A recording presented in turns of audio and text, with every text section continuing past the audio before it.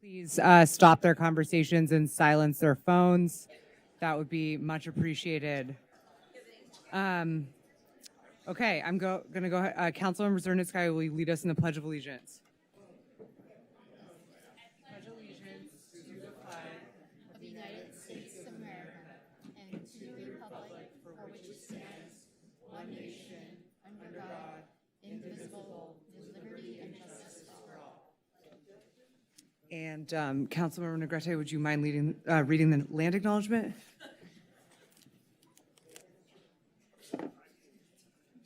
The city of Santa Monica is located on the land of Tovangar. With great respect, the city acknowledges the Gabrielino Tongva as the first people of this ancestral and unceded territory of Cuduvanga, a village that we now know as Santa Monica. We honor their elders, past and present, and the Gabrielino descendants who are part of the Gabrielino Tongva tribes. We recognize that these peoples are still here, and as settlers, known as Kuyam, guests, we recognize our responsibility and obligation to care for their land in partnership with them. The city of Santa Monica commits to work in partnership with the Gabrielino Tongva people to uplift their voices and visibility on their ancestral land. Fantastic. And I guess we will ask clerk about the Levine Act and do the roll call. So I'll start with the roll call. Councilmember Negrete. Here. Councilmember Hall. Present. Councilmember Raskin. I'm here. Councilmember Snell. Here. Councilmember Zernitskaya. Here. Mayor Pro Tem Zwick is absent, and Mayor Trosas. Here. We have a quorum. And do any council members have any disclosures to make pursuant to the Levine Act? Hearing none, we can move on to agenda management. Great. So I would love to ask the council for a motion and a second that prior to general public input, we hear public input on the city manager's report and the city manager's report and special agenda item 2. So moved. Second. And then I would just like to note, and I want to read something, that we have pulled item 10A as requested by staff.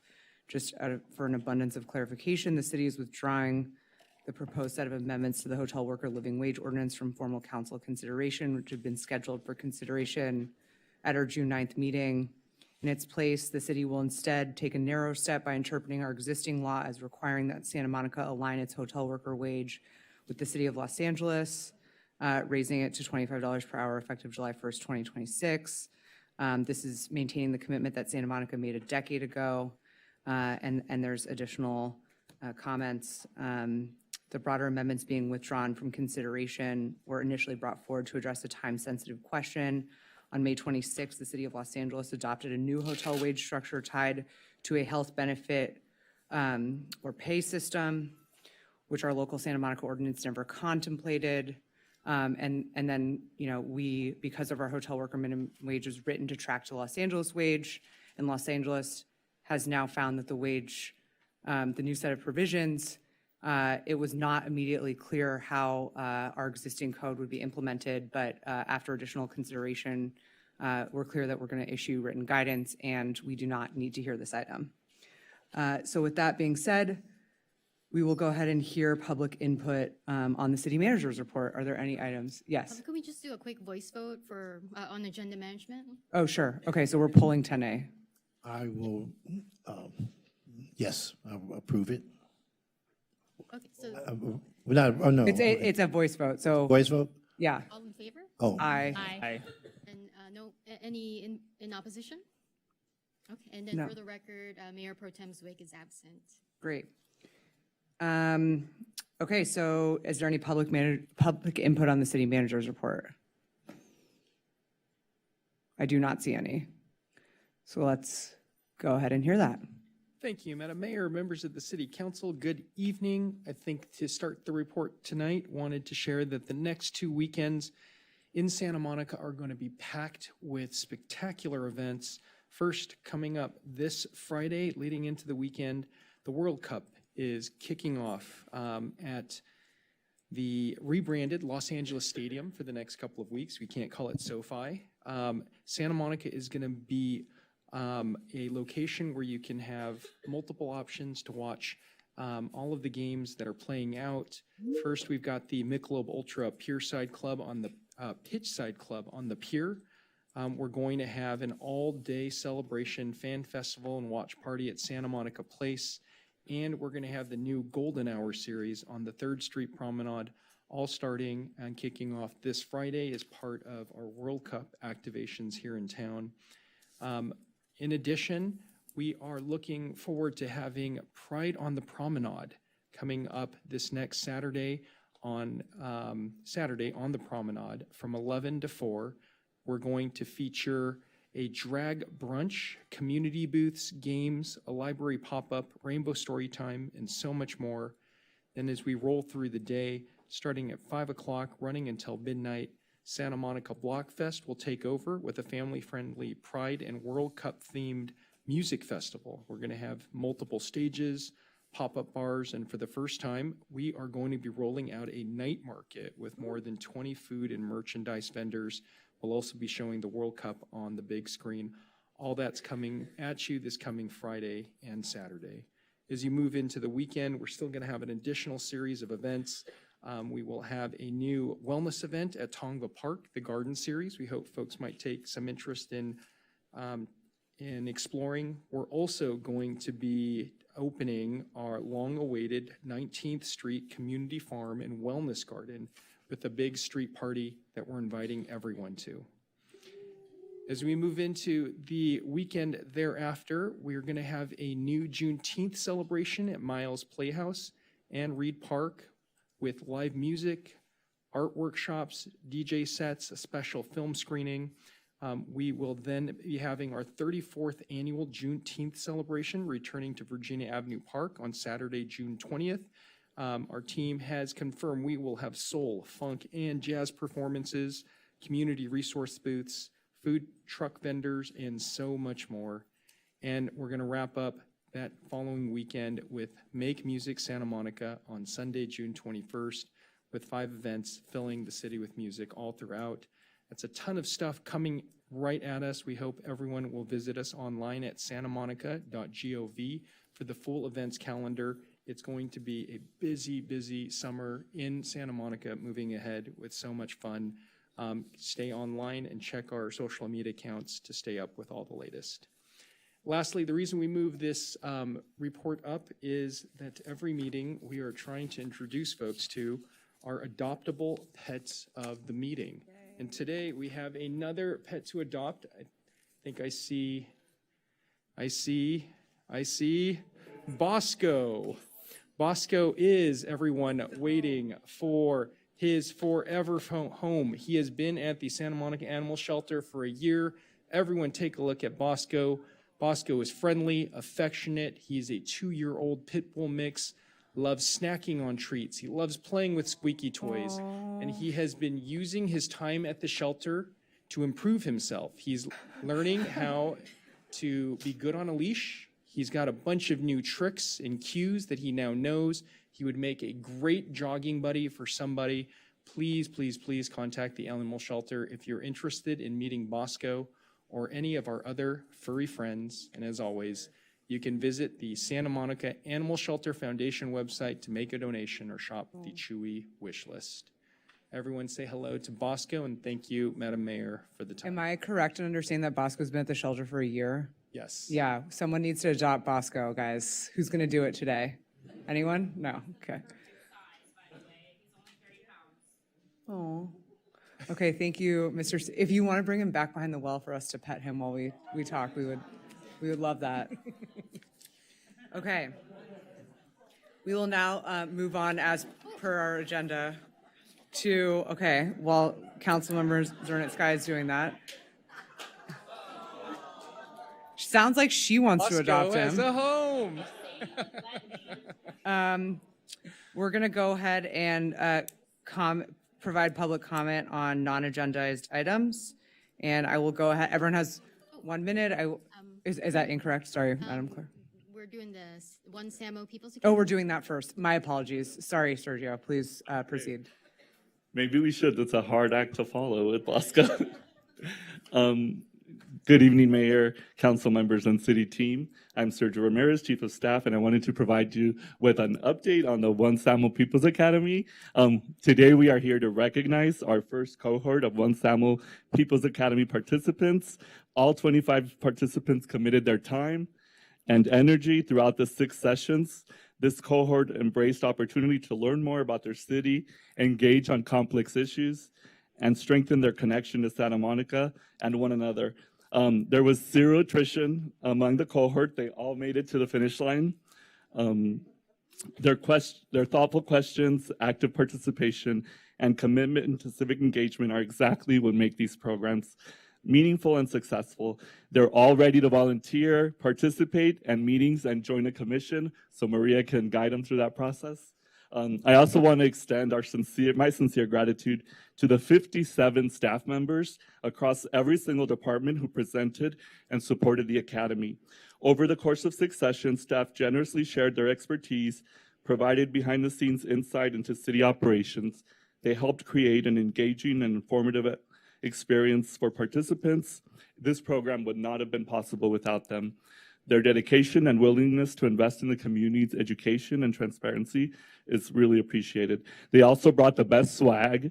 They gave tours, and we even had a class in our very own electric Big Blue bus that they all thoroughly enjoyed. A fire chief might have catapulted from the civic structure parking lot without my permission, but it was a big hit. Again, on behalf of our city manager's office team, thank you to our participants, our staff and council for supporting the One Samo People's Academy. We look forward to building on this success for future cohorts. Currently, we're working with Housing and Human Services on the Youth and Government Day, which would be in September of 2026. And we will launch our second cohort of the One Samo Academy, February, March of 2027. Before distributing the certificates, I just wanted to leave you with a quote from one of our participants. It says, One Samo People's Academy has been an experience I will forever cherish. It's made me love Santa Monica even more and want to contribute. I hope to find a meaningful way to do this. And with that, we thank you all. Thank you so much.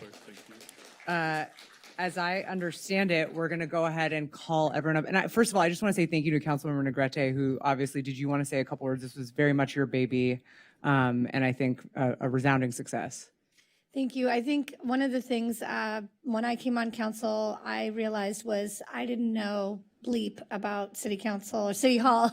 So I too realized that as I spoke to people in the community and invited young elementary and middle school and high school students, that more and more parents would chaperone because they wanted to learn more about City Hall. And so the discussion around the People's Academy started a long time ago. I want to thank the city manager for expediting this, and to Sergio and the team for really making this happen. I know it took a village. I hope that you took something away besides these amazing keychains and plants. And I look forward to seeing you guys at meetings, maybe joining a board or a commission. And I hope you're inspired to get more involved because, as I say on all my tours, this house is your house. So thank you for participating. Amazing. And so I think I am going to start by reading a few names, and each of us will read a few names. Does the team have their scripts ready to go? Okay. So we're going to call up in no particular order, or I think perhaps in alphabetical order, Robert Anelmui. Sorry if I mispronounce any of these. Olivia Atig, Varda Barkar, Bronwyn Barkan, Susanna Brackel, Alexander Brown, AKA Brownie, and Jennifer Dixon. Yona Feld, Vicky Gordon, and Jason Lynn. Xiomara Lopez, Stephen McAndrew, Rebecca Nazarian, Berenice Onofre Vasquez, Eduardo Ostrogovich, Andrea Padilla, and Carrie Rain. Yeah. Julianne Ryan, Wally Samoon, Guy Shackman. Brandon Tornero, Keith Wampler, Catherine Williams, Damon Woods.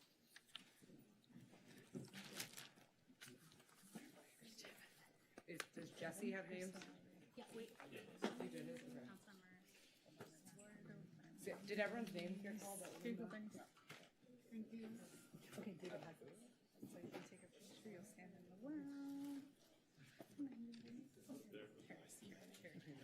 well. Is there a Vicky? Who's Vicky? Vicky? No Vicky. No? Okay. Catherine. Catherine Vicky? No, okay. Not here. I thought we had 100% participation. Congratulations. Guy. Yay, Guy's here. Okay, great. Waleed, Carrie, Anita. Carrie's right there. Brandon, Carrie. Anita. Brandon, congratulations. Eduardo is not here. Are these folks not here? Yeah. Okay, great. We'll have to get them to me after. Did you get one, Keith? I did. Here, Keith. Okay.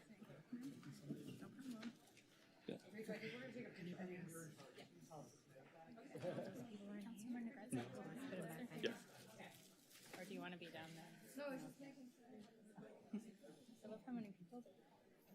Thank you guys for participating. If I can get everyone to push against the wall as far back or as far back as you can. Congratulations, guys. Yeah.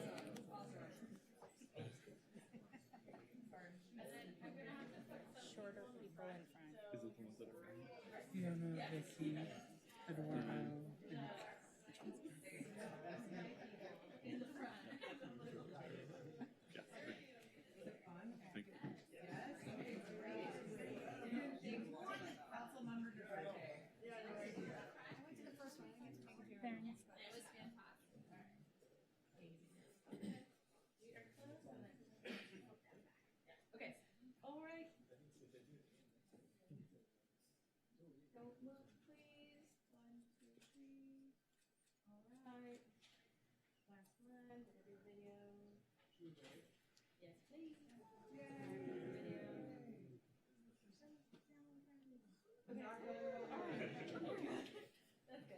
Thank you.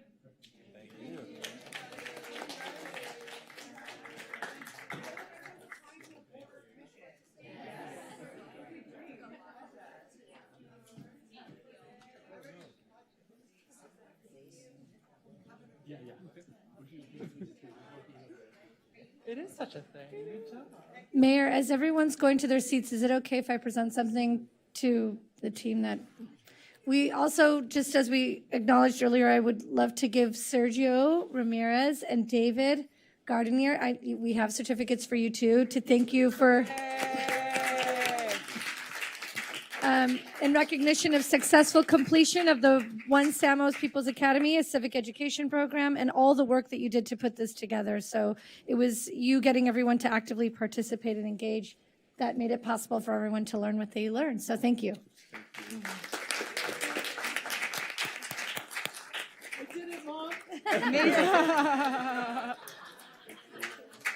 You guys were awesome. You made it happen in record time, so thank you.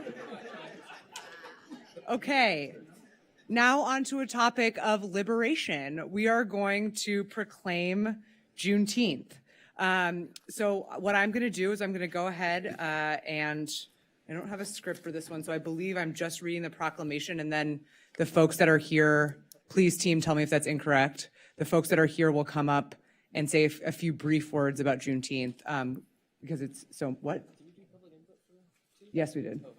All right, so in case you don't know, whereas on June 19th, 1865, Union soldiers arrived in Galveston, Texas, and announced General Order 3, declaring enslaved persons in Texas were free, an announcement that came more than 2.5 years after President Abraham Lincoln issued the Emancipation Proclamation on January 1st, 1863. And whereas the momentous day known as Juneteenth marks the effective end of chattel slavery in the United States and stands as the most significant emancipation celebration in American history, and whereas Juneteenth has been observed by African American communities for over 150 years as a day of reflection, rejoicing, cultural expression, and the affirmation of freedom, dignity, and the enduring pursuit of equality and justice, and whereas on June 17th, 2021, President Joseph R. Biden signed the Juneteenth National Independence Day Act into law, officially designating June 19th as a federal public holiday. And whereas the state of California has long recognized Juneteenth as a day of observance, reaffirming the state's commitment to honoring the heritage, contributions, and resilience of African Americans, and whereas the city of Santa Monica actively champions equity, inclusion, and the celebration of its diverse cultural heritage, and whereas the 34th annual Juneteenth celebration in Santa Monica represents over 3 decades of community-led dedication to honoring the legacy of emancipation through education, cultural programming, music, food, art, and the uplifting of Black voices, stories, and achievements, and whereas the organizers, volunteers, sponsors, artists, educators, and community members who make this celebration possible embody the spirit of collective action and civic pride, and whereas the city of Santa Monica honors the African American community past, present, and future, and recognizes that celebrating Juneteenth is a living testament to the strength, creativity, and enduring contributions of Black Americans to our city, our state, and our nation. Now, therefore, I, Carolyn Chiroses, on behalf of the entire City Council, do hereby proclaim June 19th as Juneteenth Day in the city of Santa Monica. That's right, we can happy hands that or clap. And do we have any folks who are coming up to speak? Okay, great. Okay, fantastic. I'm not sure.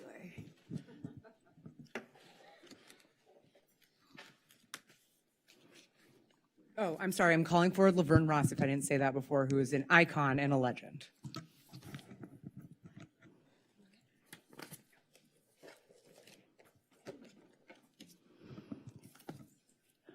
Good evening. Thank you, Mayor and council members. It is an honor to accept the proclamation tonight as we begin what is in many ways Santa Monica's unofficial kickoff to Juneteenth month. Juneteenth has always been more than a date.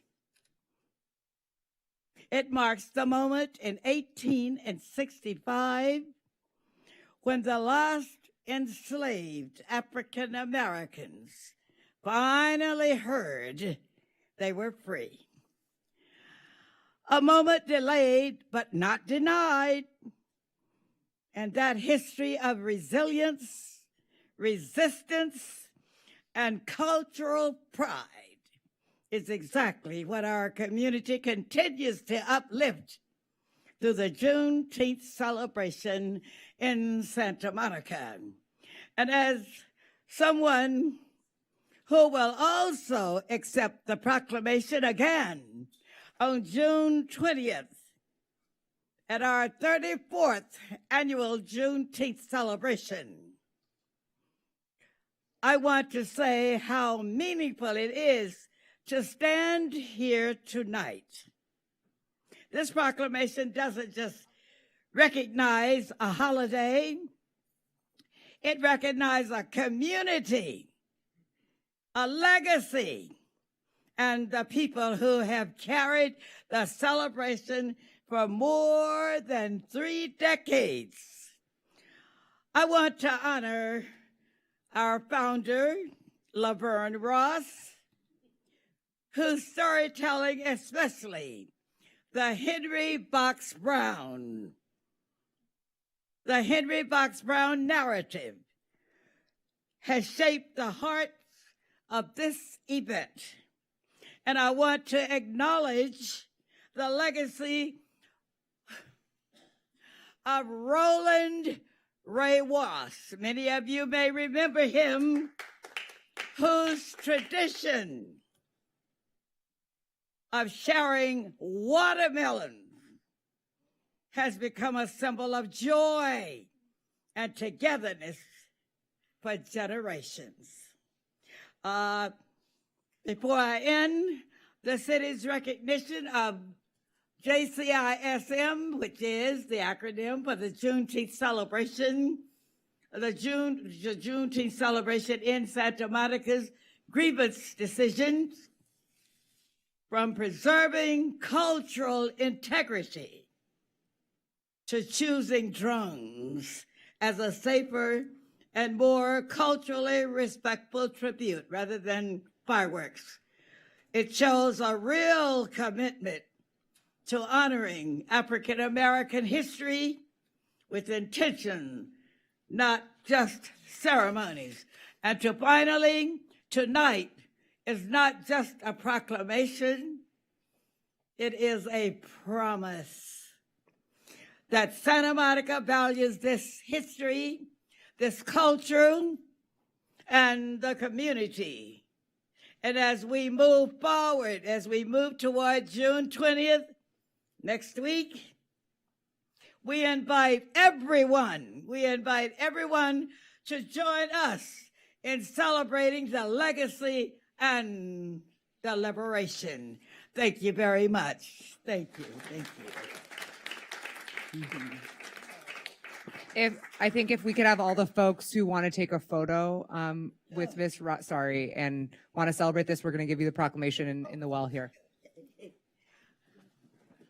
Why weren't he just, you should have been down here with me. Barry, you want to come down? Come down. Come on. Okay, Barry, come on down. I'm gonna get you. She said, come on down here. Come on down here. Come on down, Barry. Barry, here, you present this. There you go. Miss Ross wants you.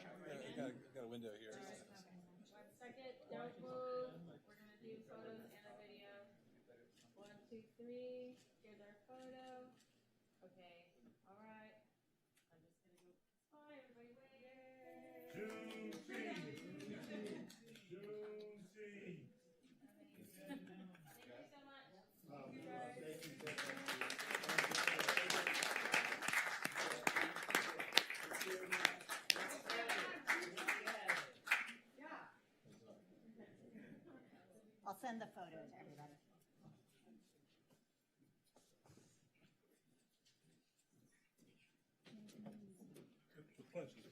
Okay, phenomenal. Now we will, Mayor, oh, yes? we have a late speaker on the proclamation. If Great, you'd like let's, is council amenable to hearing a late speaker? I'm seeing yes. Okay, great, let's invite them up. to- So moved. I'm sorry, so it was moved by, Hall, second by Terosis. Paul, and, if we could just get a I quick was voice sitting vote. in a real jam. All those in favor, aye. Aye. Any opposed? Just like it. And Swick is not here. And our late speaker is Zoe Montaner. Okay, Wanna leave or you wanna go? Ms. Muntaner, Say hello to. You want?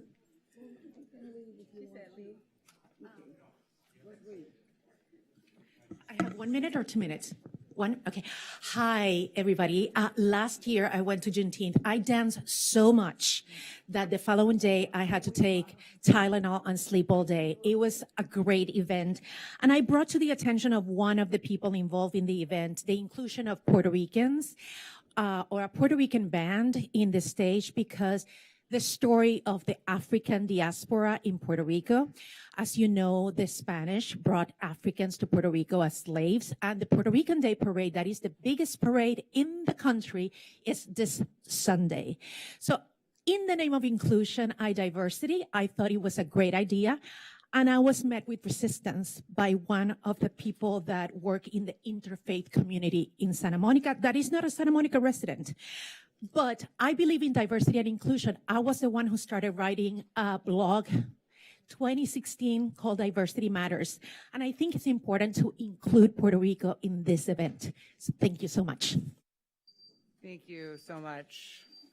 Okay, we will now go ahead and start hearing the general public input on items not on the agenda. Each person will have 1 minute.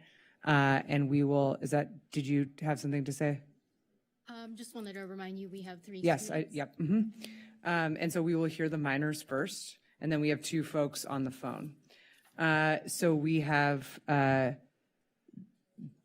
Arshayan. I'm so sorry for, or Arshayan Dessa. Arshayan Desai. I'm so sorry for butchering that. Teal Green, Joseph Holscher. If you guys could come up, hi, and feel free to start your comments and just announce your name.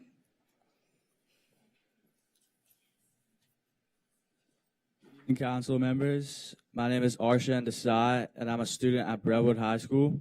I came today because I believe local government should represent the community and listen when residents express concerns. I respectfully ask the City Council to withdraw Santa Monica's support and co-sponsorship of this bill. Many community members have spoken out and asked the City of Santa Monica to reconsider its position. At a minimum, I believe the city should remain neutral rather than actively supporting legislation that many residents oppose.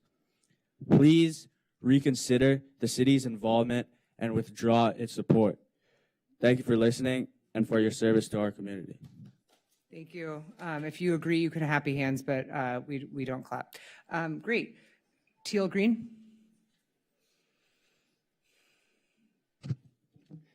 Good evening, Mayor and Council members. My name is Teal Green, and I'm a high school student at Pacifica Christian High School in Santa Monica. My friends and I, who founded Surfers Who Serve, are here today with the Coastal Alliance and Surfrider to respectfully ask that the City of Santa Monica to withdraw its support and co-sponsorship of AB 1740. As young people, we are often told that our voices matter and that government should listen to the community. Many residents have raised concerns about this legislation, and I believe the city should take those concerns seriously. Regardless of where people stand on the bill itself, Santa Monica should not be using its name and influence to promote legislation that remains controversial and divisive. I respectfully ask you to withdraw the city's support and co-sponsorship of this bill. Thank you for your time. Thank you. And Joseph Holscher, so sorry. And then I'm going to call up a few more names who can get in line. Mario Sandoval, Luke Kohlberg, Laura Wilson, and Matthew Housel. My name is Joseph Holscher. I'm a student at Pacific Christian High School, a surfer, and a co-founder of Surfers Who Serve. I've been surfing the Santa Monica Bay since I was 5 years old. The ocean is not just where I spend my time, it's my home. This is now the third time my friends and I have come before City Council and the Coastal Commission asking leaders to protect the Santa Monica Bay for the next generation. We keep showing up because we care deeply about what happens here. My generation will live with the consequences of the decisions being made today. We want clean water, healthy beaches, and a coastline that future kids can enjoy the same way we have. I respectfully ask the City Council to withdraw its support and sponsorship of AB 1740, as young people will inherit the consequences of these decisions. We are asking you to stand with us, not against us. The Santa Monica Bay is one of California's greatest gifts. Please help protect it, not just for us, but for every generation that comes after us. Thank you. Thank you so much. Feel free to come up and state your name. Good evening, Mayor, Council, staff, and members of the public. My name is Mario Sandoval. I am here representing the Surfrider Foundation. I am the campaign coordinator for the Los Angeles chapter. Our jurisdiction runs from the South Bay to the Ventura County line, including all of Santa Monica.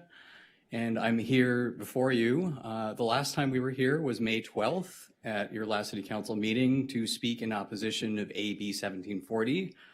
And I would just like to say it heartens me to see so many young people here today also voicing their opposition for this divisive and controversial legislation.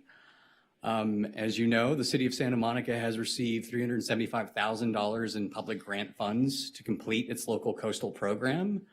And it's one of the only 12 up and down the state jurisdictions that still has failed to complete its local coastal program, or LCP.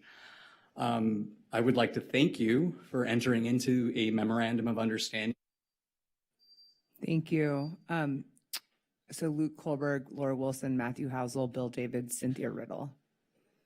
Yeah, feel free to just come up and state your name, no problem. So my name is Laura Wilson. I have a video that they're going to show for me. I have a packet to deliver to each and every one of you, the city attorney and also the city manager. So I will leave that here for you. My video is not up. Does my time start now? This shows you where the hotel is next door to my bedroom window. They are now operating a restaurant 15 feet below my bedroom window to the public. They removed the sign out front, but they still continue to serve food to the public. My understanding is they're not supposed to do that. The truth is that I don't want to be mad anymore. And I try not to be mad, and I try not to yell at the people out there because I know they're there. And I just want you to start to protect our rights that are being violated there. They've been having huge parties, blowout parties. It's just insane what's happening over there right now. We'd really appreciate your support. Thank you. Thank you so much.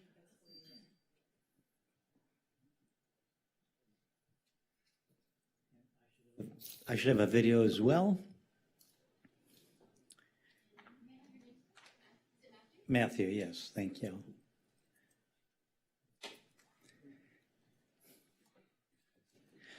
All right, my name is Matthew Hauser. I also live at 1015 3rd Street next to this hotel now called the Maison 27.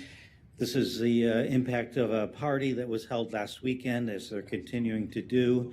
The new operators are greatly expanding the use of the property. We're experiencing large parties, loud music, double parked cars, noise that doesn't stop till after 10 p.m. They're advertising and serving to the public in a restaurant that the city tells us they have no right to do. They put seating for 14 people below our bedroom window. They put all these lights in the foliage that flood our bedroom, and they leave them on all night long. They seem to have zero consideration for the residents and flagrantly violate their operating parameters.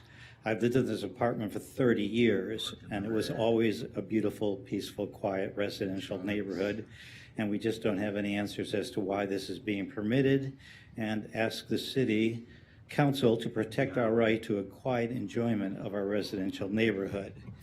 They're parking cars on the street. They're supposed to have off-site parking. They're charging the guests $75 for the parking. And we understand that that's not permitted. Last night we went out, there were 7 cars with valet slips from the hotel taking up residential parking and charging their guests $70 a night. This is an abuse of the residents, and if it's allowed, it's the beginning of the end for the protection of residents and the expansion of business operations into residential neighborhoods. And we implore the City Council to protect our right to the quiet enjoyment of our residential neighborhood. Thank you. Thank you so much. Mr. Davids, and then we have Cynthia Riddle. I'll call up a few more names. And sorry, is Luke Kohlberg now here? After Mr. Davids, you can go, Mr. Kohlberg, yeah. I've been a resident of Santa Monica for 36 years, and in reading about the building in the Pico neighborhood that was going through construction snafus, a number of questions have come to mind. Number one, the city does not provide an overview of the tenants who live in the building. There are no demographic surveys pertaining to the building. There are no inquiries as to whether or not people are using their apartments professionally. Second question comes to mind, project managers. There is no accreditation for project managers. They come in with no skill set sometimes. They come in with no specific aptitude for providing the services of overseeing the construction of a project. Also, in terms of Thank you, Mr. Davids. I don't know if our city attorney is available to speak with you, and I think they have, but we know where he lives. Yeah. Okay. No, I don't want him to say it publicly. Yeah. Okay. Cynthia Riddle. Okay, thank you. Thank you, Mr. Davids. Cynthia Riddle, Ryan Calkins, Carlos Orozco, and sorry, Luke Kohlberg. Luke Kohlberg is going first. My apologies. Okay, she's gonna go. Never mind. It's fine. I have the photo. Okay. Hi, I'm Cynthia Riddle. I moved here a year ago to 3356 Barnard Way. It's a senior facility. The parking is deplorable. I've done a survey of the residents, between the residents and the aides that come on Mondays and Wednesdays, which are the street cleaning days. There are 29 people who don't have parking. We can't park to the south, that's LA. The west is the ocean. The north is half a mile away. And so that leaves a few spots to the east. I took it to Peter Zoltowski on the parking division. We had a meeting last December. In January, he informed me that he had to talk to the fire department. So you can see on this map, there's on the bottom, there's like this V shape. And to the right of that is where parking is allowed, and to the left of that is where parking is not allowed. I came up with 4 solutions. I pretended I was a city planner. It would be very easy.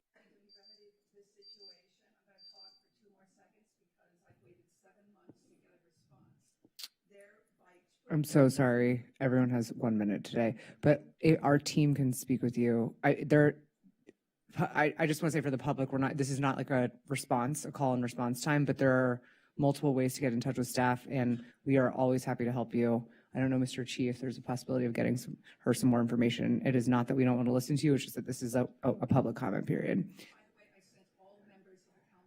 Okay. Okay, thank you so much, appreciate it. And now, Mr. Kohlberg, sorry, come forward. Thank you. Luke Kohlberg, Chair of the Surfrider LA Foundation. And we're here opposing AB 1740 in its current form and urge the city of Santa Monica to pull their support and sponsorship of the bill, or even better, urge to ask Assembly members, council members of Burr to withdraw the legislation altogether. Thank you. Thank you. We have Ryan Calkins. Sorry, what is your name? I'm with Surfrider, Alessandra Scotto. I was told I was on the list. I don't have you yet. You can come up when your name is called. So we have Ryan Calkins, Carlos Orozco, Jacques, and Steve Gabriel. All right, good morning or good evening. My name is Ryan Calkins. I'm a construction superintendent and have spent the last several years managing a large multifamily housing project here in Santa Monica. I wanted to speak about the importance of retaining experienced building and safety inspectors. Throughout my project, I worked with multiple inspectors. Some retired, some moved on, and other inspectors had to step in and cover portions of the project. While everyone I worked with was professional and helpful, the turnover was noticeable on a project that lasted several years. Large construction projects are complex. Experienced inspectors develop a deep understanding of a project's history, previous approvals, field conditions, and past decisions. When inspectors leave, that knowledge leaves with them, and new staff must spend time getting familiar with the project. One of the biggest concerns from a contractor's perspective is inspection availability. Today, it can already take roughly 2 weeks to obtain certain inspections. We are hearing that as staffing levels continue to decline, those wait times could potentially grow even longer. For construction projects, inspection delays can affect schedules, occupancy timelines, financial costs, and ultimately the delivery of housing. A 2-week wait is challenging. A 4-week wait could have significant impact on projects throughout the city. My experience with Santa Monica Building and Safety Department has been positive, and I believe the city has built a strong reputation for professionalism and quality.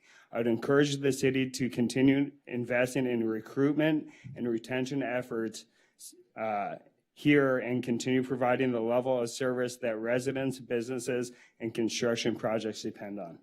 Thank you. Thank you so much. Carlos Orozco. Good afternoon, Mayor, fellow council members, and fellow public. My name is Carlos Orozco. I'm a vice president for Morley Builders. I'm a general contractor. We're based out of Santa Monica. We've been in this backyard for 50 years. We've been operating for 75 years, and we've seen quite a decrease in inspection, and it's causing some concern. We have 4 major projects in City of Santa Monica currently active, and we have another 2. And when I say they're large projects, they're over $40 million each. What we're starting to see is that there's an impact on inspections, not to the fault of the folks that are there. The inspectors are doing a great job coming in and supporting the effort. But what I'm seeing as a trend is alarming at best, because what we're seeing is impacts that are going to affect not only the general contractor in terms of schedule and cost, but Thank you. We have Jacques, Steve Gabriel, Norman, Gilbert, Victor. Hello, Mayor and City Council. I also work for Morley Builders. I'm a project manager working on a job just on 7th Street in California. It's a building that was built in 1969, houses 285 elderly individuals, and it's currently under construction right now. We're halfway through, and it is a extremely demanding inspection type of project. Your inspectors have been amazing. The ones that we have in Santa Monica are incredible. But just to touch on some of the previous comments, we are seeing a decline and much harder ability to get inspections, often leading us to coordinate directly with inspectors who have to go out of their way just to accommodate our schedules, which we are so thankful for. We're trying to make this community better and update these buildings for the residents. And without their support, it would not be possible. So anything that you guys can do to help them. Thank you. And, sir, may I have your name? Was that Jacques? Thank you. Steve Gabriel, Norman, Gilbert, Victor, James Brewster. Hello, I'm Steve Gabriel. I'm the lead combination building inspector with the City of Santa Monica's Building and Safety. When I first started in this role, prior to COVID and the layoffs, our department had 12 very seasoned combination senior inspectors on staff. These were experienced professionals who knew the codes inside and out and could handle complex inspections efficiently and provided reliable service to our construction community. Today, we are struggling. struggling significantly with both hiring and retaining qualified inspectors. Despite our best efforts, we have not been able to rebuild the depth and expertise that we once had. This shortage means longer wait times, delayed projects, and increased pressure on the remaining team. Every day I find myself on job sites explaining to contractors and builders that we are short-staffed and asking for their patience. It is exhausting, both for me and my colleagues. To repeatedly deliver the message, we're working hard to keep up with demand. Our team is dedicated and doing everything possible, but we are simply... Thank you, appreciate you. Thanks for engaging. Norman? Good evening. My name's Norman Levinson. I'm a construction superintendent for a company called Harvey General Contracting. I also have the same problems that the other contractors here seem to have. We call for inspections. It's generally done online. We can't get inspections sometimes for 2, sometimes 3 weeks they're put out. We have impossible schedules that we have to meet. The amount of stress that we're under from owners is just, it's ridiculous. The amount of cost that is lost, the amount of money that is lost while we're waiting for inspections is just huge. The owners say to me now, we wish we hadn't bought property in Santa Monica. Well, the commercial projects that I'm working on would probably bring a lot of tax dollars to this city and a lot of support. We're fortunate enough that we have some very reasonable, very good, capable building inspectors in Santa Monica. Thank you. Gilbert? Gilbert Don, also a general superintendent for Harvey General Contractors. And first, I'd like to thank the City of Santa Monica for their professionalism, the thorough through safety and taking us through these projects as we've been here for 3-4 years now, building. And I've just seen them decline as far as running thin, working on their own time and doing their best to help us out, working till 5 o'clock to get some inspections so we can proceed to keep our guys working. And just want to say thanks to them and here to support them. Thank you. Victor? And then we have James Brewster, Cameron, Asel Troutman, or SL, yeah, sorry. Good afternoon, City of Santa Monica and council members. My name is Victor. I'm a superintendent for a local contractor. As you can see, my boss before me, we're under extreme stress right now because we're trying to finish a project that does not have a date that we can change. So with that being said, some of these inspections that we're not getting or unable to get in a timely fashion is pushing back our schedule. We have no recourse but to come here and try to help this department get the help it needs to keep them and keep the inspectors that they already have, helping us get these buildings done. Because remember, they're enforcing the building code that keeps us all safe. Please remember that. Thank you. Thank you. Good evening, Mayor and council members and City Manager. My name is James Brewster. I serve as the combination building inspector supervisor for building and safety. The challenge is been going on since the COVID era. We have struggled to maintain a full staffing level while neighboring cities continue to offer substantially higher compensation for the same highly specialized positions. These are highly specialized positions requiring multiple certifications, extensive code knowledge, and technical expertise, and sound independent judgment. It takes years to develop this level of expertise. When positions remain vacant, the public feels it. Inspections take longer to schedule, projects take longer to complete, and customers wait longer for services they have already paid for. The question is not whether our employees work hard, they do. The question is whether the city is investing. Thank you. Cameron, Asel, and then Ashley Olson. Good evening, Mayor and Council Member and City Manager. My name is Cameron Ravandi. I currently serve as Principal Plan Check Engineer with the Department of Building and Safety. My colleagues and I are here to bring your attention the substantial disparity in compensation that has grown considerably over the past 6 years compared to our neighboring cities in Los Angeles, West Hollywood, and Beverly Hills. Since 2000, COVID-19, regionally, we have experienced 20 to 25% inflation with increases in housing costs, insurance, utilities, foods, and other everyday expenses. While these cost of living has increased dramatically, compensation in Santa Monica has not kept pace to meet the needs of its staff. This growing gap is making it increasingly difficult to retain and recruit qualified professionals. We are losing valuable institutional knowledge and Thank you.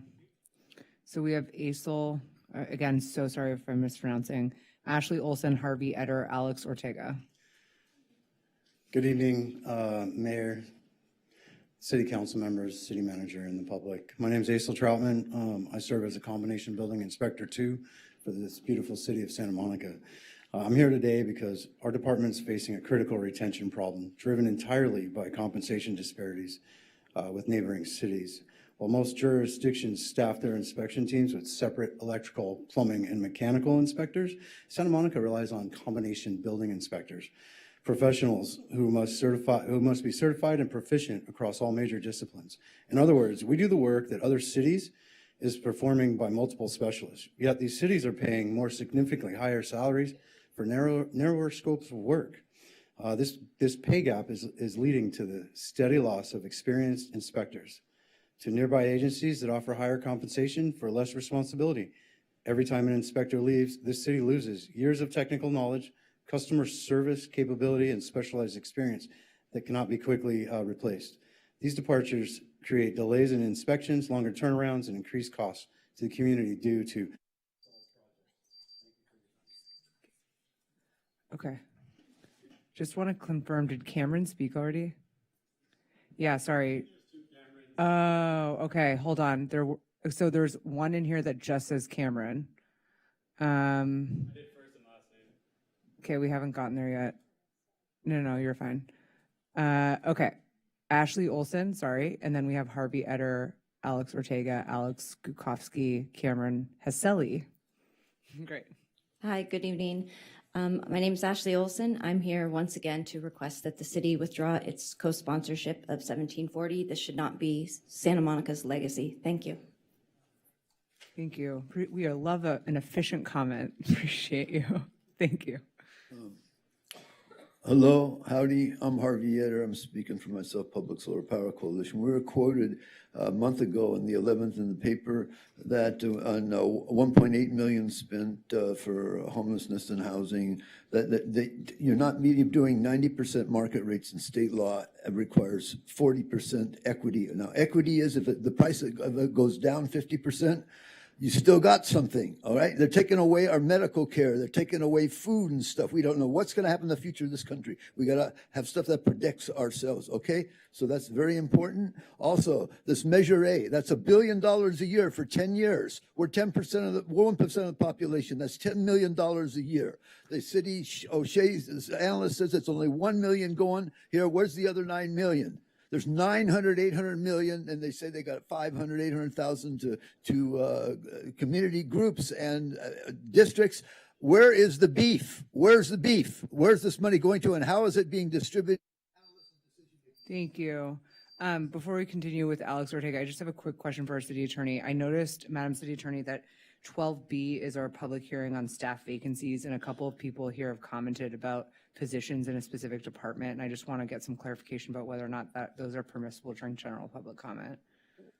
Well, I guess if they spoke with the clerk's office and weren't intending to speak on that item, then it probably would fall under that, but there is an item later, and if it does speak directly to staffing and the vacancies under item 12B, it is appropriate to speak at that time so that the record of the public hearing is complete.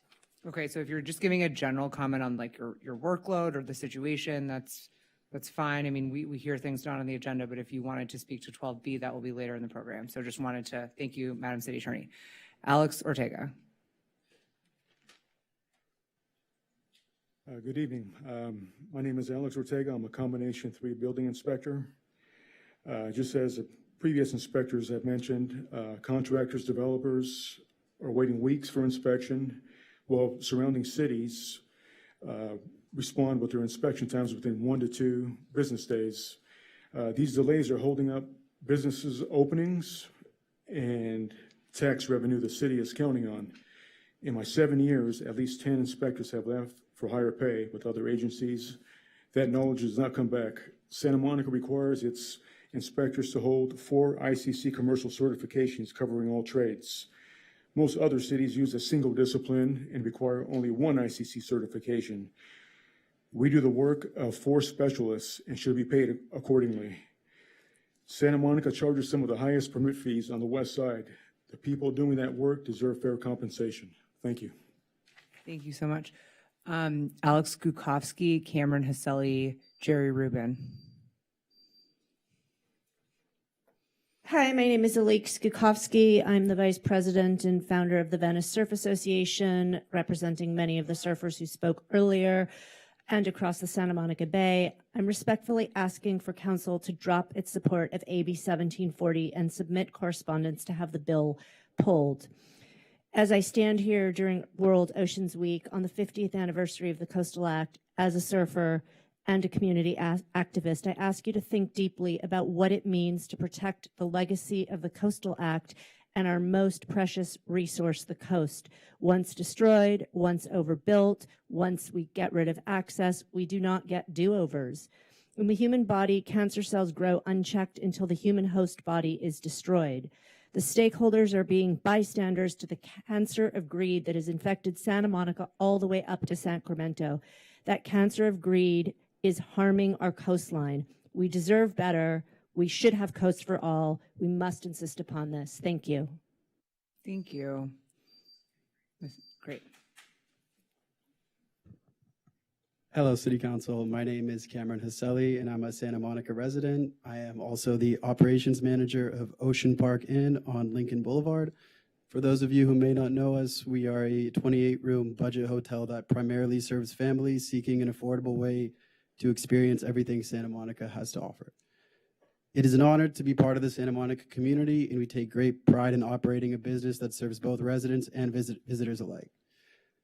As I understand it, Santa Monica's hotel worker wage ordinance is tethered to the city of Los Angeles. However, Los Angeles has provided an exemption for hotels with fewer than 60 rooms. Given that supporting local businesses is a key component of Santa Monica's realignment plan, I respectfully ask whether the City Council would consider a similar exemption for small family-operated hotels. Thank you for your time. Thank you. Jerry Rubin, and then we have Tom Larimore, Adam Finkel, Morgan Hunter Gross. Thank you very, very much. Jerry Rubin, Santa Monica. First, I want to thank all the businesses that won the most loved businesses in Santa Monica. Particularly want to point out that the Bezium Bakery won virtually every year since it started. And if anyone wants to get some of the best baked bread, go over to the farmer's market on Wednesday on 2nd Street North. Check out, ask for Jack Bezium. Second, I'm a member of the Urban Forest Task Force, but I'm speaking for myself. An item was on the agenda, and it dealt with the electronic billboards being placed, which I support, and I think they're a real needed in Santa Monica. But they should never replace a healthy tree on the promenade, anywhere in the downtown district, or anywhere in the city. There's enough space to find without getting into, should we put it here and remove this tree? So we took a vote, and I'm going to send a message to the council, and hopefully whoever's coordinating the electronic billboards will take that into consideration. Thank you. Thank you. Tom Larimore, and then Adam Finkel, Morgan Hunter Gross. Good evening, Tom Larimore. I'm speaking tonight wearing my Boys and Girls Club hat, which I've been involved with actively for over 40 years. And I'm here to ask you to put on the November 26 election ballot an exemption from the Measure GS 5% transfer tax applicable to charities. And the reason I'm asking that is that Measure GS was justified by the fact that through city policies, taxpayer-funded programs, property values have gone substantially up over the years. And when they're sold, they benefit private parties. The Boys and Girls Club obviously is not a private party. The proceeds that it will receive when it sells a parcel on Lincoln Boulevard doesn't go to any individual. It goes to the club to help it subsidize its operations, continue operations, expanding. Thank you. Mr. Finkel? Adam Finkel, 1225 Hill Street. I'm a 60-year resident of Santa Monica, a 32-year building and construction business owner. And as you've heard this evening, you have a remarkable staff that's running your building and safety program. You have a great staff in the field doing the inspections.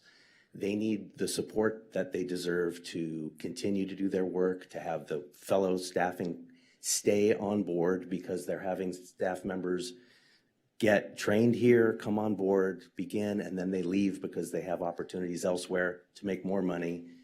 The city council at some point is going to be faced with helping them along and supporting their project, and I hope that you'll do the best you can to support them all in their efforts to make the city wonderful. Thank you. Amazing, thank you.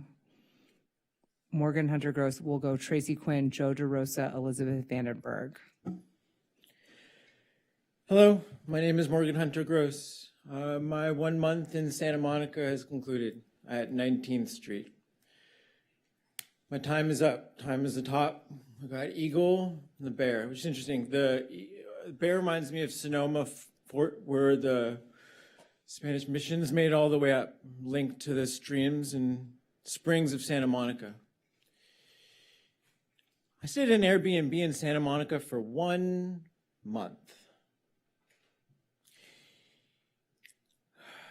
I'm trying to figure out how to describe the feelings I feel about Airbnb as a corporate in their externalization of responsibilities for a scabies infestation.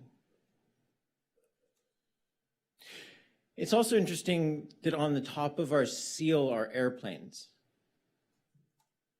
We're the people of the streams, seas, and skies. Thank you. Tracy Quinn? Hi, good evening. I'm Tracy Quinn, CEO of Heal the Bay. We're a nonprofit education and advocacy organization based here in Santa Monica, where we have worked to protect our coastal waters for over 40 years. I want to join my fellow surfers and coastal advocates in respectfully asking for the city to remove support for AB 1740. I want to thank you for prioritizing completion of Santa Monica's LCP and for your leadership in reaching an MOU with the Coastal Commission targeting certification by 2027. Now that the LCP process is moving, now is the time for you to remove your support and co-sponsorship of 1740. Heal the Make continues to remain concerned about the Coastal Act exemptions that could cause harm, long-term harm, to our beaches and to our local communities. So thank you. Thank you. We have Joe DeRosa, then we'll have Elizabeth Vandenberg, Sean Pastor Brady Roberts. I have a video over here she's got for me. Good morning, City Council members. In 2023, I showed this proposal to the City Council, and I'm glad they moved forward with the entertainment industry and are positioning the city for global events, as I recommended. However, you guys have sort of forgot about the heart of this proposal, which was the Los Angeles Artist Series over at 302 Colorado. It's supposed to be used for concerts, production, activations, art galleries, and shows like that. Unfortunately, Seritage is signaling that they may hold the property vacant for another 2 years or more while they look for a buyer, and I am urging the city to take control of this and make it try and get me in there to be able to purchase it so I can use it for a Los Angeles Artist Series, doing anything from eminent domain or however the city can possibly get involved. It's a blighted area and a nationally landmark building. Historically landmark building. There should be all sorts of support from the federal government and the state.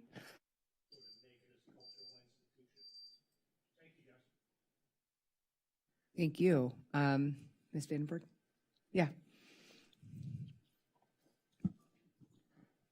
Good evening, Elizabeth Vandenberg. Good evening, Mayor Terostas and City Council members. My name is Elizabeth Vandenberg, Chair of the Wilshire, Montana Neighborhood Coalition, also known as Wilmon, and I'm speaking on behalf of the board tonight. Santa Monica has always been a community that values environmental leadership, public access, and thoughtful planning. Those values are best reflected through a strong local coastal program developed with community input, not through broad state legislative exemptions focused on a single city, i.e. Santa Monica. Please withdraw your support for AB 1740 and focus on creating a coastal plan that truly reflects Santa Monica values. Thank you. Thank you. So we have Sean Besser, and then we'll hear from Pastor Bridie Roberts, Jonathan Foster, Claire Thomas, Karen Mellick. Good evening, council and staff. My name is Sean Besser. We've seen great success with the realignment plan in so many ways already, including accelerating permitting and attempting to make it easier for businesses to open. However, the final mile of project delivery clearly remains stalled. I'm here to echo the concern that you've heard tonight over the bottleneck in our building inspection process. I've personally experienced these frustrations during a recent remodel. And given my civic engagement activities, I'm regularly contacted by business and property owners facing inspection scheduling delays that sometimes take 3+ weeks. Every day a project sits idle, the city loses out on potential tax revenue and residents lose out on access to housing or business space. I have also gotten to know members of our dedicated inspection teams, including James Brewster and Aisel Troutman, who you've already heard from tonight, and have seen their frustrations with lack of resources and support grow over the past couple years. I urge the council to prioritize. Thank you so much. So we have Pastor Bridie Roberts. Is Pastor Bridie Roberts here? Great. We love a paring down of the list. Jonathan Foster, Claire Thomas, Karen Mellick. Hello, Jonathan Foster. I had seen Anna Kasparian of the Young Turks on YouTube. It's funny how she looks like she's turned into a porn girl, but she has these similar issues that I have in certain ways where before 2004 even, people harassing me on 3rd Street. See, some of these people that do this, they have a spouse, right? So they've got one whole group of family on one side, a whole group of family on the other side, co-workers, people they went to high school with, and they come over and harass the crap out of me. And when I say, get the F away from me, then they tell their whole network. And in an instant, 20 to 300 people hate me. Right. And this has been going on to me for the 25 years. And this, I'm talking about before my surgery in 2004, how crappy local people around here treated me.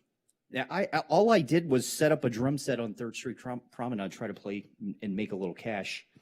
The bullying is the word. I've been. Okay. Claire Thomas. Hi, Claire Thomas, President of Friends of Sunset Park. I'm speaking for myself. I'm disappointed to see that FOSP, NOMA, and Northeast Neighbors are no longer listed on the city's website because we did not apply for the Neighborhood Association grant money. The motion regarding the neighborhood associations was approved at the September 30th, 2025 City Council meeting. The motion does not state that a neighborhood association that doesn't apply for the grant money will not be recognized by the city as a neighborhood association. Applying for the grant program has historically not been a criteria for being a city-recognized neighborhood organization. Therefore, it is wrong for the city to remove its recognition of the 3 neighborhood organizations that did not apply for the grant money. Neighborhood organizations are not just for social events and community building. They also address safety and maintenance, police reports, and discussion at monthly meetings, supporting the National Night Out, share information, the weekly What's New, advocate for issues that are important to our neighborhood, and write letters requested by the city for support of city grant funding. The Link Project, we just wrote a letter. We have been asked for our email list by city council members to send out their updates. Since the approved motion did not say that only neighborhood organizations that apply for the grant money would be city recognized,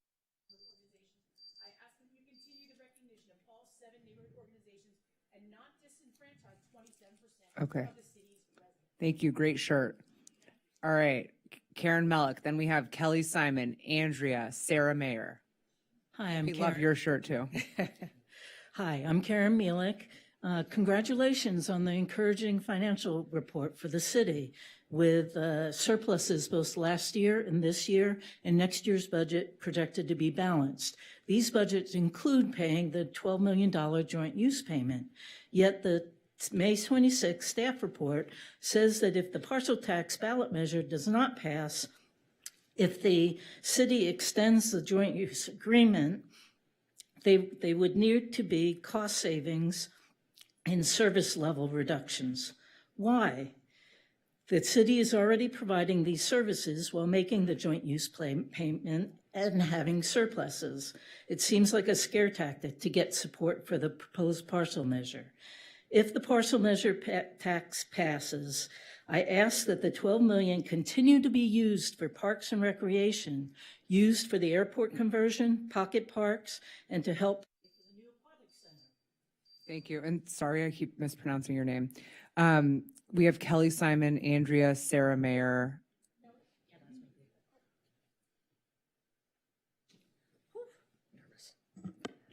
Hello, everybody. Good evening. Kelly Simon is my name. I'm a longtime Santa Monica resident. Lives on 26th Street for 26 years. Part of that Northeast neighborhood website or group that Claire Thomas mentioned. So ditto what Claire Thomas said. She was much more articulate than I am. I came here kind of unprepared, but I feel like it's important to participate in government. And I was here till 2 a.m. on the night that we got the speed limit lowered to 25 miles an hour. And I thought me being present had something to do with it, but I learned later it was all about the survey that had already happened. And I could have stayed home, went to bed at 10 o'clock that night. So I'm looking forward to enforcement of the speed on 26th Street and also removing the support of AB 1740, as many people have recommended. And I'm dreading that 8-story building that's coming to 26 on Wilshire. I think it has 3 levels of subterranean parking, but. Thank you. We have Andrea, and then Sarah Mayer and Dr. Berenice Onofre Vasquez. Hello. Andrea McPherson.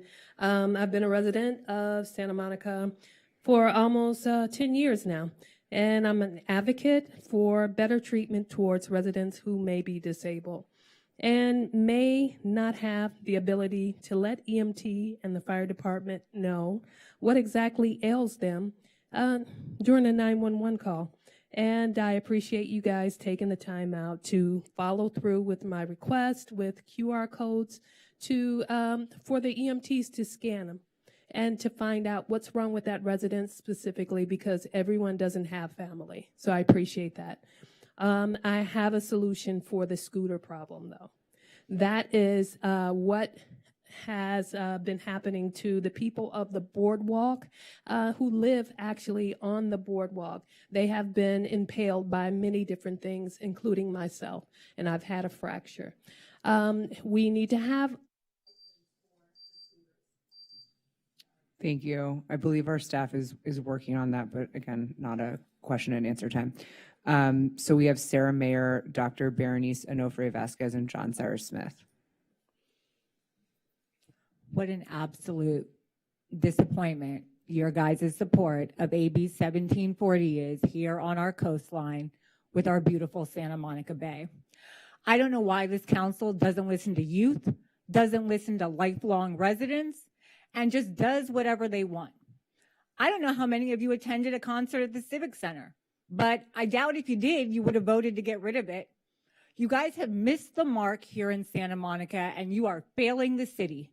You guys do everything in your power to stop the voices of the people, from neighborhood associations to trying to limit what we can speak on and what council can bring. You guys are the antithesis of what the beachside town of Santa Monica is. And I was horrified during your campaign, Terosis, in your backyard with the things you said. I was worried about you as a council member. And my goodness, I am horrified by you as mayor. And I can't wait for the community to unite and to get you out of here, because you are the worst mayor we've ever had. Ma'am, sorry, may I get your name, please? Sarah. Thank you. Dr. Berenice Onofre Vasquez and John Cyrus Smith. Thank you.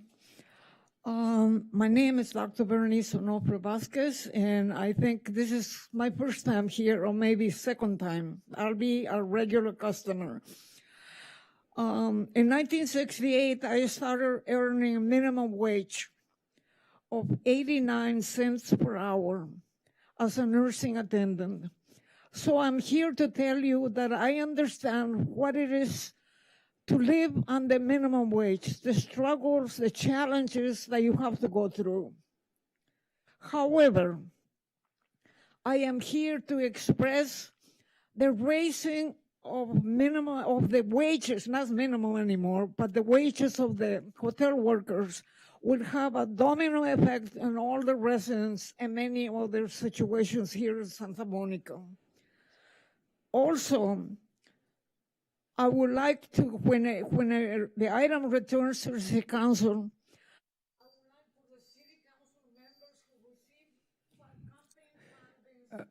Okay. Okay. Thanks. Thank you. Yeah, your time has expired. Appreciate you coming. John Cyrus Smith. Oh, my apologies. Okay, no, thank you. And then Alessandra Scotto.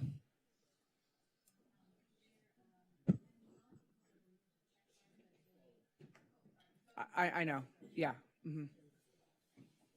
Hey, folks, good evening. Mayor, Council, Mr. Chi, John Cyrus Smith, Recreation and Parks Commissioner, speaking about two things. You might recall that I came here at the beginning of the year and stood here and challenged you to finally approve and fund the Memorial Park expansion plan. Well, it now looks like it's going to happen. Thank you, staff. Thank you. That's good government. Other thing, AB 1740. It's a bad bill. It's a disingenuous bill. And all of you know it. It uses event permitting and bike lanes as smoke screens to allow the council to supersize the coastal zone without coastal commission oversight. And it only applies to here. It's an attempt to bypass the local coastal plan process. And now it has this poison pill that would approve it regardless. That's not good government. It's not transparent. I think you should withdraw your support. I thought you guys were, and I think you should tell Rick Sabir to kill this bill. Thank you. Alessandra Scotto and then Zoe Montaner, and then we have two comments on the phone. Okay. Dear Mayor Terosas and City Council, I'm here to talk on behalf of protecting our oceans. I'm sure you know the health benefits of the ocean. It promotes relaxation and lowers anxiety and stress and so on. There's so much scientific data behind that. There are nonprofit organizations that use the ocean for healing. I volunteered at A Walk on Water and Surfers Healing, where we take children with autism and other special needs into the ocean to teach them how to surf or swim or play or just really be in the water to just get the benefits of the ocean. So with that, I really would implore you to think about, what do we want to do for humanity at this point? Do we really want to serve the special interests of a few, or do we want to protect the ocean and serve and help each other live healthier and happier lives? Thank you. Thank you so much. Zoe Montaner. Thank you. I am lost for words, and I am glad that I had some time to calm down from this encounter. As many of you saw Bad Bunny on the Super Bowl, he brought all the countries into one event that has been the most watched Super Bowl ever. And when I approach someone that is a reverend, president of the Santa Monica Interfaith Council, a woman of God, and I'm treated in a way that does not have a place in this chamber or any place,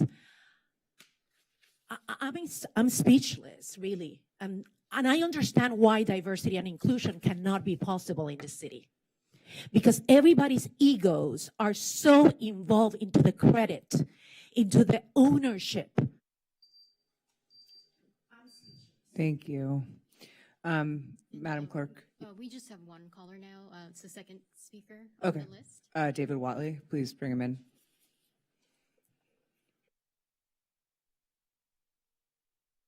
Mr. Wiley, you can press *6 and your time will begin.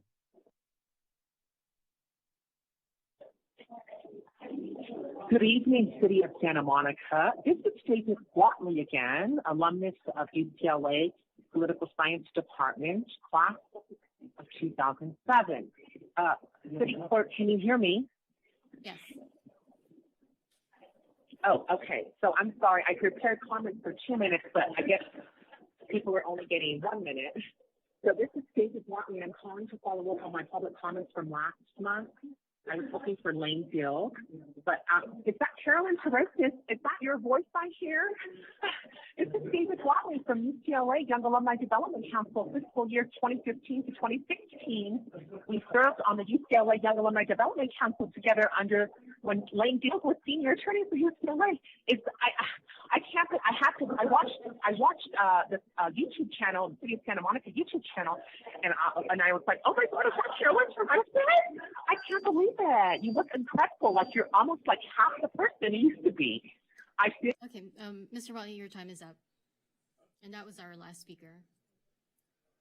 Okay, great. We will, thank you all. We will now move on to our consent calendar, and I believe that there are a few items that are being pulled. We have 2 items that we're aware of, item 4A and item 4I. Great, and then there's a couple of recusals, I believe. Are there any, except for me? Sorry, I'm just getting up my statement here. I will be recusing myself from item 4H, which is an agreement with LA County out of an abundance of caution. This contract will be entered into directly with my employer, and although the contract will not have any direct impact on my salary or employment with the county, I will recuse in order to even avoid even the appearance of a conflict. So we will entertain a motion to hear everything. Oh, wait, sorry. Go ahead, Madam Clerk. So we just heard general public input. We do have a few speakers on. My apologies, yep. Consent and closed session. So no problem. We're going to hear those. And we are pulling 4A, 4I, and then 4H for separate vote. And we'll take a motion on that. Do we want to do a motion now and then hear the comments? Oh, right, because we would be approving it. Thank you. So let's hear Denise Barton, Harvey Eder, this is comments on closed session and consent calendar, Chris Gutierrez, Patty Braun, Morgan Hunter Gross, Jonathan Foster.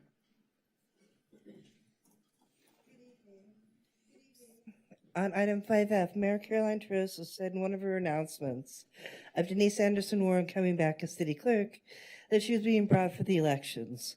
Here are some reasons that may be of concern, such as Ms. Anderson Warren is commonly known as to be serving the interests of the lobbyist group Santa Monica Forward instead of being a politically neutral public official.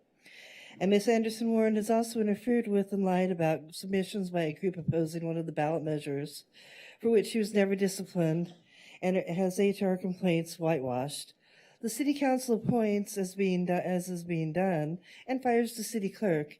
And the city needs a highly skilled and ethical city clerk, not a plant within the city hall doing the bidding of lobbyist groups. Bringing us back to the comment of bring her back for the elections. Would that mean Mayor Teresias is as dirty as the city clerk? Next, on item 4H, would we be paying for duplicate services, and why are we paying for duplicate services in LA? But isn't our Mayor Teresias' boss, Holly J. Mitchell, big on homeless programs and services? Again, why are we paying for services in LA? You know, Santa Monica is a separate city from Los Angeles County for many things. And if the record of Karen Bass is half the people she has end up back out on the street, that would really make me question LA County the homeless program, besides LA not being able to account for the funds for homeless services. Oh, and how many of the beds in Compton are being used for homeless people from Santa Monica? And Karen Bass has recently made the comment if Los Angeles has made a choice in the past decades to not address homelessness and address solely on building. Sounds a lot like here, huh? Thank you. Harvey Eder. Hello, I'm Harvey Eder. Howdy. I'm speaking on a few things on 4. On, I believe it's E, there's $800,000, and that's for 5 years. And that comes to $4 million. You passed $6 million that was in the paper today for the block grant and whatnot, and the home program. First of all, there needs to be a priority set up, and they set this emergency up with the city manager as head of it. Okay, first of all, it has to be based on need. Senior, disabled, vets, local residents, business, and activists should be given priority. I fit in all of them, all right? A lot of people do. There has to be quality, all right? And it's got to be equity, and these other programs about maintaining rent and everything, it all has to be coordinated to develop equity. You've got money from these bonds and whatnot, $20 million for this project and this and that, and the heating and ventilation all has to be solar. There's tax credits available that aren't being used, and this is equity that can go down to the people that need it. The affordability and what's happening in this country are extreme, and they're not going to get any better. The Republicans, they just had this guy, the local guy here that's in D.C. said that the Democratic Party is full of fraud and stuff. Okay, that's the Republicans. They swore to the Constitution and all the stuff from the front line on this. They violated their oath. They should not be able to vote. They should not be a party allowed in this state or any other state. And enough is enough. They're redistricting and doing all this stuff. It's time to get out there and put your body on the line, because if that's what it comes to, the Proud Boys and all this crap, we got to stand up or we'll be taken out. Thank you. Chris Gutierrez, Patty Braun, Morgan Hunter Gross, Jonathan Foster. Ms. Gutierrez, your name is on twice. I just wanted to clarify. I can combine them. And is it, are you I'm writing, speaking on 4C and 4L.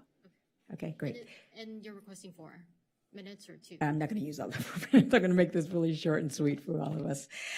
Congratulations. It's great to be here this evening. Congratulations, Santa Monica. It's wonderful, Mayor Terrosa, City Council members, City Manager Chi, to be able to support your acceptance of $10.5 million in awards from the county and state, funding to advance the planning to the Great Park that will replace the Santa Monica Airport sooner than we might have expected. I am Chris Gutierrez. I'm a member of the Great Park Coalition Board, and I'm speaking for it to convey our celebratory remarks for this important milestone and the momentum it provides for the Great Park. The coalition commends the collaborative efforts of the airport conversion project team, city staff, elected officials, agency partners, and community advocates whose work helped position Santa Monica to compete successfully for the award of $499,149 from the LA County Measure A funds and a $10 million climate fund from Proposition 4 from the California State Parks. Santa Monica, as we all know, has long been known for its sustainability leadership. These major grant awards reflect that leadership and the strength of the city's long-term planning efforts and extensive community engagement that have helped shape the Great Park. So congratulations again, bravo. Thank you. Thank you.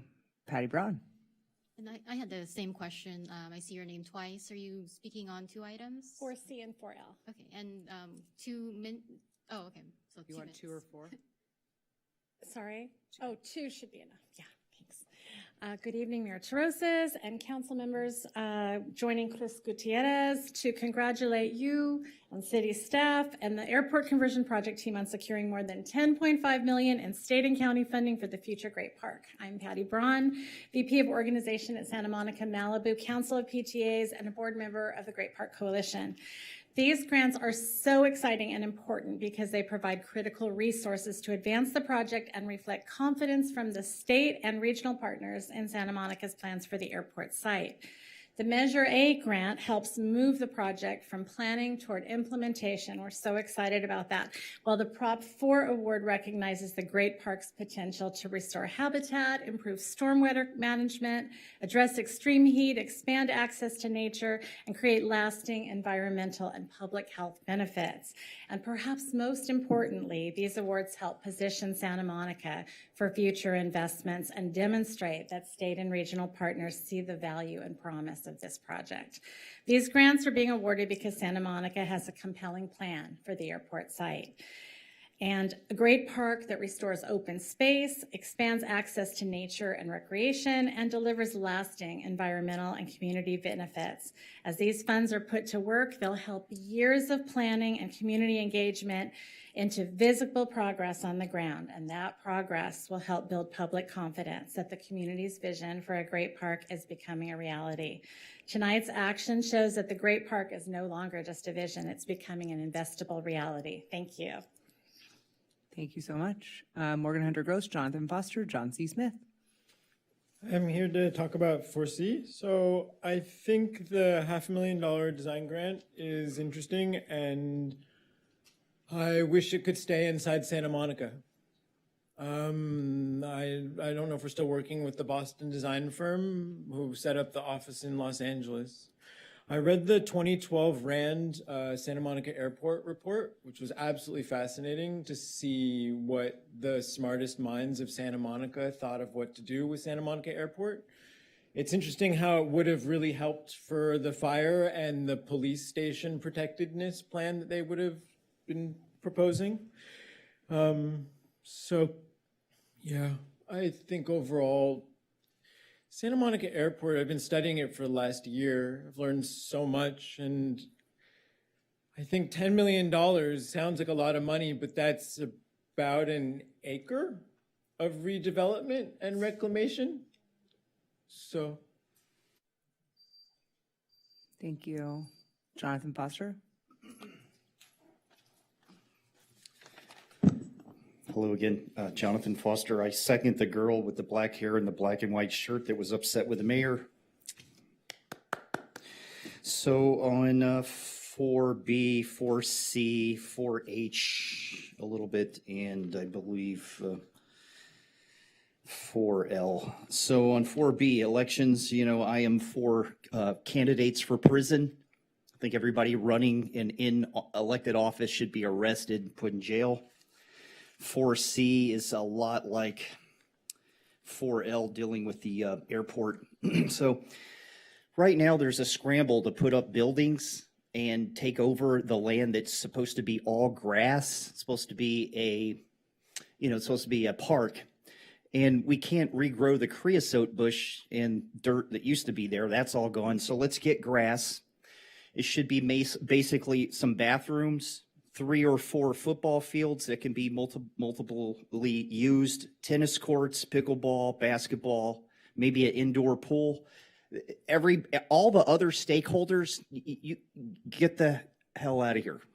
It needs to be grass, just grass. 46 seconds on homelessness here, prevention for predictive prevention, housing and department and all this kinds of stuff. And one of the problems that we're having is paycheck has already been decided by somebody in Europe, what we're going to be giving people in their jobs.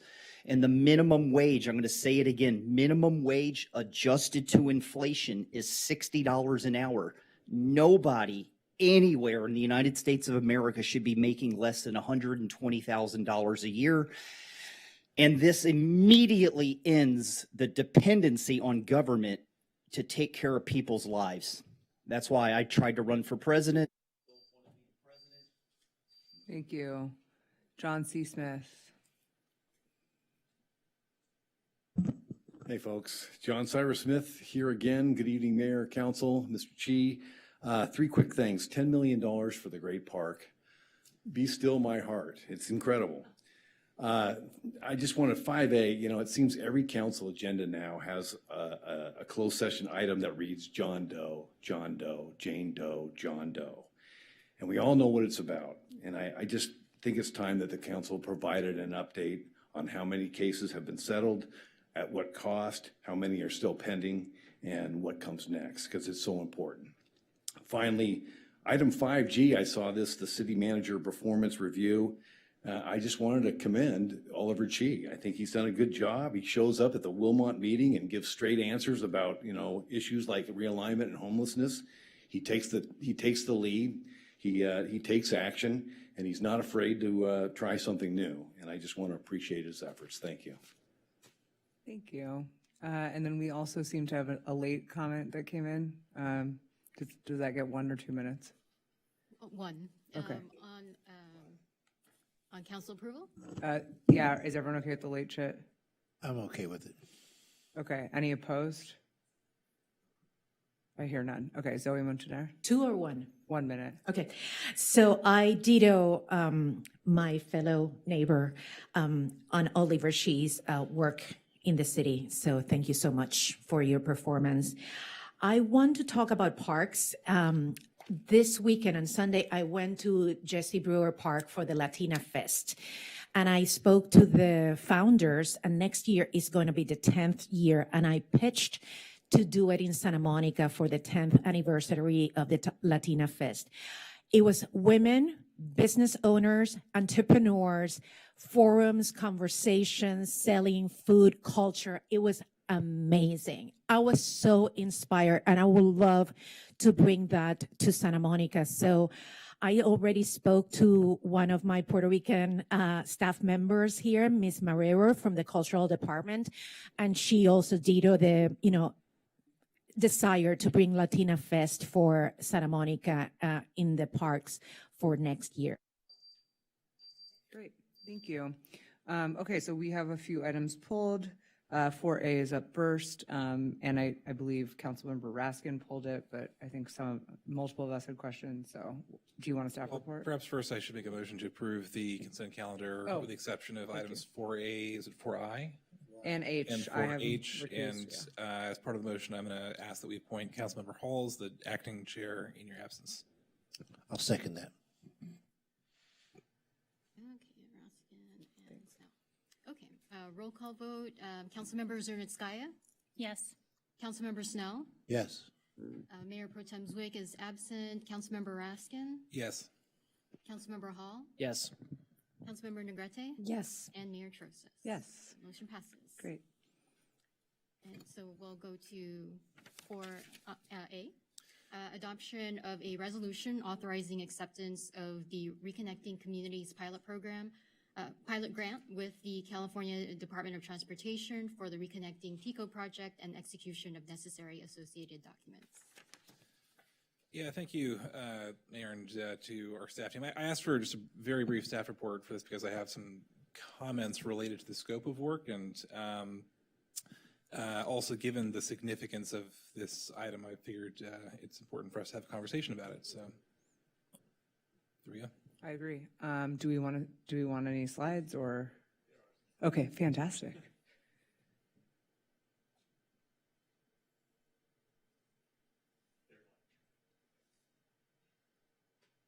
Good evening, Mayor and council members. Pleasure to be here. Tony Lopez, Senior Park Planner within Public Works. The Reconnecting Communities pilot program is federal funding awarded for projects that reconnect communities by removing, retrofitting, or mitigating highways or other transportation facilities that create barriers to community connectivity, including to mobility and access or economic development. The application was submitted by staff for the Reconnecting PICO project back in September of 2024. We were then awarded in late 2024. However, all federal grants required confirmation. So it wasn't until October 15th of 2025 that we were notified that we can proceed with the grant agreement process with FHWA and DOT. We were awarded a grant in the amount of $2 million with the city match of a little over $500,000. The scope is feasibility and optimal placement of freeway cap parks along the I-10 freeway segment from 11th Street to 20th Street in the Pico neighborhood, prioritizing cap park locations in alignment with available funding sources and an implementation timeline.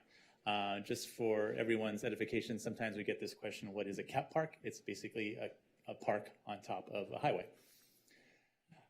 Some of the overarching goals include addressing historical disparities, promoting economic opportunities, and mitigating environmental justice concerns in alignment with the goals of the grant application themselves. The project envisions, through the study, the development of pedestrian-friendly sidewalks, bikeways, and potential integration with public transit. More specifically, the scope includes existing conditions analysis and site research, community outreach and public engagement, development of concepts and a constructability review, and pre-development activities, which is essentially complementary plans and studies to support an environmental review. And finally, a final report that kind of summarizes everything in the scope. The plan Project completion date currently is July 31st of 2029, as the budget period end date is January 31st, 2030. We usually like to keep a couple months buffer on our end because sometimes there's project delays and also the post grant completion work that has to be done. The next steps. Currently, we are awaiting receipt of the final agreement from Caltrans for City of Santa Monica signature. We have been in coordination with the city's attorney's office on the draft agreements, and we are literally just waiting for that agreement to come back to us. Once we sign that agreement, we will send it back, and then DOT will sign it once again, and that will give us the opportunity to finish out the coordination that we've already begun on the grants portal administrative items, and then we can release an RFQ. And that'll be it. Any questions? Thanks. I have a couple, but Councilor Raskin pulled it. Councilor Hall.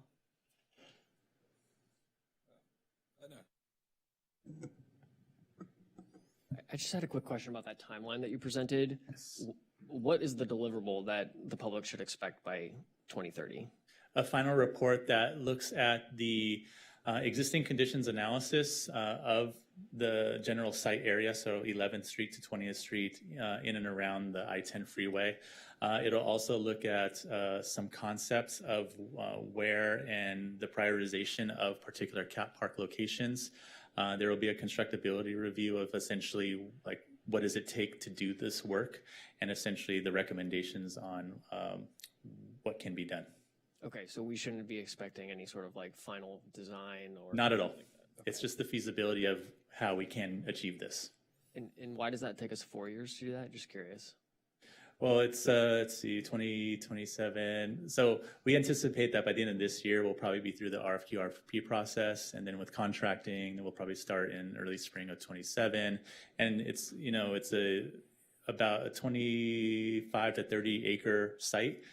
So from a feasibility perspective, understanding the transit implications, the structural utilities, and essentially the concept design of what this can be. It's basically a design project without technically a design.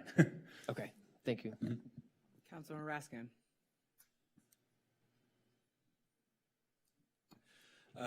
First of all, thank you to you and to Chris and the team and to everyone who's gotten us to this point.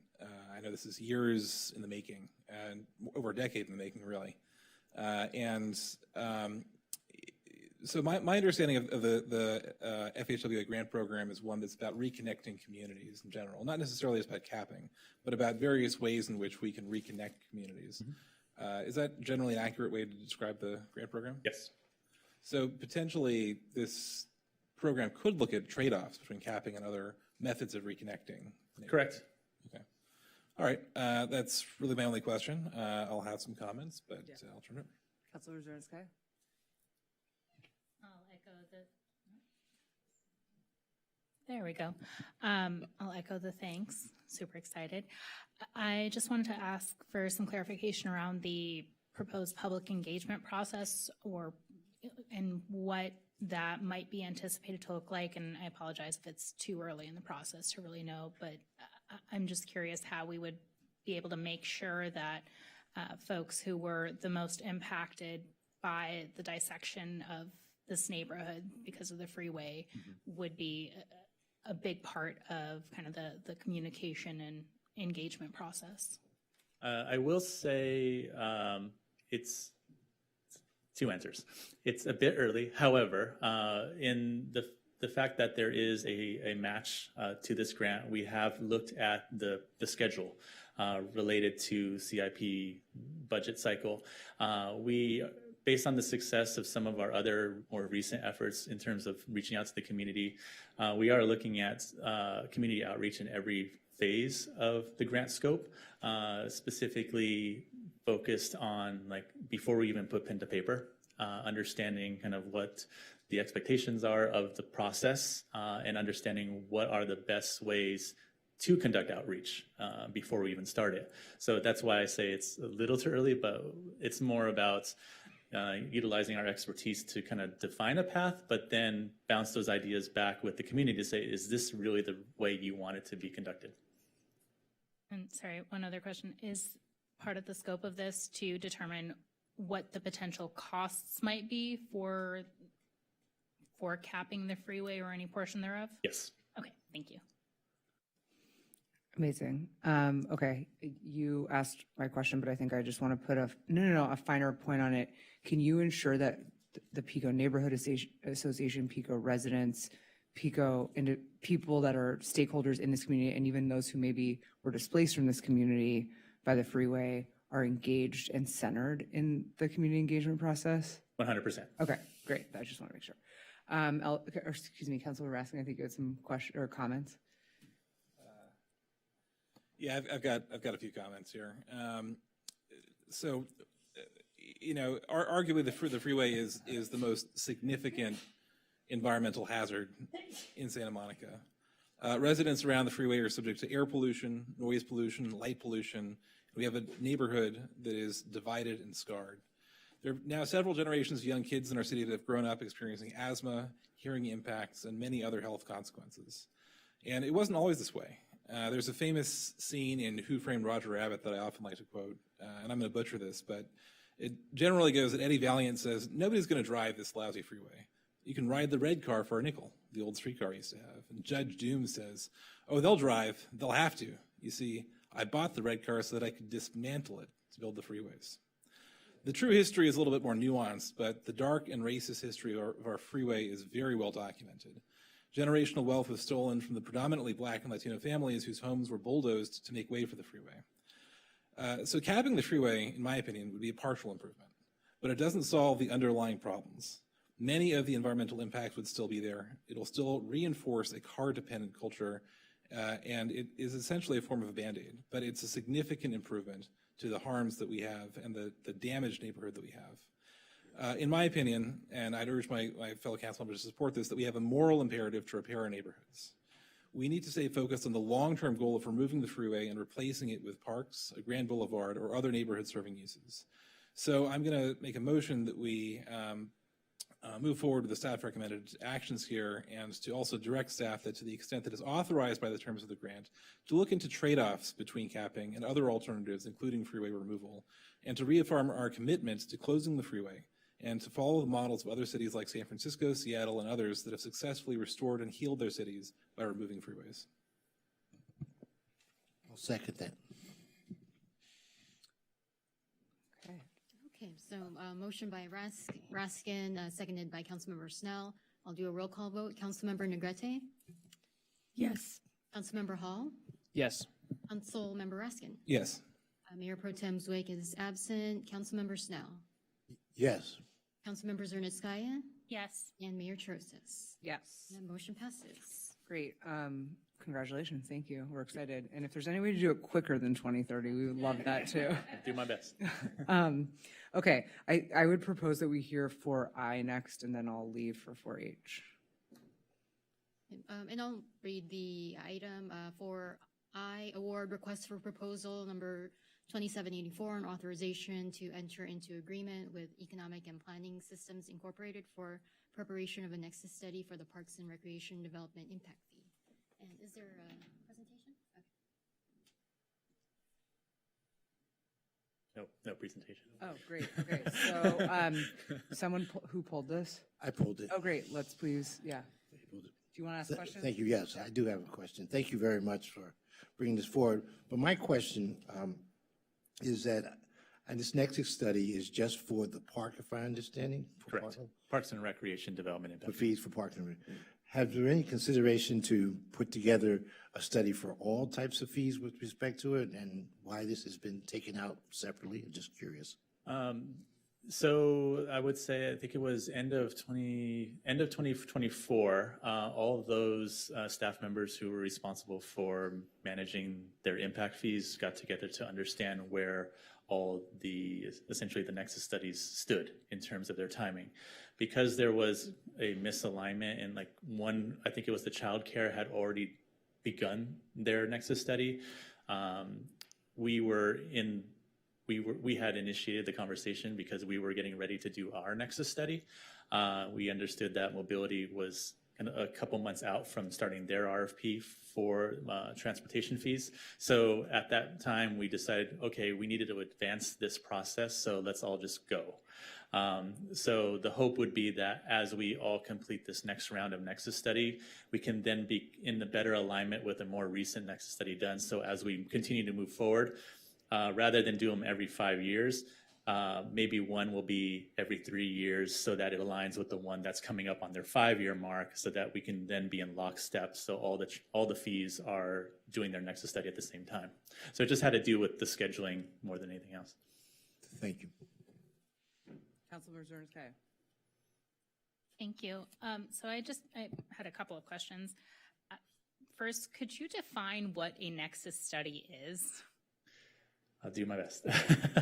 So it essentially helps to determine what the maximum threshold is for the impact fee that the city can, I guess, charge is the right word.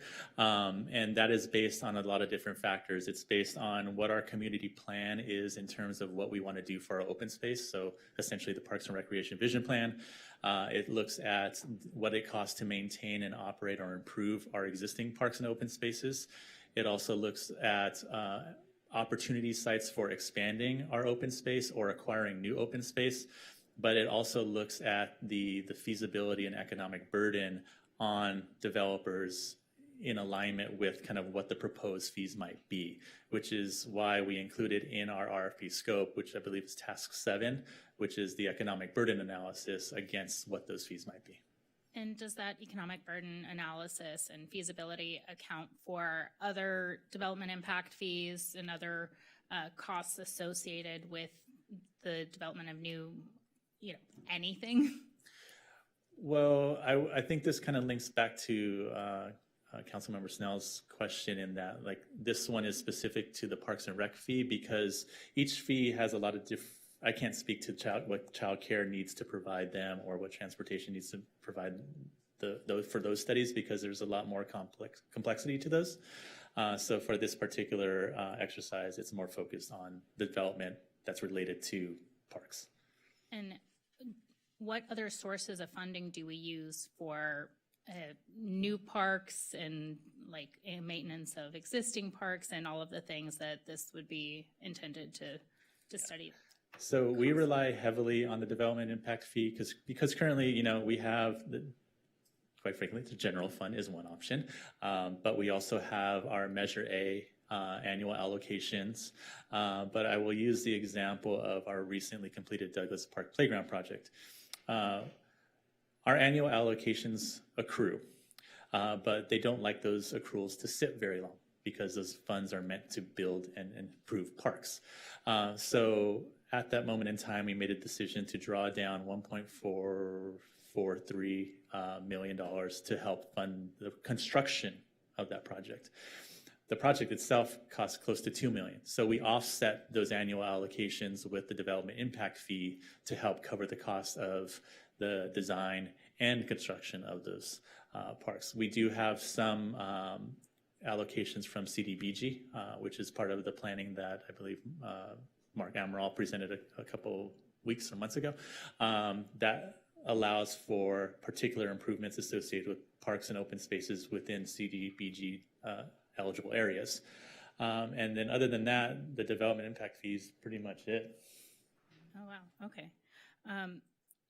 So I'm trying to really understand it because Maybe I can add a little bit of context. So at 30,000 feet, development impact fees really are intended to be assessed to offset the impacts that new development has on a community. New development creates new people, new service demands, new service levels that have to be met. We have very advanced impact fees here in Santa Monica. The largest of those impact fees is our Parks and Recreation impact fee. Based on some of the recent changes to state law, in order to continue charging fees, you have to identify a more specific nexus. Once you determine that nexus, it assesses what's the maximum extent of the fee that you can charge on new development, and you can set a rate anywhere up to that maximum amount. And so what we're trying to do here really is initiate the study so that we can bring back for council the overall assessment. What should the impact fee be moving forward? It will set a maximum, but certainly you can look at lowering it depending on the policy preferences of the council. This initial step, again, is really the analysis to put and develop all the inputs and then determine what the per unit cost might be moving forward. Okay, thank you. That does help. I will add too that we requested within the RFP to ask for some alternative fee ranges so that we can better present back to council in the future of like, this is the maximum, but these are others and the implications associated with those. Okay, and kind of building off of Councilmember Snell's question, is there a specific reason why we can't study all of the development impact fees in one go? Because I think they all contribute to what it costs to build and Certainly. I think what we're trying to do, again, there's different departments that are leading different fee components. Each fee component has a different set of inputs. To the point Tony made, we're starting this now to try to get all the fees aligned so they're on the same schedule moving forward.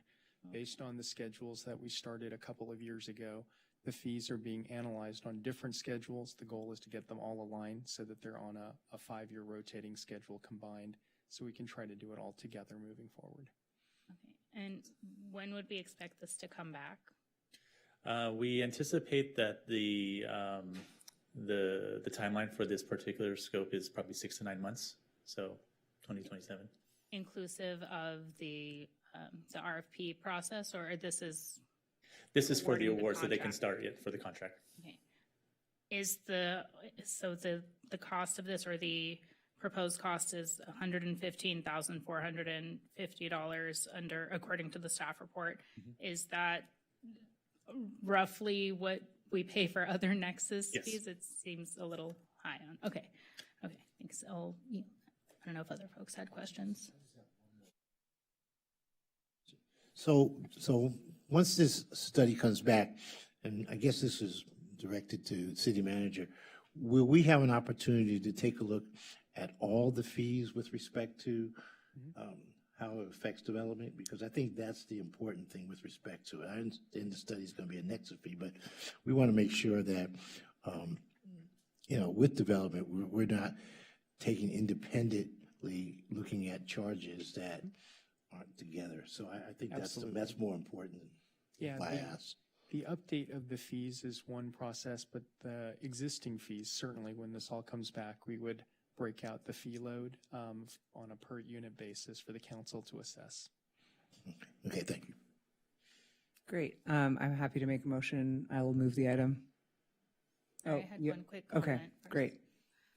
I noticed that from the 24-25 fee activity for this, for the Parks and Recreation Impact Fee, our fees collected for fiscal year 24-25 were $46,527, and this Nexus study would cost more than twice that.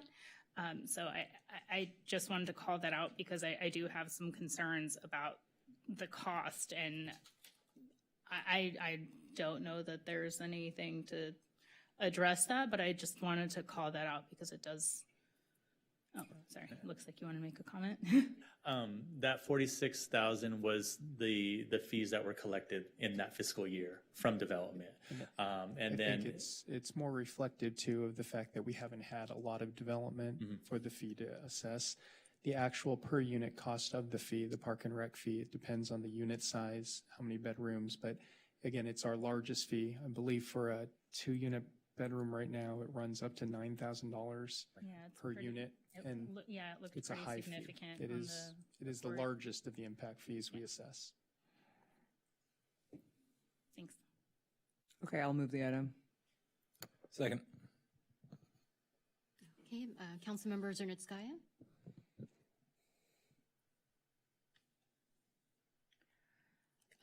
Roll call vote. Sorry. Yes. Okay. Councilmember Snell. No. Mayor Pro Tem Zwake is absent. Councilmember Raskin. Yes. Councilmember Hall. Yes. Councilmember Negrete. Yes. And Mayor Chiroses. Yes. Motion passes. Great. I will ask Councilor Hall to come over here. And I will recuse myself for right now. And 4H is award contract with LA County Homeless Services and Housing Department for predictive prevention pilot utilizing a county homelessness prevention unit service model in the city of Santa Monica. Thank you. Are there any questions? Seeing none, any comments? I'd like to move this item. Second. Motion by Councilmember Snell, seconded by Councilmember Zernskaya for the staff recommendation. Councilmember Negrete? Yes. Councilmember Hall? Yes. Councilmember Raskin? Yes. Mayor Pro Tem Zweig is absent. Councilmember Snell? Yes. Councilmember Zernitskaya? Yes. And Mayor Trosas is also absent, but motion passes. All right, thank you. And if we could have the closed session read out, please.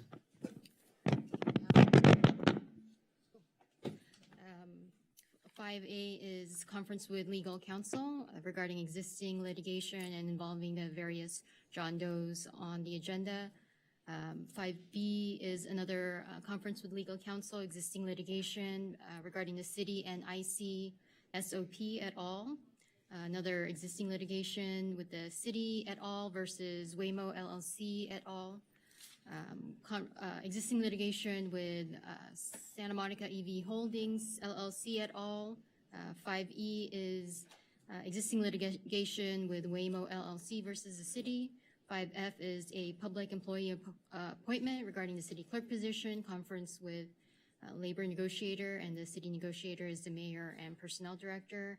And 5G is public employee performance evaluation for the city manager. And the last closed session, 5H, conference with legal counsel, existing litigation, Lori Gentles versus the city, and this is a report out.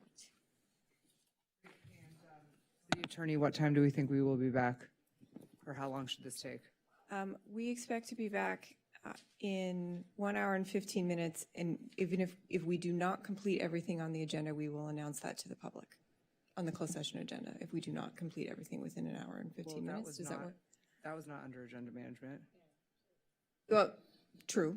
We could do it now if you would like, but if you don't like to, if you would prefer not to, we can do it all now and No, I would prefer estimate. for us to hear everything on the closed Okay, session agenda. then I would estimate an hour and a half.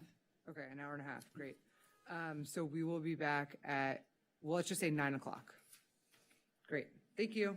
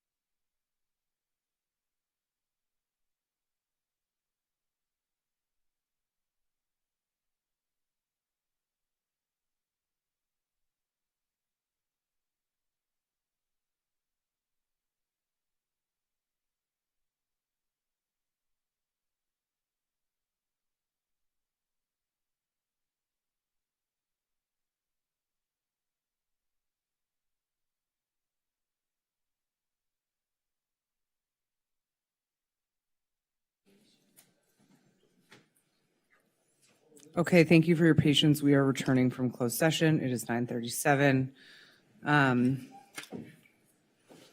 We'll just wait for a couple of folks to trickle in. So we will, I think, take a quick travel announcement.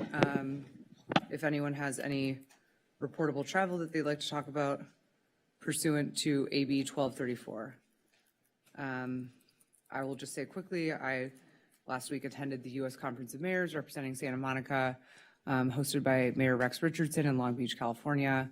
We elected Mayor Todd Gloria of San Diego, the next president of the U.S. Conference of Mayors. We heard from Gavin Newsom, J.B. Pritzker, multiple national and also local leaders, met with mayors from around the country, talking about everything, a lot of discussion about economic revitalization around major events. Additionally, how to handle mass disasters. I know that many cities have gone through that, and meeting with subject matter experts. Also got to experience the inaugural concert in the Long Beach Amphitheater, which I just want to say was pretty spectacular. It's a currently temporary venue overlooking the Long Beach Harbor. Really a lot of vibes for what we could do here in Santa Monica with a world-class music destination close to the ocean. So just very inspirational, and it was a great time. So with that being said, any other reports of travel? No. We will now move on to agenda item 6, public input on remaining agenda items. Oh, Can we report out? sorry, my apologies. No. City Attorney, would you like to report out on closed session? So all items were heard with one reportable action taken as noted as a report out. Is item 5, pardon me, of course. I believe it's 5. Here, I got it. 5H. In the matter of Lori Gentles versus City as an employment action. At its February 10th, 2026 meeting, the City Council approved a settlement in the Lori Gentles versus City action. The city denies liability and does not admit fault, but agreed to settle for $550,000 and certain non-monetary terms. And in exchange, plaintiff agreed to release all claims against the city. The settlement was approved by a vote of 5-2, with Mayor Pro Tem Zwick and Councilmember Hall voting no.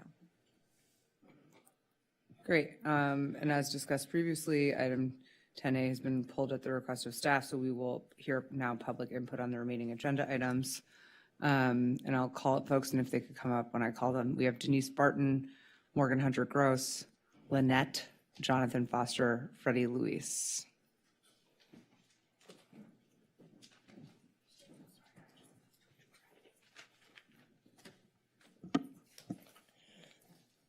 Good evening. Please do tell us which of these actions would encourage more public participation at city council meetings, the essence of the Brown Act. Over 25 speakers, cut the public speaking time to 1 minute, cutting public input time to 20 minutes and pushing the rest until the end of the meeting.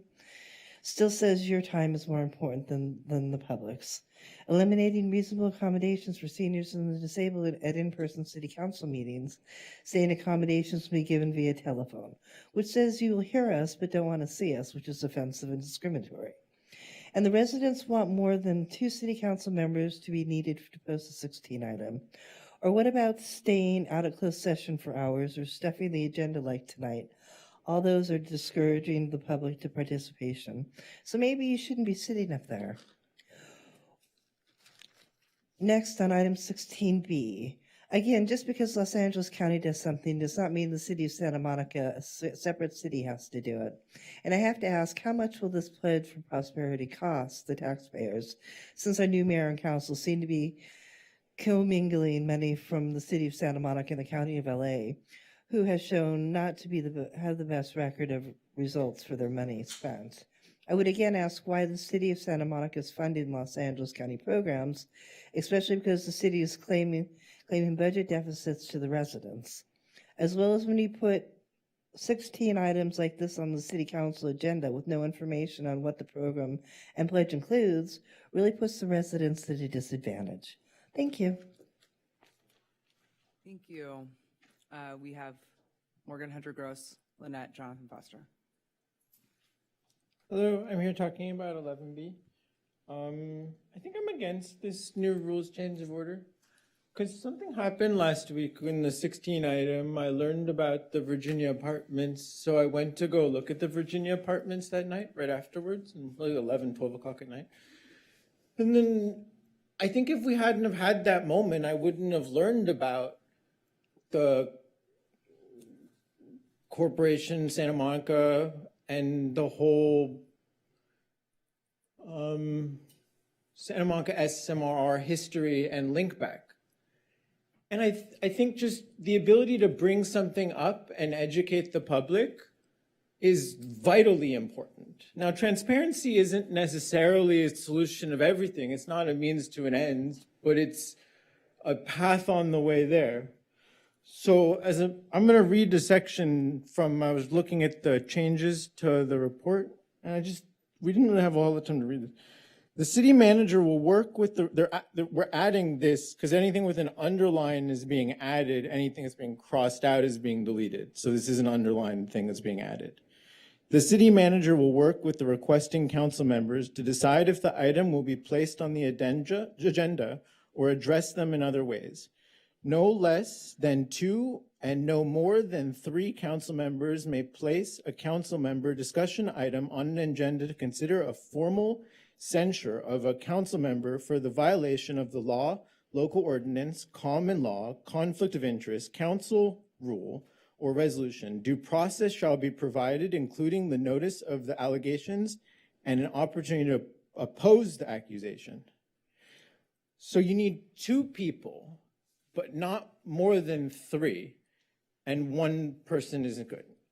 I love that Santa Monica has the ability for 1 person to do that. Great, thank you.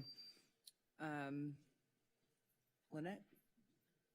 And then Jonathan Foster, Freddie, Luis, Bernice, Onofre, Vasquez. Good evening. Sorry, I just had eye surgery, so I have trouble reading. I oppose the agenda item 11B, and I don't understand why you won't give us a chance to say what we want to say. If there's more than one council person is required to approve something or talk about something, sorry, it's my first time here, it's kind of discriminate because everybody should have an opportunity. We voted for all 7 of you. We voted you guys on, and you guys need to start listening to us, please. Thank you. Thank you. Jonathan Foster. Hello, talking about homelessness, kinda. It's actually poverty here, 16B.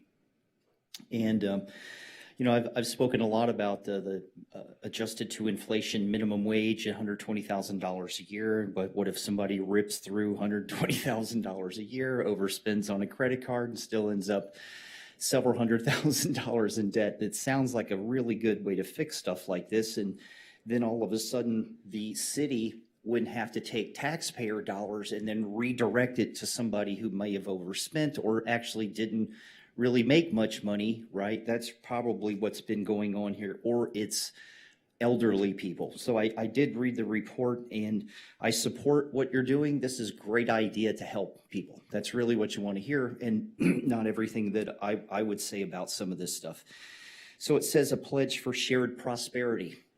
That really is the paycheck by billionaires who are not paying. This is not mom and pop pizza shop stuff. 7-Eleven can pay. We all know that guy Zuckerberg with a Z. I take away the Z and I put the S in. His name is Zuckerberg to me. You suck at what you pay your employees. And that's where it comes down here, a pledge for shared prosperity. Elon Musk is hoping for like $1 billion a year, no, $100 billion, and in 10 years he'll have $1 trillion. But if you noticed, he is not paying the janitor that wipes down the bathroom in a building he owns at least $120,000 a year. But he has the money. and all the people that are like this, then the city wouldn't have to redirect. So what you're doing is taking paycheck money and giving it to somebody else. They should have just put it in the paychecks, the people who are the billionaires who can do this. So thank you. Thank you. Freddie Luis, Bernice Onofre Vasquez, Samantha Mota, Kiana Achoy. What did he? Okay, go ahead. All right. Yeah, go ahead. All right, council members, Mayor, I'm here to oppose 11B. We're told that people need to get involved in local politics, and item 11B is a way to disenfranchise these voters, disenfranchise a council member if they're going against the status quo.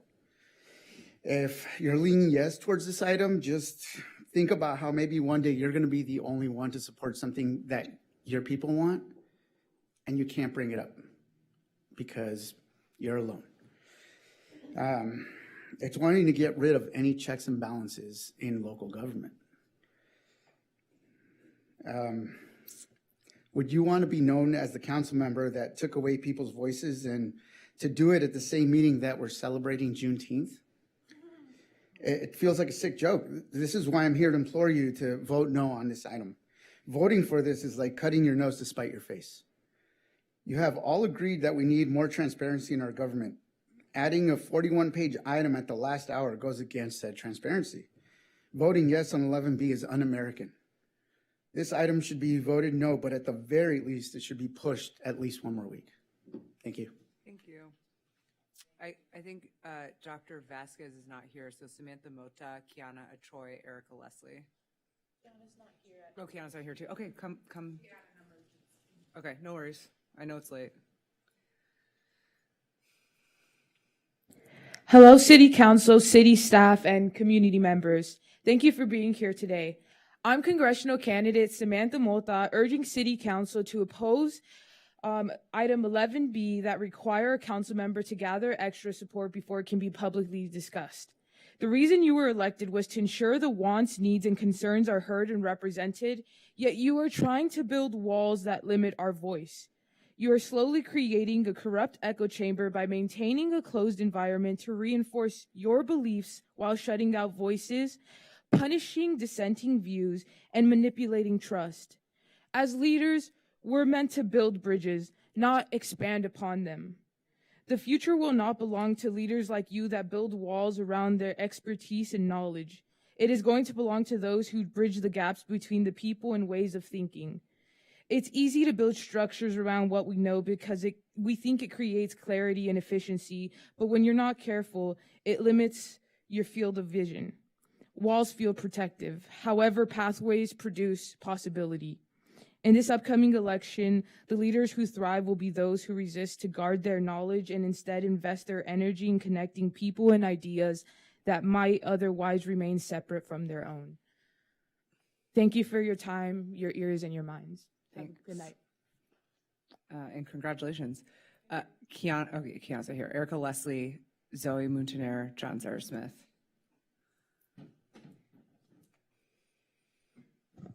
Good evening. I hope you guys are doing well. I'm here to speak about 11B. I've watched this council, not just this council, but I've been here back and forth since 2012 when I was in public policy. There are times when we have a majority from SMER. There's times when we don't have a majority from SMER. This policy here does not work for anybody because we've had mayors that have not been in the majority. We've had Sue Hemmerich that was not in the majority in the last few years. Now we have Lana who's not in the majority. Each person here represents a part of this community, voices that want to be heard, and that's the reason why they voted for you, because they thought that you represented what they wanted. You are their voice, each one of you. So if you silence somebody that's not in the majority, you silence thousands of residents here. So what I implore you to do is to not put this into action, because this will not always be here. You will not always be on this dais. Time changes, policies change, but what will remain is what you put in here right now today. Don't do this to our city. Thank you. Thank you. so it looks like, okay, Zoe, and then How John much Sarah time I have? 2 2 minutes. minutes, okay. Good evening, Council. I'm speaking on item 11B. A vital part of truth lives in controversy. And I spoke at the last City Council meeting about my personal feelings towards our mayor, and I was expecting an apology that I never received, and I understand that you think you should not apologize. But Councilmember Dan Hall and I had problems, and he recognized that I did something kind that day to a person that could not speak the language that you spoke, immediately wrote me an email telling me, thank you for doing that. And he and I don't see eye to eye in policy. So there's a cognitive dissonance in this. The language is vague, is 41 pages of an amendment to our policies and the way we conduct business in this chamber. And we haven't had time to read those 41 pages because it was posted on Friday and we have plans for the weekend. It's graduation, Samo High graduation is tomorrow or yesterday. There's a lot of things. You know, there's a Russian, Polish-German economist that wrote, those who do not move do not notice their chains. And I'm glad that one of the speakers spoke about Juneteenth, because this is slavery in our voices. You're limiting people to do their job for the constituents in a time that we are on a lawsuit for at-large elections versus district elections. Think strategically, because the lawyers are watching and they're going to use this against you. And there are millions of dollars on stake. It's not your money, it's the people's money. So vote accordingly. Thank you, Ms. Montanaro. Yeah, John Sarah Smith. Hey, folks, 2 minutes, correct? Yes. John Cyrus Smith, Recreation Parks Commissioner. You know, I'm looking at my YouTube stream of this chamber, this council meeting, and there's 52 people watching tonight. I think whatever we do, whatever you guys do in terms of reorganizing the agenda, I think that we have to keep that in mind. You know, there should be 520 people watching at home. There should be, this chamber should be packed most times. And so, you know, we just came back from 90-minute break for closed session, and there was one little mention of an item that was handled. So I'm going to start there. I think, one, you guys should try to schedule your closed sessions on alternate Tuesdays. It just doesn't, public, you know, discourse gets killed when there's a 90-minute break, a halftime between these meetings. Two, item one, public comment. I think we should keep it at the start of the meeting. I know a lot of people show up, but you can limit it to one minute because it's not on the agenda, but keep it at the start of the meetings. And, you know, keep it to 1 hour if you have to, with the rest of it coming later. But I think that if you do that, that you should choose those 25 speakers randomly, so you don't have 25 people showing up at 4:30 signing up and freezing everybody out. Just an idea. Three, let's leave the 16 items alone. I was here when Kevin McCune was here, and he was the 6-1 vote, and he inspired me to get involved in politics. You know, you guys have earned the right to express your opinions in a 16 item, and I think you should continue to be able to do that, even if you don't have a second. And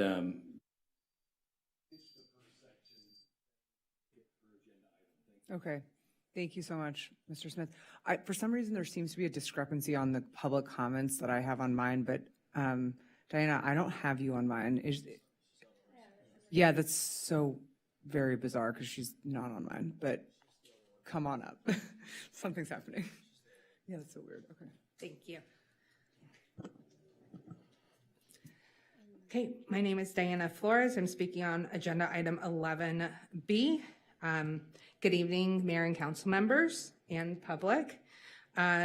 Agenda item 11B proposes significant changes to the process by which elected representatives bring matters forward to public discussion, seek direction from staff, and determine when and how the public may participate in those discussions. I am concerned that the proposal appears to be a response to Councilmember Lana Negrete's efforts to advocate for the residents of Virginia Avenue Rehabilitation Project to seek greater accountability and transparency regarding the use of public funds. It is important to note that on May 26th meeting, it's important to note that on the May 26th meeting, no other council members co-sponsored her 16B item. Councilmember Negrete brought the matter forward independently and demonstrating her commitment to representing residents and to ensuring appropriate oversight over the city actions and expenditures. For all residents, agenda item 11B raises concerns about limiting open dialogue, reducing opportunities for elected officials to bring forward issues of public importance. It also raises questions about whether the proposal could make it more difficult for residents and their representatives to address concerns that may not align with the majority of the view of the council. I believe effective governance depends on transparency, accountability, and the ability to elected representatives to raise issues on behalf of their constituents through multiple avenues. Residents deserve a government that encourages open discussion rather than restricting it. Generations of Virginia Avenue stand firmly in support of transparency, public participation, and the ability of elected representatives to advocate for the people that they serve, even if there's only one. I respectfully urge the City Council to reject this item. Yep, thank you so much, really appreciate it. So that appears, at least on mine, yes, okay, of the final commenter. So again, 10A has been pulled, so we will move on to 11A. And Mr. Ramirez, I believe you have a staff report? Yay. Yes. Thank you. Short presentation.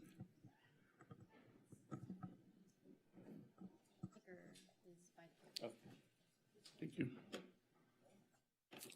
Good evening, Council, Mayor, and the City team. I am back tonight providing an update on the Council direction from January 27, 2026 to explore participation in the Tournament of Roses Parade and share the feasibility, the funding strategy, community engagement, opportunities, and implementation requirements associated with the city-sponsored float.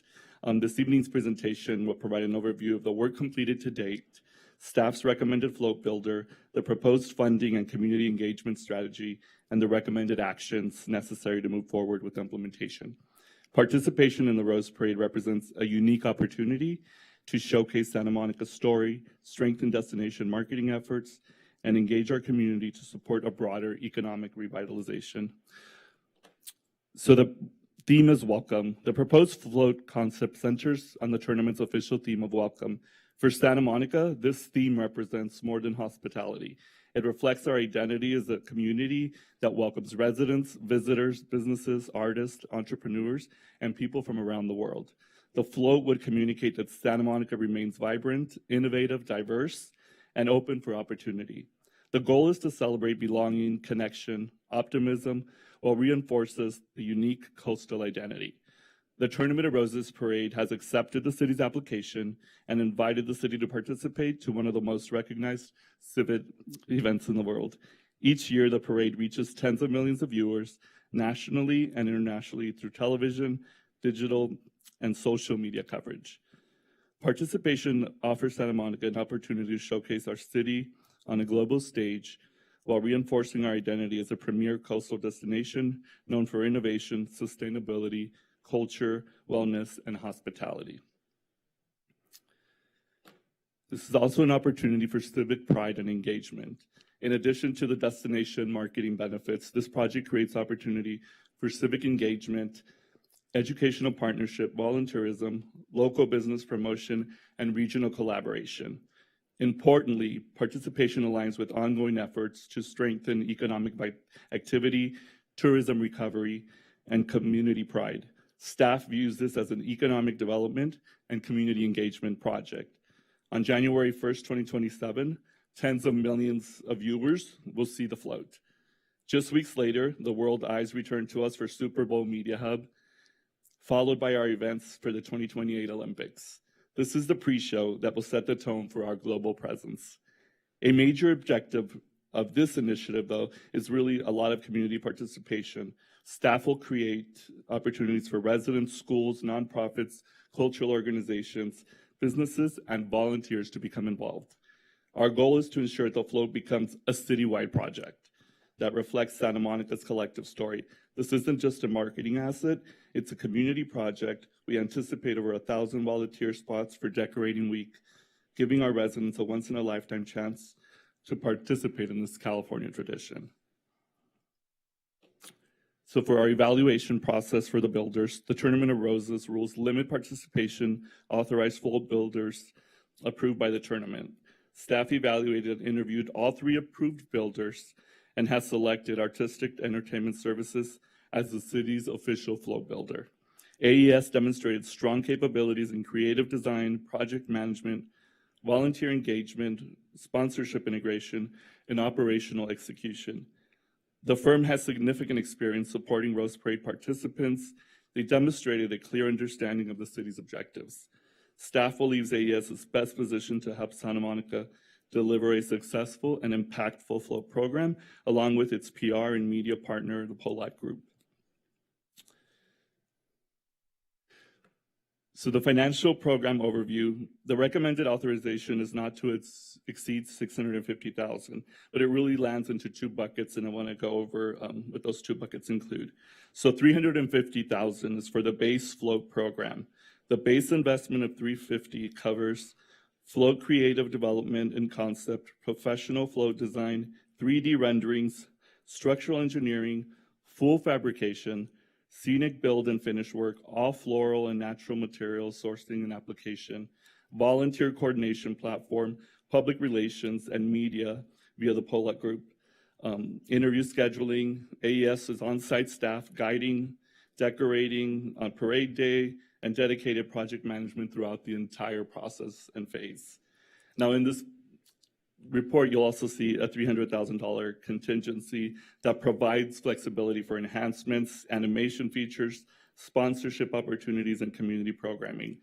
Some of these optional upgrades priced separately include transportation, parade day trailer, hospitality tent, premium Float Fest packages, and a GoPro time-lapse video. Again, the base $350,000 investment is complete without these. But importantly, this authorization represents a maximum project budget. Staff will actively pursue external funding sources and provide updates regarding fundraising performance and project expenditures. All donations and sponsorship revenues would be deposited into a restricted account, tracked separately in accordance with our city policies, but our objective is to offset project costs to the greatest extent feasible. So we have a phased project timeline. Following your approval tonight, we move into kickoff with the vendor to finalize our strategy, launch community engagement fundraising program. By late summer, engineering begins. This leads up to Decorating Week in late December, where the float becomes to life and fresh flowers and shared with the world on January 1st. Again, during that August and December time, we would be looking for community engagement and volunteer. We would not wait for December to start our volunteer program. It would be a process throughout the now and the rest of the time.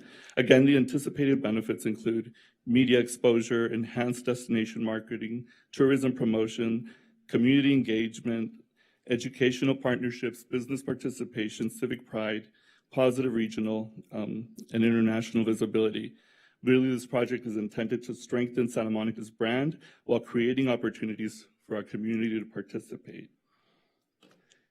In conclusion, just to reiterate, staff have completed preliminary planning, evaluated the float builders, developed a proposed funding strategy, identified opportunities for community participation. Staff believes participation in the 2027 Tournament of Roses presents a unique opportunity to showcase Santa Monica, engage our community, and support our broader economic development objectives. Accordingly, staff recommends the approval of the recommended actions above to proceed with implementation. And that concludes the presentation. I'm available for any questions. Councilwoman Zernskaya. Thank you so much. This is super exciting. So I know you had put up the timeline with the sponsorship opportunities and when that would launch. Would you be able to go into a little bit more detail about what those sponsorship opportunities could look like and potential sponsorship levels? And if we've heard any interest from our community in potentially sponsoring? Yeah, absolutely. With council's approval, we would launch really packaging a sponsorship package, our sort of fundraising targets. We haven't put those together because the Tournament of Roses has so many rules about what is it that you can do and what you can put on the float. So we wanted to make sure we had our vendor, we had your approval, and with that, then we could package that, different thresholds, different amounts. But we're also looking in ways to engage the entire community. It doesn't have to be a $50,000 donation, $1 million, we'll take it. But you know, they sell, every rose, every flower has vials that they put into the float. We could do an activation where, you know, somebody could just do a few dollars or $5 and be involved and feel that they're part of this float. They didn't have to do a massive donation, but we're looking to broaden the spectrum. And our economic development team has reached out to some of our community members, our businesses, and they're definitely interested. But we were holding off on sort of getting your approval and definitely been putting those packages according to the rules from the Tournament of Roses. Thank you. And I understand this is a big financial outlay for us on the front end.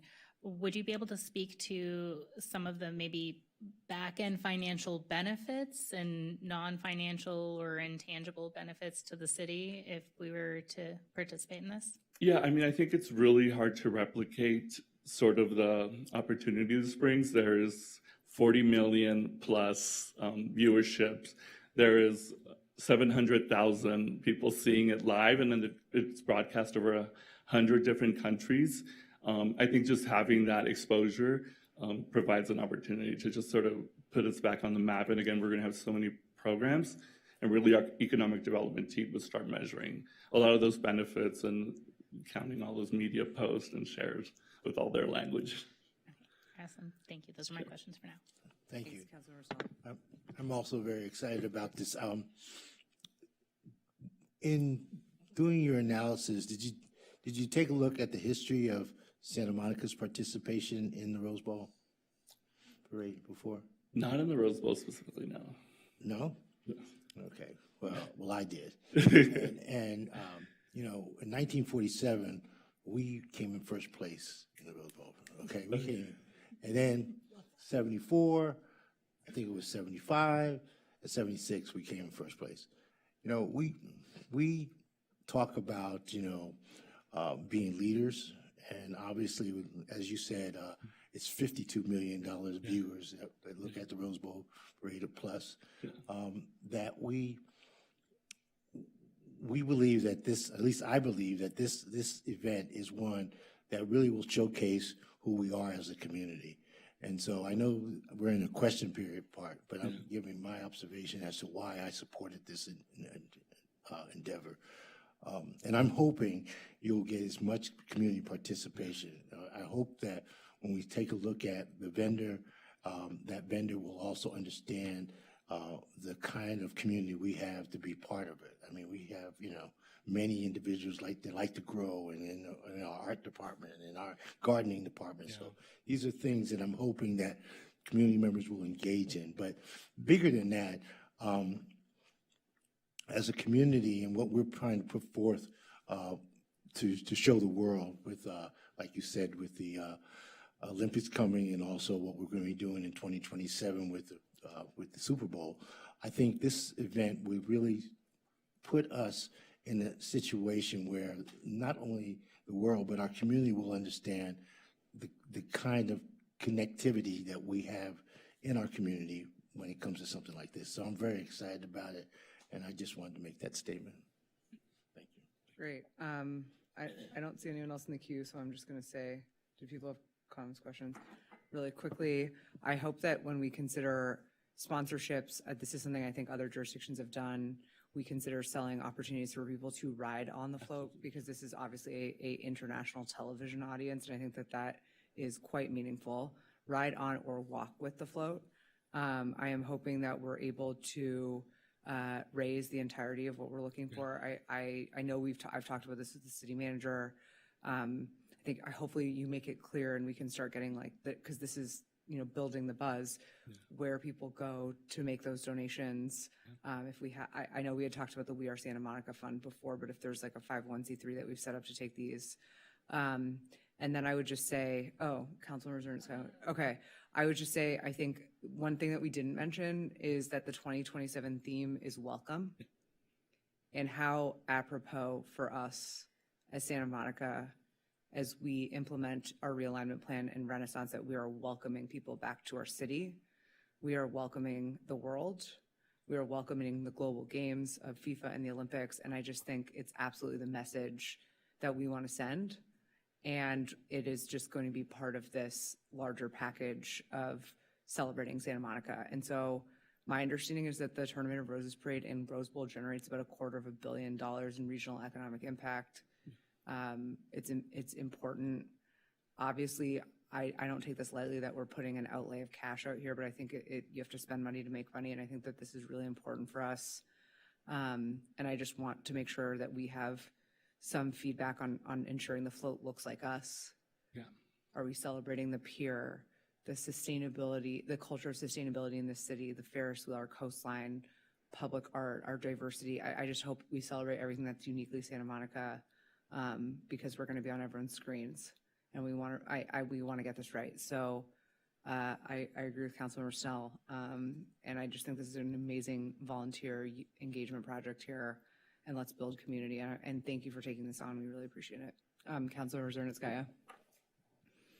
Thank you. I just wanted to make a very quick comment, and outside of the fact that I've already had friends ask me how they could sign up to volunteer to work on the float, I just wanted to say that I recognize it's a big commitment and a relatively high price tag, but I see this as an opportunity as part of our continued efforts to rebuild our city's image, help provide an outlet for community members to showcase pride in our community, celebrate the qualities that make Santa Monica Santa Monica, and showcase the values that matter to us. So recognizing that this is kind of a unique thing, I am so excited to support this item. And unless anybody has any other comments, I would love to move the item. And I'll second it. Okay, Councilmember Zernitskaya. Yes. Councilmember Snell. Yes. Mayor Pro Tem Zwick is absent. Councilmember Raskin. Yes. Councilmember Hall. Yes. Councilmember Negrete. Yes. And Mayor Trosas. Yes. Motion passes. Phenomenal. And we will now move on to 11B.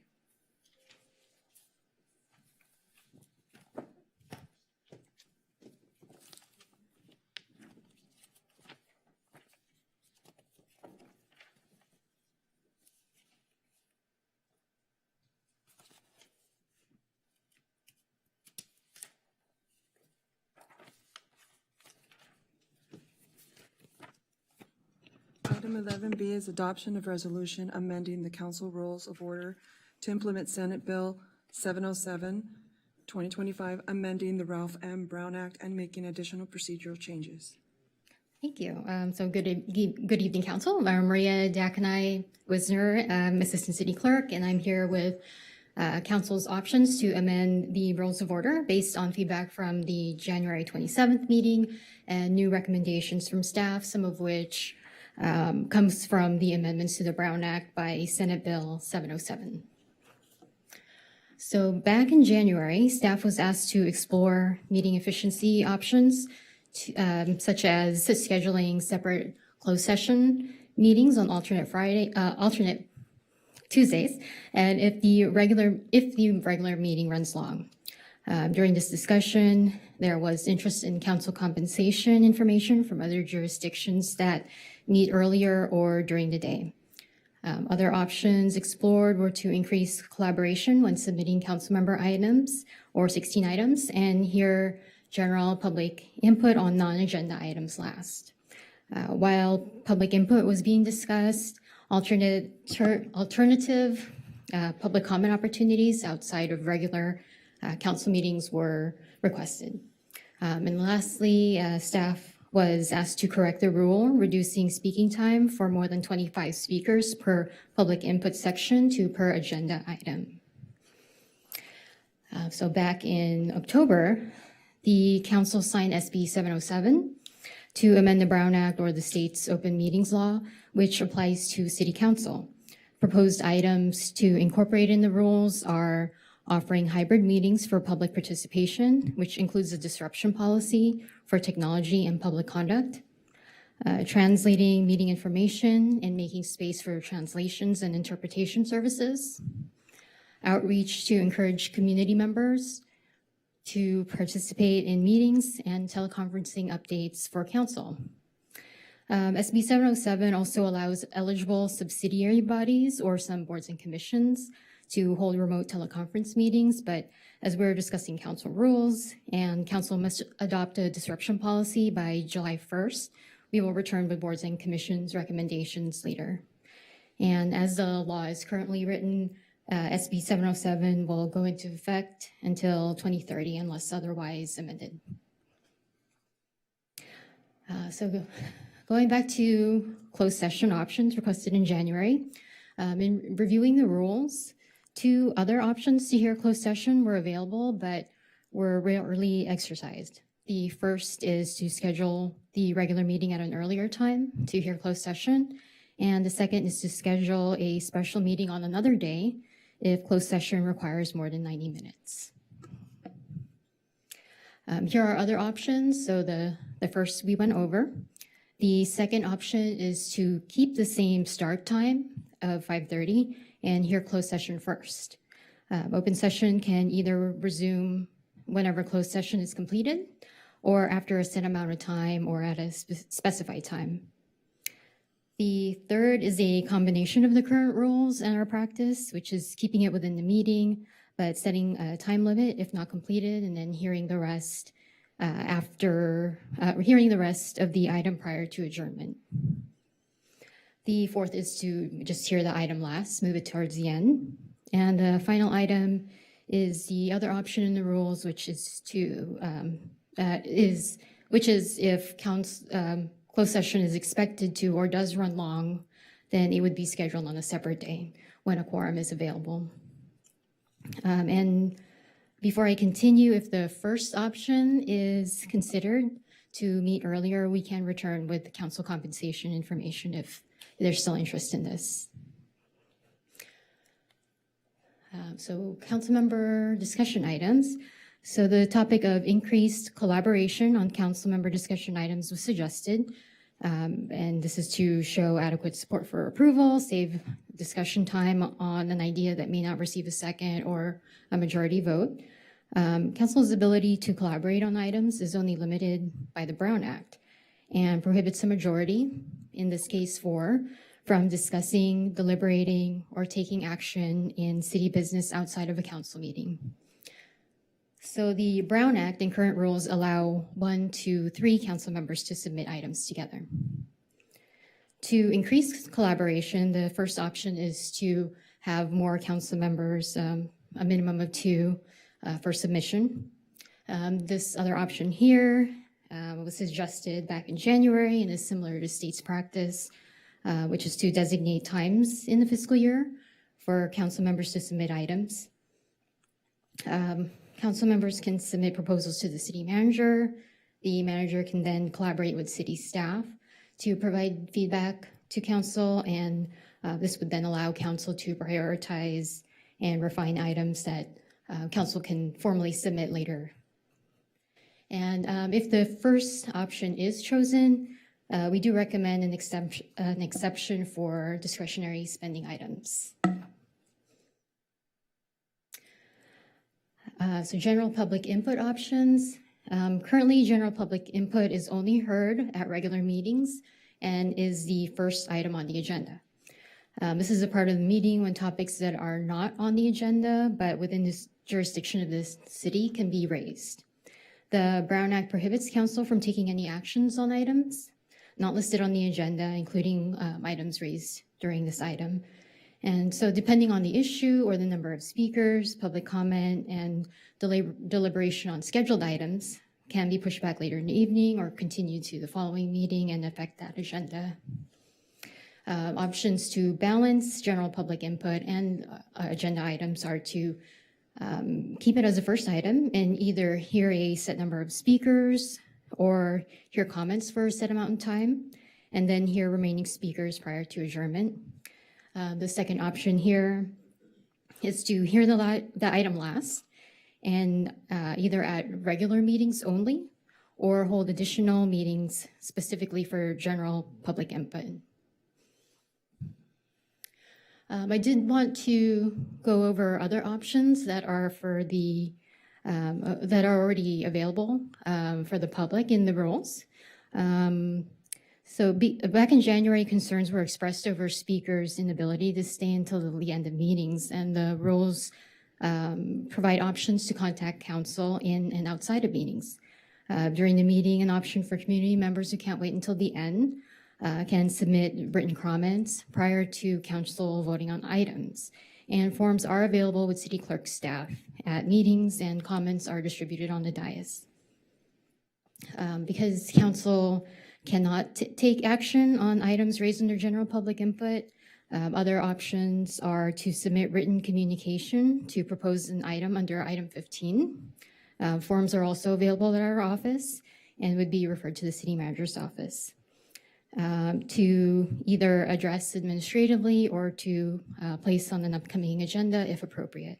And if placed on the agenda, then more time would be available to present the item, hear comments, and for council to deliberate. The remaining option is for the public to raise issues of concern is by emailing the council and requesting an appointment. So here are other rules that we are proposing, and we are proposing amendments to 9 rules for meeting efficiency and those required by SB 707. Rule 1 just elaborates on the description of the rules. We're clarifying that it applies to subcommittees such as the audit subcommittee and new board and commissions as guidelines before they adopt bylaws.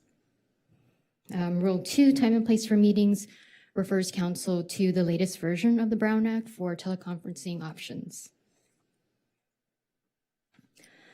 Rule 5 on the agenda is city staff and council's procedures to submit discussion items and distribute the agenda. Where our office, the city clerk's office, is adding a backup agenda posting location in case our primary location is unavailable, and another location for publicly translated agendas per SB 707. SB 707 also sets the threshold for agenda translations, but as the city currently does not reach this threshold, the clerk will conduct annual reviews should requirements change. The bill also requires outreach efforts to groups that do not traditionally participate in meetings, so we will be working with the city manager's office to translate public-facing council web pages and agendas, and with the Office of Communications on outreach. The last 2 bullets here just cleans up 2 rules for ease of reference.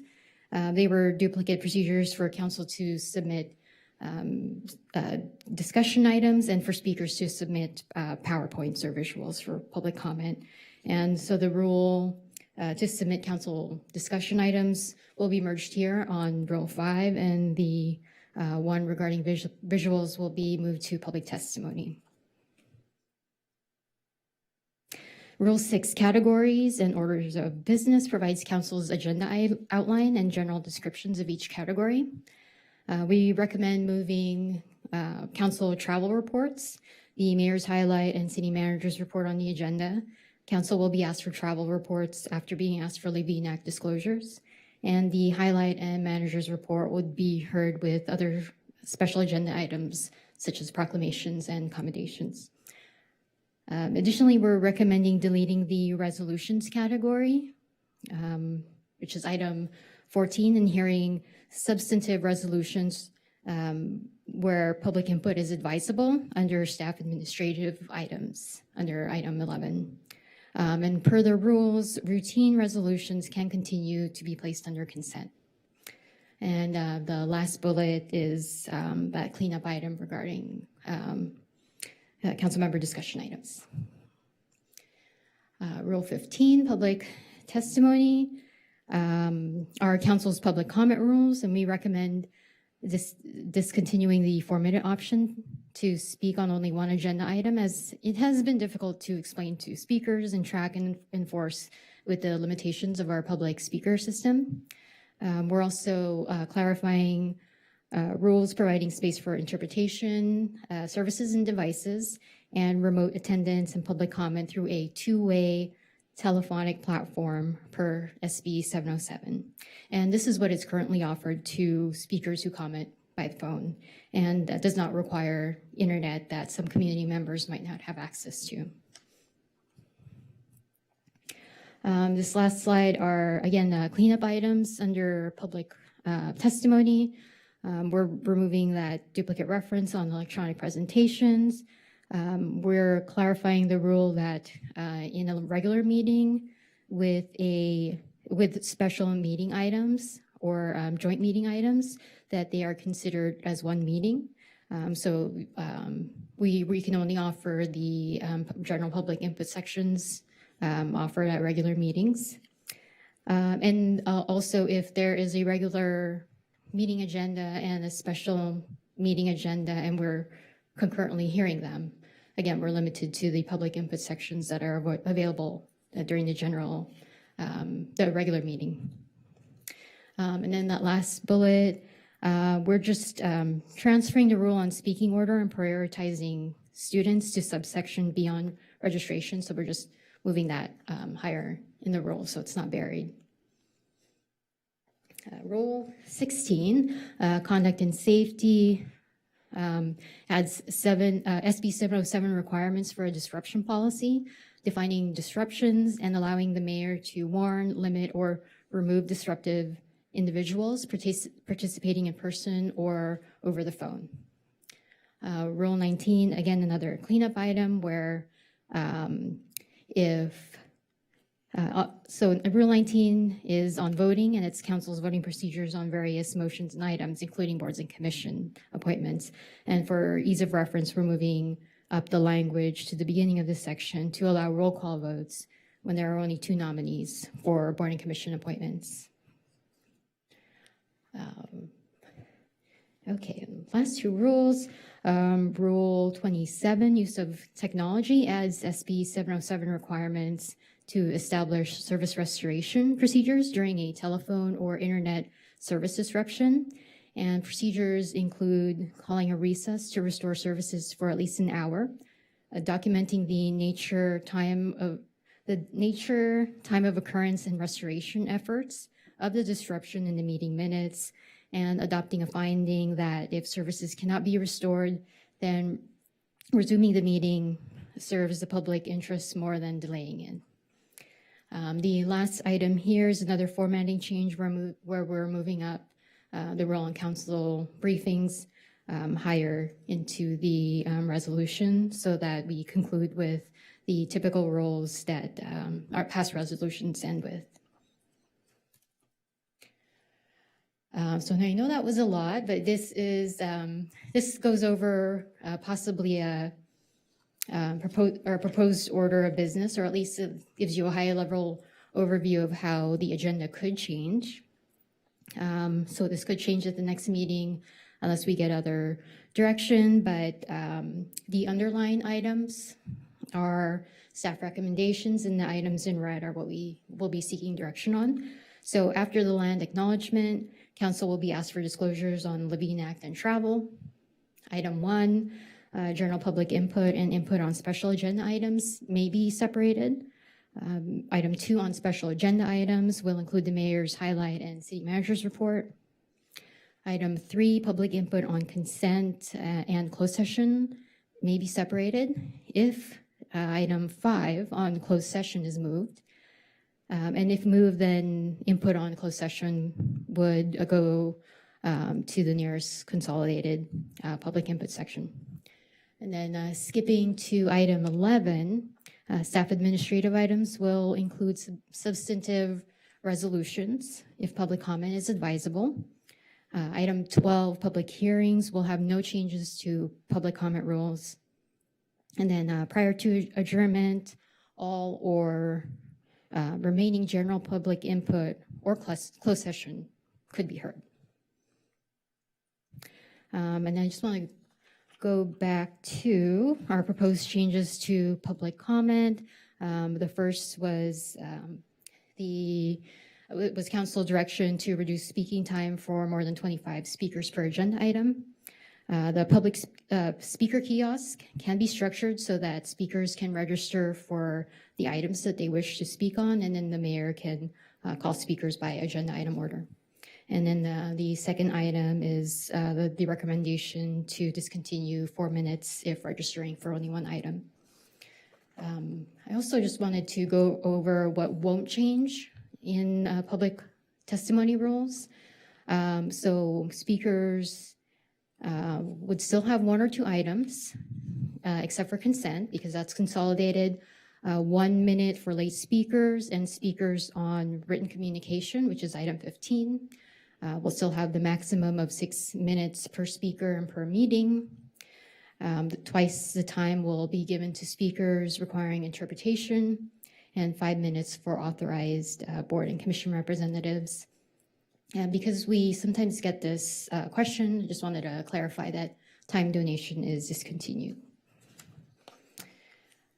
And let's see.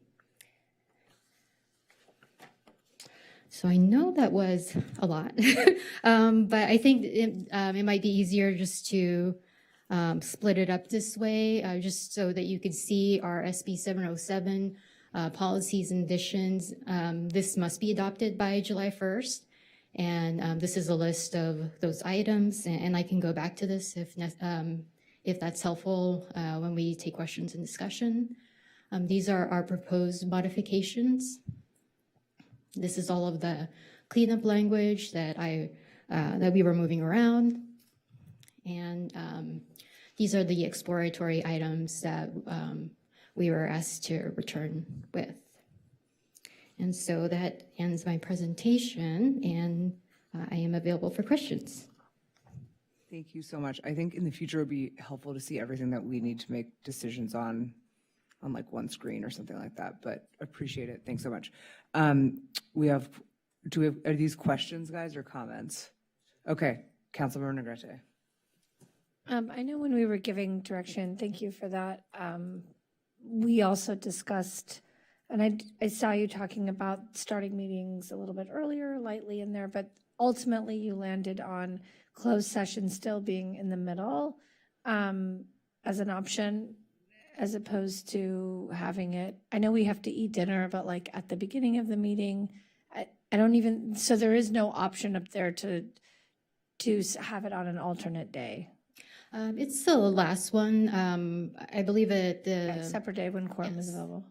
Back in January, Tuesday was mentioned, but in case the quorum isn't available, I just offered text. I would just like to throw out too that like if eating dinner is a part of it, because people are coming from work and not having dinner, you know, even having it before the meeting and limiting it to 1:30 could potentially be an option. Just throwing it out there, even though I know that's not on this list. And then I would just say that this is a lot of pages and we did get it really late. And I think that the meetings are for public. And so the public didn't get, I mean, myself included, didn't get a lot of time to go through over 2,000 pages of the agenda packet, including this. So I would have liked more time and still would like more time, to be honest with you, to consume all of this, because I know we're just being asked 3 or 4 items, but I think there's a little bit more to this and maybe more discussion. And I would almost like to have the discussion and maybe even table it for a final decision in the next meeting. I'm sort of proposing that question to my colleagues, but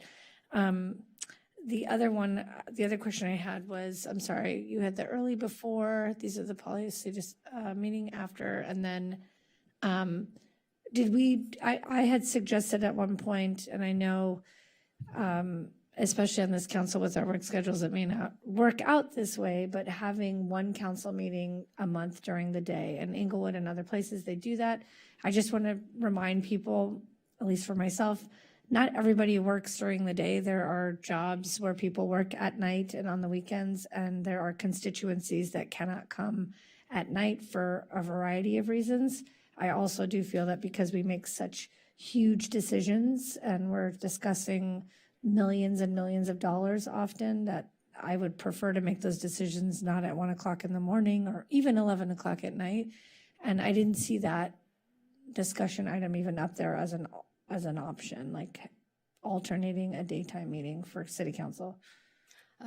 Yeah, I left it at early, just before 5:30, but yes, it could be a few hours, it could be earlier in the day, but this first option was on a Tuesday before 5:30. But is there an option where it would be an evening, like we have 2 meetings a month, one is day, one is evening, so that it serves that purpose in the event that people can only make themselves available early at one time a month? Or were you just saying every meeting would start earlier as your option up there? Here it was to change the regular meeting time to an earlier time. So was your suggestion just like is there a any regular and an early? Right, is there any city that, I don't know if you looked at other cities when you're doing this, that does alternate, like maybe they do one daytime meeting and one evening meeting within their months of meetings. For example, we have 2 a month. So maybe the first Tuesday is an earlier daytime meeting and the second Tuesday is an evening meeting. I don't know that that makes sense. I'm just asking how you came up with that solution, if you looked at other cities at all. It was not here. We did not look at other cities. The last time we conducted a study was in 2021. So I don't think that information is current. So no, we have not looked into other cities. Okay, that's it for questions, at least. Councilmember Hall.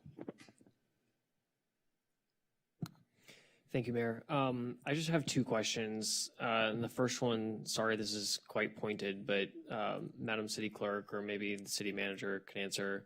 Why was this staff report delayed so much and then dropped on a Friday afternoon? Well, one of the reasons was that we did still need to come back with SB 707 changes. So rather than having 2 separate reports, proposing a change early in the year and then adding another change, just having one made more sense. And as for posting later in the week, it just was not ready by Tuesday, and our normal practice is to post the remaining packet on the Thursday or the Friday. And moving forward, it's ultimately my responsibility to make sure we get everything published on time. So as we move forward, we'll make sure we get things coordinated. We publish a week out in advance, especially for complex issues like this. I think as we were working through all of the processes last week, the city clerk's office was trying to balance some of the new state regulations with, interpreting some of the options the council's been asking. And ultimately, we just need to make sure we do this a little bit better. And ultimately, that falls on my shoulders. We'll make sure we do better. Thank you. Second question, if we were to choose to add meetings to alternate Tuesdays, Tuesday evenings to hear closed session, maybe this is for the city attorney, can we put the public comment item 1 with the closed session meeting on the alternate Tuesdays, since that likely would be a shorter meeting, I assume? Or do we have to have it for every meeting? Every regular meeting under the Brown Act, every regular meeting requires the general public comment. So special meetings is where you have that flexibility. Got it. Thank you. Councilmember Raskin. Thanks. I'll have more in discussion. Just one question for now. Can you help us understand how we're monitoring disruptions in the two-way teleconferencing system and how we know that there would be disruption? Sometimes it might appear as though like a caller might fall off. Do we have ways in which we can tell whether it's actually really disruption of technology or somebody's just not there in the line? Well, there's two disruption policies, one for public conduct, one for technology. In the cases that we've had, it's that a person hangs up.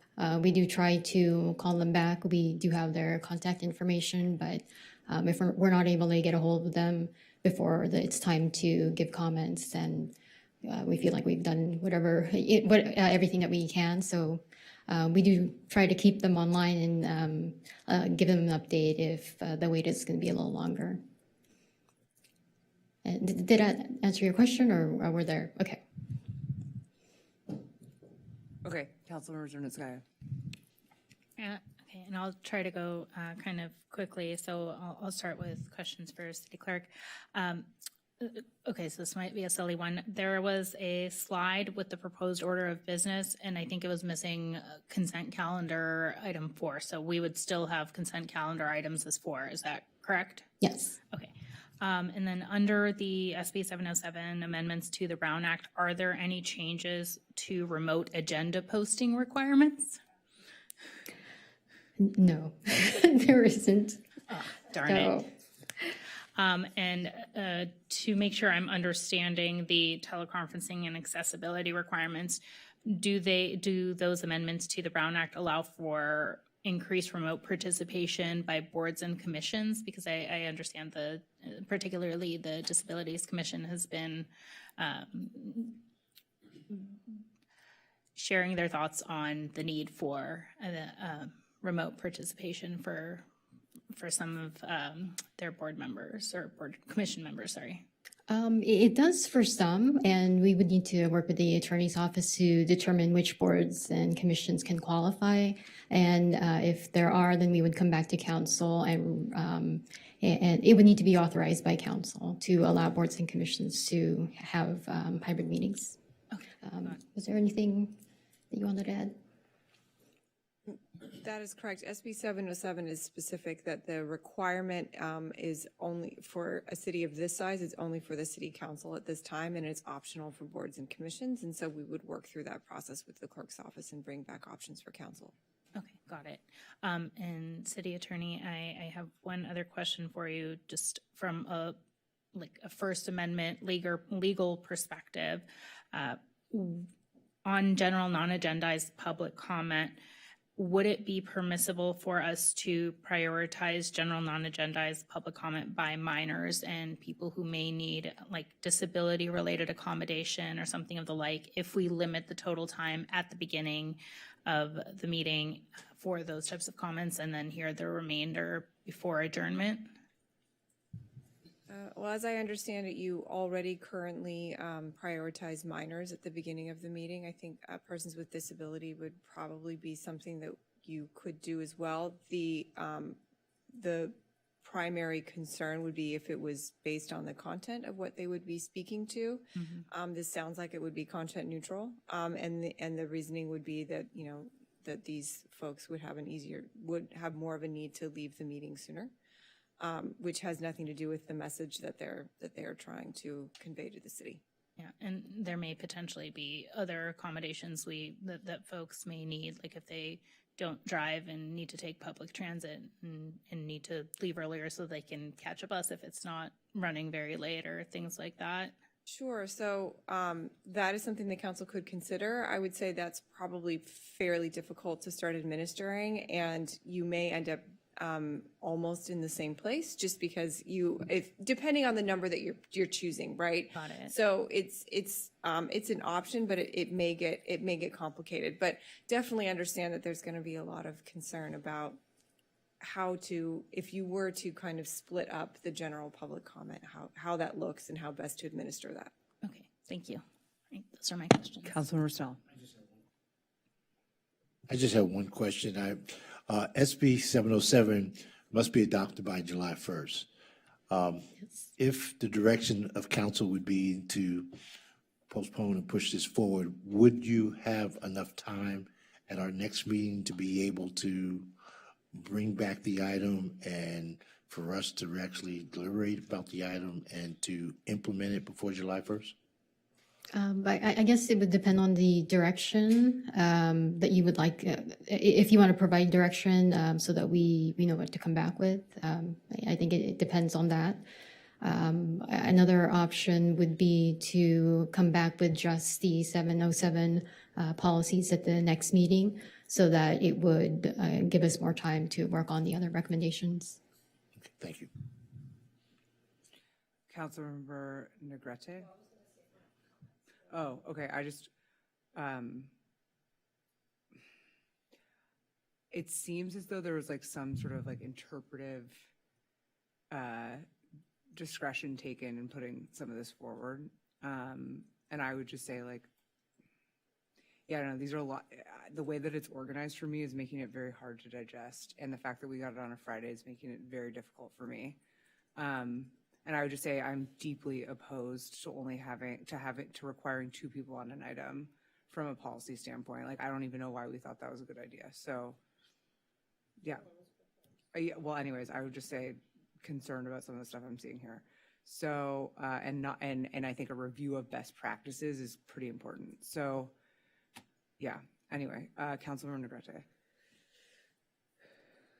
Well, I appreciate you saying that. It came forward because it was proposed to, and so I have my thoughts and feelings about that part explicitly, and feel that for all the reasons that were stated, individuals are elected. We just saw in the last meeting that even though council members like myself had tried to get support or collaborate with other members, ultimately ended up bringing something forward that then unanimously got voted on. So, for a variety of reasons that I don't need to go and belabor right now, I think that is one that should definitely not, we should not be supporting. But I will agree that while I appreciate that there's 40 plus pages of in this report to look at the rules, and there's lots of changes and making sure the language is agreeable, because once these are in here, they affect all the meetings going forward.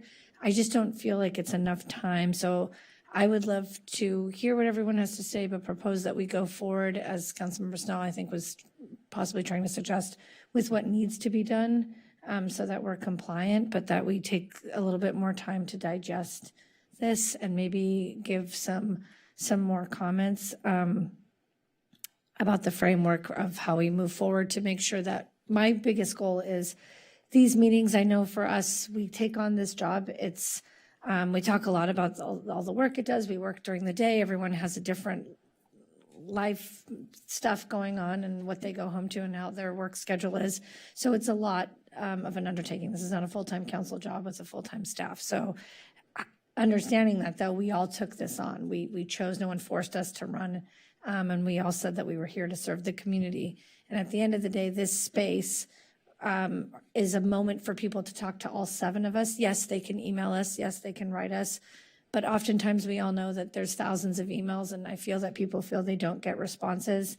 And the best way is when you can look people in the face and they can hear and see your emotion and your frustration or happiness with an item. They can catch us in the hall on the way to closed session. Those are the moments that make City Hall feel like it's participatory for the entire community.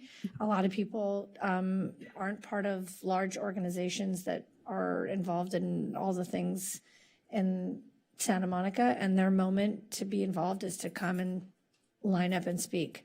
And I also have thoughts and feelings. I understand that we can't be here all night for public comment, but for some people to maybe take public transit and spend hours to then only get a minute, I always feel really bad for people who are sitting here, and it's really nerve-wracking to get up here and talk to us. So I would like more time to see how we can best do a meeting. I just also wanted to point out that when I was first on here, we had changed the rules like 21, 22, because I was here when everyone got public comment before every item. And I didn't think, I know people say they want that because they feel like they're talking right before the item, but I have to say that made the meetings go really long, and that process of doing public comment and reading names, had to happen multiple times. I do feel that the earlier the public can make their comments, the better. We are the ones that took on being elected officials to stay here all night. That's our problem. I don't think it's the community's problem to have to sit here and wait for us to try to talk about something at midnight. And however we can organize things, whether it's earlier, I'm just saying my comments, but I think we should be accommodating people being able to speak publicly to all of us here in the most accessible and easy way. I appreciate your concerns, Councilmember Zernska. I think it would be really hard to discern who has disabilities that are not obvious or needs to get on the bus or whatever, so that might be difficult. But of course, when there's students here, and there's other obvious circumstances, I think the mayors have always been accommodating of everyone coming up to speak. But I would just urge this council to allow every independent voice that's elected here be able to bring an item forward. I think we ran to represent a constituency, and we should have the ability to do that. Oftentimes, if you're not part of a block, you might bring something forward that everybody ends up getting to hear that discussion around. And because we can only speak to 2 other council members, if you don't get collaboration, then now you have an opportunity to have it heard by the balance of the council. And then lastly, I really want to emphasize meeting as early as possible or moving closed session. And maybe there's times where we don't have items and we don't have to have an additional meeting as much as possible so that the public can participate and they can speak here and their voices can be heard on that mic every other Tuesday or whenever we have to come to meet. Great. Councilmember Hall.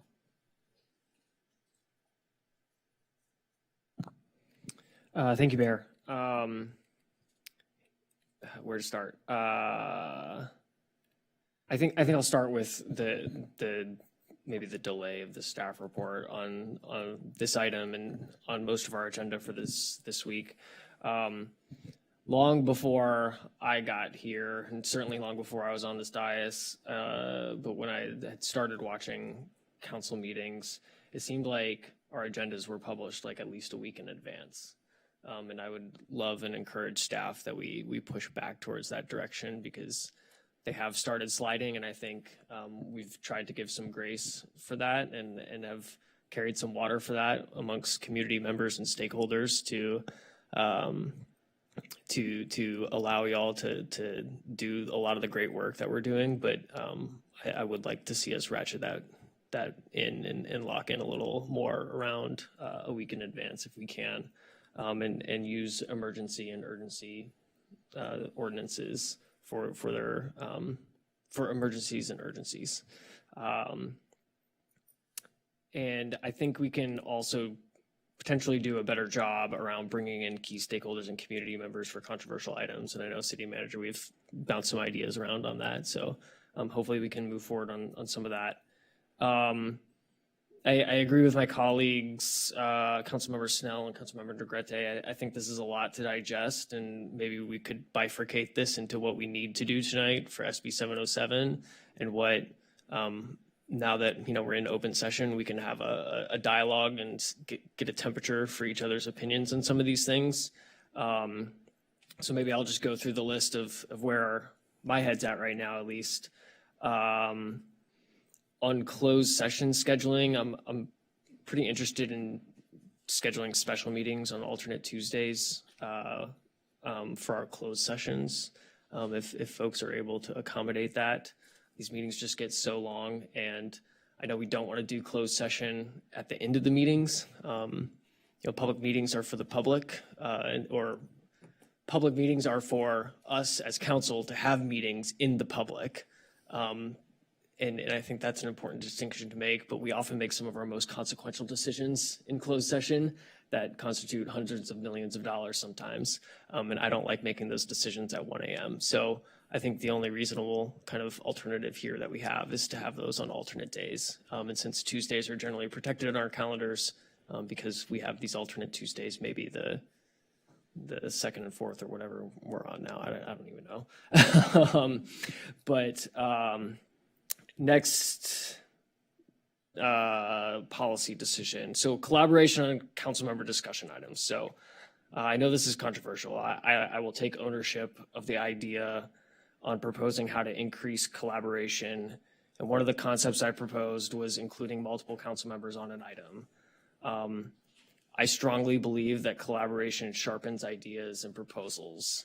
And I do think that it's great to see when we bring forward proposals having multiple people on the items, because that increases confidence that, you know, there's a need for things, there's ideas that have been bounced and sharpened off of each other.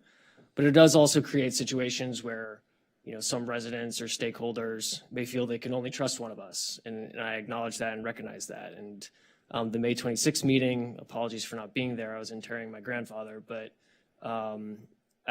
watching the video of that meeting, if we were to implement this proposal, it would have put us in a, you know, Councilmember Negrete had brought forward an item. She had attempted to bring along 2 additional council members. They couldn't find an agreement on what the item should say. And at that point, you know, obviously the Brown Act was blocking it, but if we were to do this, it would set us up in a situation where, like, we get in Brown Act situations, and then that item could have never been heard. So I don't think that is a good proposal to move forward with. On timing of general public input, I mean, these meetings are like balloons, you know, we can inflate the balloon and the meeting gets longer, but that also increases staff time, that increases overtime for our protection or security that's here. It increases costs, you know, it delays tough decisions into late night, and that has transparency issues. So I don't know what the right answer for that is. I guess if we have to do something and try something new because this isn't working, I'd be open to keeping item 1 at the start of the meeting, setting a time limit of maybe 20 minutes and hearing the remainder of it at the end of the meeting before adjournment. Like I said, I think in January, the 26 or more speakers, I think should be per agenda item, and I believe that was our original guidance. Yes. And then I have no issues with any of the cleanup or clarifying amendments that I saw.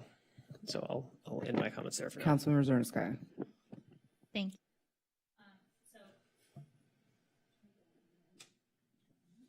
All right, there it goes. Sorry, sometimes it doesn't want to work.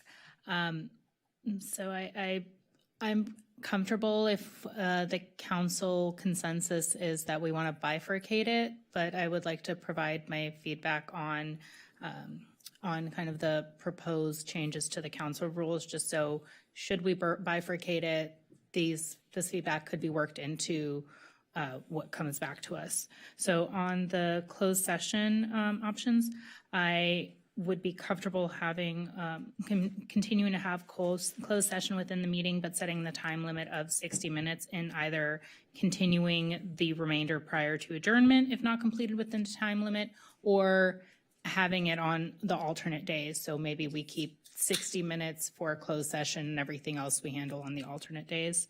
On the council member discussion items and collaboration, I appreciate the intent of trying to promote collaboration, but I do think that there can be situations where there may be issues that are time sensitive or have unique considerations that would limit the ability to get additional council members to join a particular item. And even when there are disagreements about the best path to address an underlying issue, whether a council member discussion item would be the appropriate path to resolution, I do think we should retain the option for one council member to bring forward a council member discussion item. And to use the example of the prior council meeting and the 16 item that Councilmember Negrete brought at the last meeting, while ultimately neither Councilmember Raskin nor I ended up signing on to it, we did help provide some feedback for the language that I think ultimately strengthened the item. So there was still collaboration even if there was only one council member's name on the item at the council meeting. And I think, you know, there's always considerations as to why someone may or may not choose to sign on to it. And I appreciate, again, the opportunity to be part of that. On the general non-agendized public comment, I would support a combination of kind of options 2 and 4, so retaining up to 20 minutes of general public input at the beginning of a meeting, excluding time needed for translation if if that's needed. And I think if we're able to prioritize speakers who are minors or speakers who may need accommodation for disability-related concerns and the like, allowing them to go at the beginning of the meeting would be my preference, as well as providing opportunity for the remaining non-agendized public comment to go prior to the adjournment at regular council meetings. So I agree with Councilmember Hall on that. I do think we can also continue to provide opportunity for people to submit written public comment if they can't stay until the end of the meeting. And I think that we should also offer quarterly council listening sessions for other general public input, because I think at regular meetings, that's kind of, something is very time sensitive, I need to bring it to the council. But if there's general thoughts that people have, about the direction the city is going or whatever policy decisions we're making or how we're doing as a council, I think quarterly listening sessions would be a good option. And just quick note for folks who might be listening, a number of us actually offer office hours. So we try to be accessible to the public. People can book one-on-one time with us. Some of us do in-person office hours. Some do a combination of in-person, virtual, and wagging walk and chats if you want to go for a walk with my dog and I and let me know what's important to you. And on the managing speaking time for 25 plus speakers, I would agree with reducing from 2 minutes to 1 minute for more than 25 speakers per item rather than section. So that's where I'm at. Thank you. Thank you. Councilmember Raskin?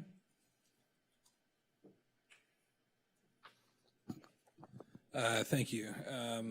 Yeah, I'm also okay with bifurcating this item and proceeding with just what we have to tonight. I mean, I don't think we should delay the 707 implementation, but on the rules changes, I mean, obviously, we'll have to align that with 707, but on the other stuff, I'm fine holding off on that. Yeah, I'm also very much not interested in requiring 2 people to sign on to a 16 item. I mean, there are times when I'm the only person who's interested in doing something. I think we're all sometimes in that boat. But, it's just part of the legislative process. And sometimes, you can get up there and, in this context, we can convince people. And, that's the dialogue. So I'd like to keep that as it is. At some point, we got to think about broader, like structural charter reforms and how we do this legislative process and bring 16 items. I've been critical of the way that we bring 16 items in general. I think, I've been hesitant to sign on to 16 items because of the workload that we have been adding onto staff, and I think it's important for us to recognize that. I've been interested in exploring legislative models that kind of mirror what they do at the state legislature, where you do it on an annual cycle that mirrors the fiscal year. Where, say for example, you start off in the winter where each of us can get like 10 bills or something like that, carry it through the year, then work it up through a calendar process and still have opportunities for emergency items through the year. But, I think we should think creatively about other ways to do this 16 item thing that has just kind of become an albatross of sorts for the way in which we conduct business. I echo the concerns too about the way in which agendas are posted and information comes out. And, I can see both sides of this. I work as an agency attorney for agencies that have to review and do due diligence for agendas and for staff reports. And so it's so, I mean, I want to give credit to our teams with the city attorney's office, city manager's office, and city clerk's office for the amount of scrutiny that goes into every staff report and everything that gets published publicly. It's really, I mean, correct me if I'm wrong, but it's like a 2 or 3 week process that goes into preparing these items.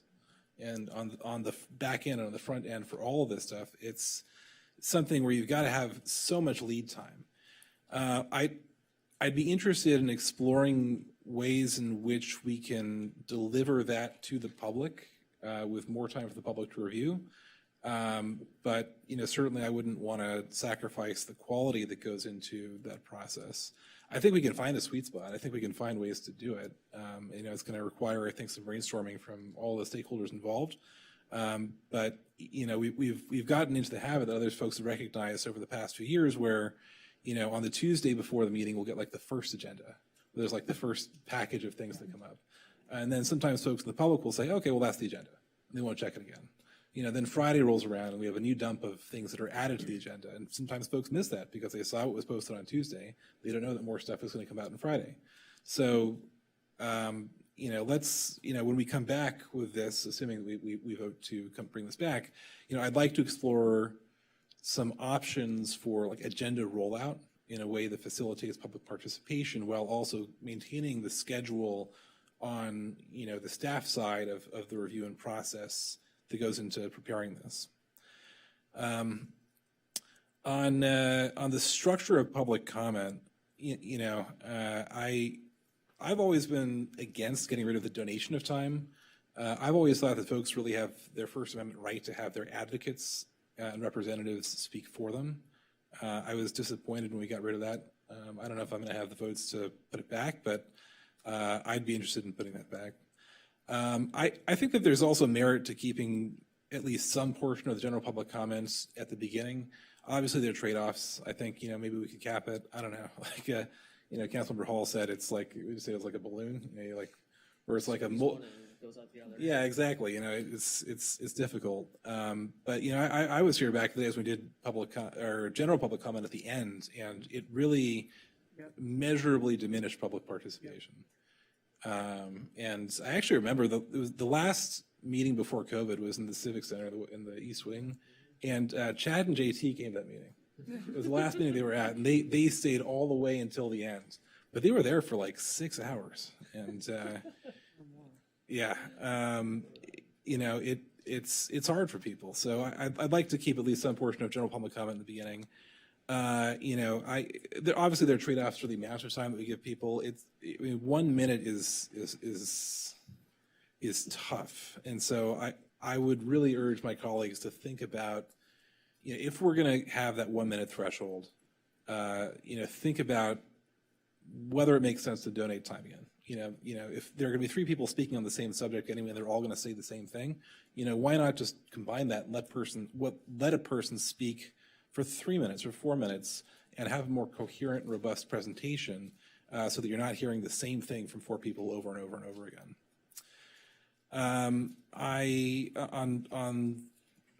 the way in which we schedule meetings, I don't think that daytime meetings are going to be feasible. I mean, I would be curious to bring back that compensation study. Obviously there are trade-offs there too, because then you get professional politicians, not people who bring the experience of having day jobs and having experience out in the community.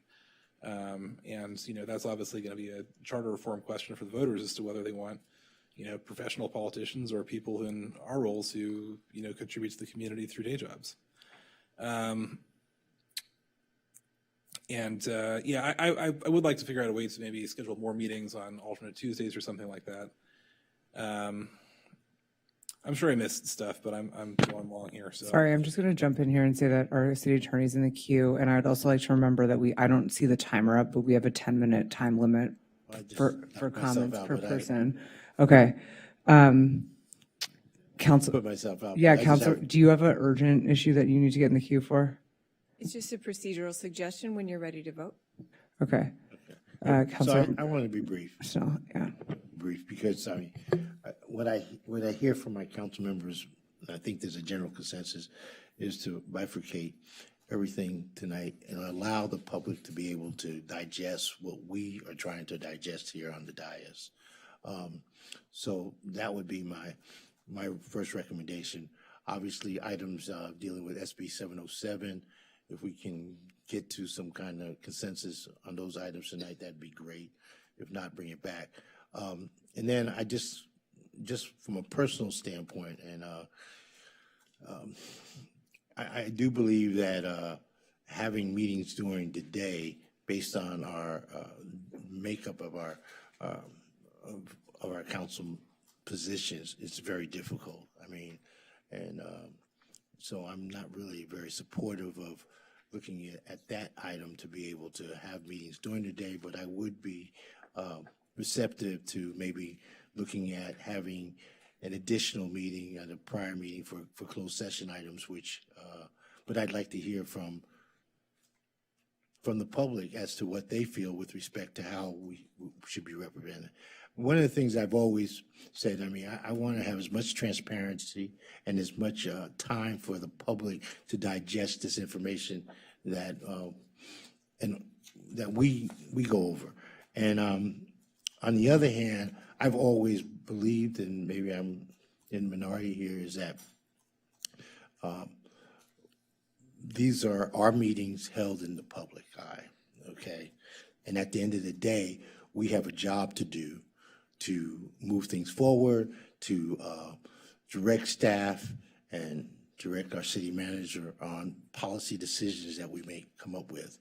And so as much time as we can give to the public is very important, but I also believe that it should not impede on us doing our job as council members. And I think we need to think about that. And we all agree, at least I agree, making decisions, and I heard this from Councilman Hall, at 1 or 2 o'clock in the morning that are really vital, don't sit very comfortably with me based on it. So, anything that we can do to minimize that, I think is important. But I would like to maybe, after I hear from our mayor, to make a recommendation as to move this thing to our next council meeting if possible. Yeah, we have 2 people who want to talk again, but I haven't had the opportunity to talk, so I just want to say a couple of things. I'm going to, make a motion that we approve the 707 policies tonight. We unequivocally say that we are not in favor of having 2 council members need to sign on to an item before bringing it forward. That's undemocratic. People elected us individually. And request that the presentation come back at a future meeting with more detail on some of the feedback that you received tonight, with options that are a little bit more fleshed out. But that's where I'm headed at this point. Councilmember Hall and then Negrete. Yeah, I was just going to see if we could do any of the cleanup stuff tonight too. Would you mind pulling up the slide on the cleanups? Oh, yeah, we could do that too. I was going to make the same motion. Great. Yeah, let's move along. I mean, I think, sorry, if you wanted to talk, I mean, I guess we're both talking at this point. All of those seem fine to me. No, this is just No. cleanup. These are just the cleanup and like reordering of the. No policy decisions, just cleaning up. There's another one. This is cleanup, so.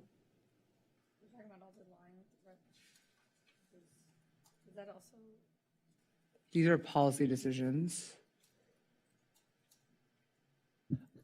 What is on the slide are cleanup languages. We're trying to clarify things or move things around just so it's a little easier for people to refer to. Let's just leave it as is. Yeah, I was gonna say, because the cleanup languages will change. Yeah, it's not bifurcated Yeah, in a way it's that. not clean enough. Yeah. I'll second the motion. So one option, if I may, is to bring back because 707 is kind of interspersed with this document that is in front of you. One option is, based on this direction, if this is the direction you'd like to go in, is we could bring back a separate 707 resolution, place it on consent at the next agenda, and then come back later after we've done all the legwork that you would like for us to do. So that was kind of what we were thinking could be an option for you if you'd like to do that, because I think we have clear direction on 707. We can bring that back as a separate resolution with your direction that it gets placed on consent at the next meeting, and then you all can give direction and we can do the larger discussion later. So moved. Would that be? Sorry, yeah, I mean, that doesn't mean we need to vote on it, but go ahead. Would that be continuing the remaining, like what's the Yes. procedural motion that we need to make here? Yes, continue this item with direction to bring back continue the item for the rules of order with direction to bring back a separate resolution for just the 707 to be placed on the consent agenda for June 23rd. Okay, Councilman. So moved. Yeah, great. Councilor Negrete. No, I was just, so when it comes back then, I want to make sure that, well, now we have time with it, but now we've publicly discussed it. So I guess my question is how we sort of mull over it ourselves and submit our own comments. I'm not really sure how that's going to work moving forward, but I just, in the spirit of it's not about it going back and forth. I just wanted to just remind us, I was listening to Councilmember Raskin, and I appreciate like the idea behind being strategic and thoughtful with the agenda and items. But you mentioned like the way they do it in higher office, and I don't want to unintentionally get away from the balance of being sort of I know you guys may not feel this way, but like a community forum. We are not Congress people, we're not senators, we are more boots on the ground, closer to our community, and the farther we move away from that, we just go away from being a community-facing body where residents can hear us work out these issues. So just as you guys are formulating the ideas as we move forward, I think we have to be mindful of that. And I do want to reiterate that not everybody works 9 to 5. And I appreciate that this is not on here, but there are people who would like to be up here. It's not about getting a full-time salary and being a full-time politician. It's about being able to step away from your kids, from your job, to be able to afford to be up here. So just mindful that we are not, some of us may have aspirations to go higher in office. Some of us are just here to serve our community. And that's what's so great about this process. Not everyone is lining up to speak at public comment to a congressperson. They're here to talk to their council members. So as we go forward and think about that, I just wanted to be mindful about that. Yes, 16 items are going to come forward for public discussion. I'm not really sure how we're coming back with this stuff, though. I mean, I guess it'll come back on a future meeting after the June 23rd meeting is what we're saying. We're just going to address. I think when it's like ready for prime time, I think this presentation needs some work. We need to think about, like, there was questions that were asked about how other jurisdictions do things, if there's like additional options that folks considered. I know, that's why I'm wondering if there's direction to go back, to come back with a maybe more filled out presentation that has some of those things. Like, it would be nice to look at some of our neighboring cities and see how they function. Our notes, our discussion around a separate closed session meeting and all of that stuff, maybe looking at comparative cities that do the same thing.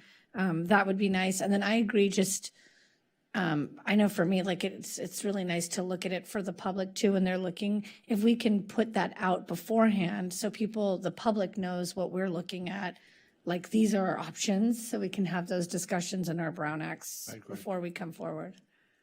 Councilmember Raskin, I think you were talking about charter reform also when you talked about that stuff, if I'm not correct. Yes. Yeah, I mean, I was just kind of brainstorming. No, I agree. I've been bringing that up forever. Hey, I mean, I'm not talking about a 6-figure salary, just other cities neighboring to us get paid 50, 60 to be, is that what you're talking about? That's a charter reform. I didn't have a specific idea. I was just brainstorming. But so there were a few motions that were made. Dan, you made a motion after our city attorney made a suggestion.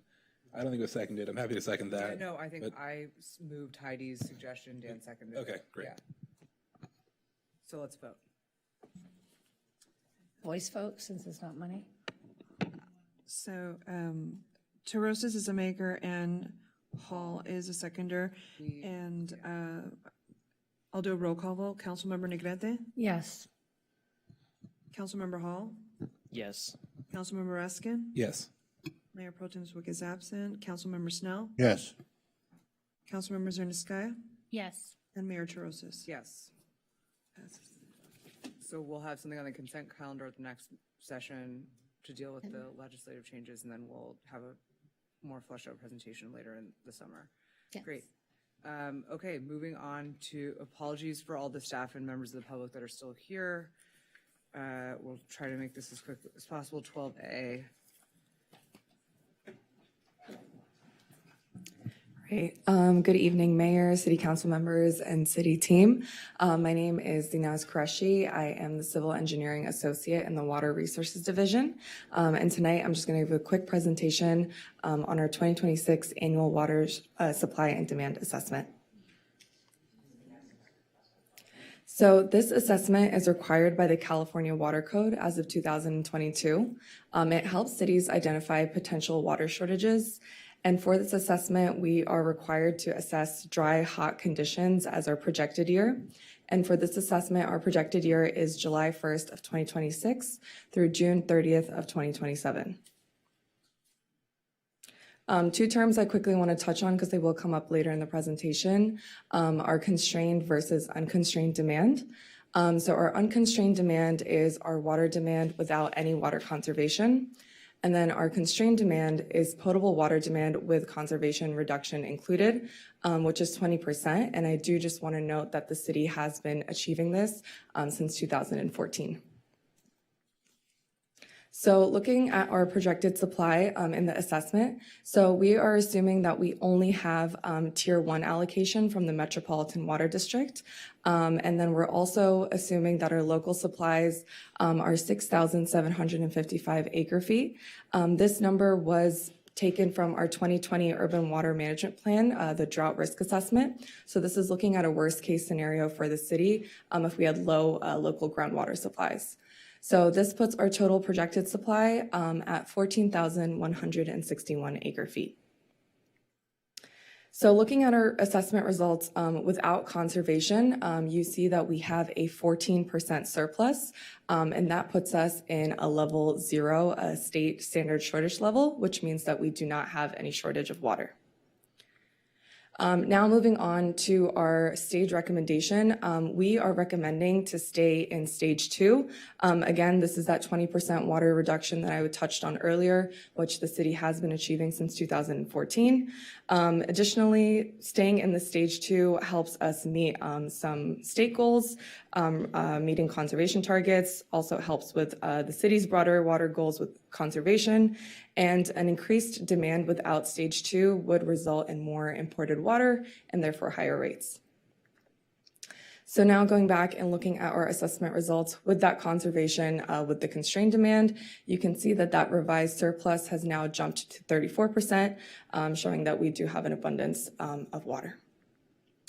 So requested action from the council today. So staff recommends the council motion to adopt the 2026 annual water supply and demand assessment.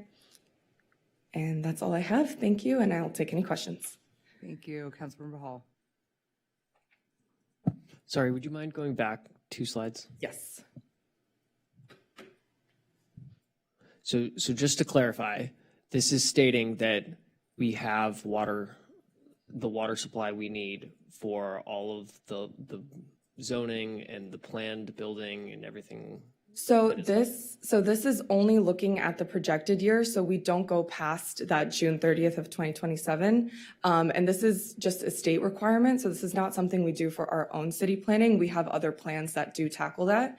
This is just to meet the state legislation requirement just for that projected year, looking at a scenario in which we have a hot, dry year with the lowest amount of supplies of water. Got it. Thank you. Yeah. Councilmember Raskin. Maybe this is a question, I don't know if you can answer this or maybe other people on TV can answer it, but to answer or to follow up on Councilmember Hall's question, we have done environmental studies for things like the build out in our 6th cycle housing element that have looked at future growth projections, right? Mm-hmm. We have. Council. Yeah, sorry. Yeah, you took yourself I don't know out. what happened. It Okay, was like no I worries. saw Yeah, my name 5 Councilmember times. Negrete. I just want to be clear. I think what's being asked is, are you saying that this is also taking into account the projected development that is going to happen, like all the new apartments? I think, is that not what's being, that's what I'm trying to ask. Okay, yeah, I see. So this document is only taking into account for the next year. So we're not looking at long-term growth. It's a little hard to just know just in the next year how much development we're going to have. But like I stated, some of our other plans that we're doing for the Water Resources Division does take into account the regional housing needs assessment and other projections to make sure that we are accounting for that. But to be more specific, and by the way, you're doing amazing. I love seeing you in this element because she usually does all the tours. And it's extremely smart. I'm just blown away. But just to be very specific, I think folks that are watching, and myself included, I look at all the development that is happening and I wonder if we have the infrastructure to support it. So I know you're saying generally, but when we look at Santa Monica's development and we say, I'm just making up a number, however many thousands of units are being built, do these numbers reflect supporting that for this next year specifically? Yes. Okay.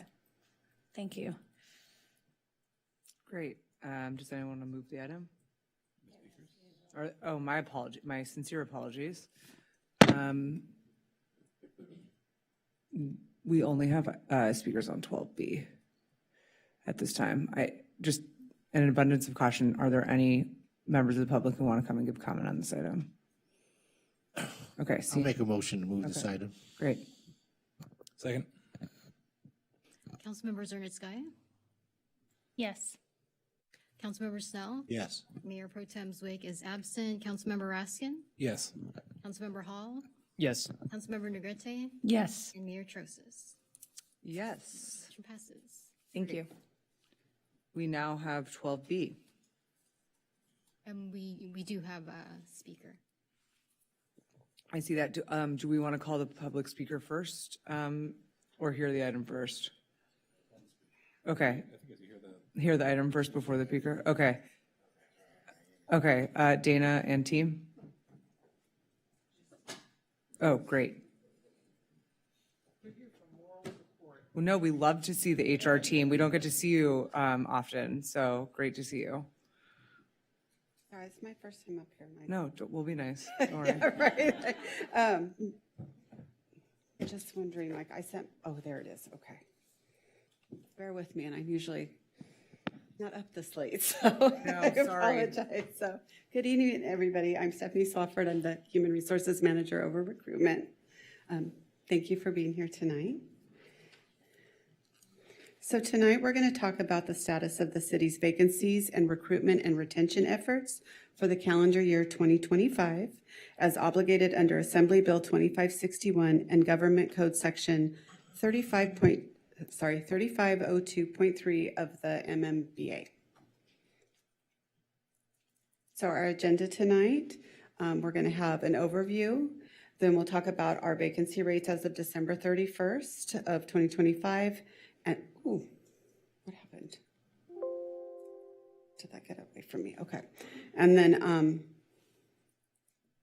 am I touching that? Sorry. I just put it back up. Okay. Sorry, I just want to make sure I'm not doing anything. Okay. And then we'll talk about an overview of our recruitment and retention efforts and any of our challenges. Okay, so for an overview, the Government Code section does require that all public agencies present information on an annual basis regarding the status of our vacancies, recruitment and retention efforts, and any necessary changes to policies, procedures, and recruitment activities that may lead to obstacles in the hiring process. If the governing board will be adopting an annual or multi-year budget during the fiscal year, the presentation shall be made prior to the adoption of the final budget, which is why we're here tonight. Additionally, if the vacancy rate in a single bargaining unit is 20% or more, the employee organization representing the bargaining unit may request that the agency present additional information at the public hearing. So if you take a look at this slide, this talks about our vacancy rate. And just kind of looking at the last column, only one group had over the 20% for 2025. It was the Executive Pay Plan, or what we refer to as EPP. They are a non-represented group, so they did not trigger our additional reporting obligations under the Government Code section. As you can kind of see from this list, we have pretty low vacancy rates, and overall we were at 7.54 for the end of the year.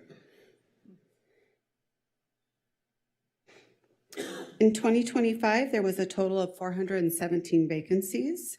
22% of these vacancies were attributed to newly budgeted positions. We did add 92.5 positions in the fall of last year, so that created a good portion of these vacancies. The rest of the vacancies were due as a result of internal promotions, retirements, and separations, both involuntary and voluntary. Of those vacancies, 134 were filled, 40 of them through competitive recruitment, and 94 of them were promotional. Some things to highlight over the year last year, we did hire 85 motor coach operator trainees. We put them through 9 training classes over the year, and as a result, 42 were promoted to actual motor coach operators. And then another thing that we'd like to highlight is that the police department actually streamlined some of their recruitment efforts, got some new software that actually allows for the applicants to engage more with the city instead of kind of falling out during the process. So our vacancies are really low in PD. Okay, so for our challenges, obviously it's a continuously evolving labor market. There's a growing competition for talent. It's pretty brutal out there right now if anybody's taken a look at it.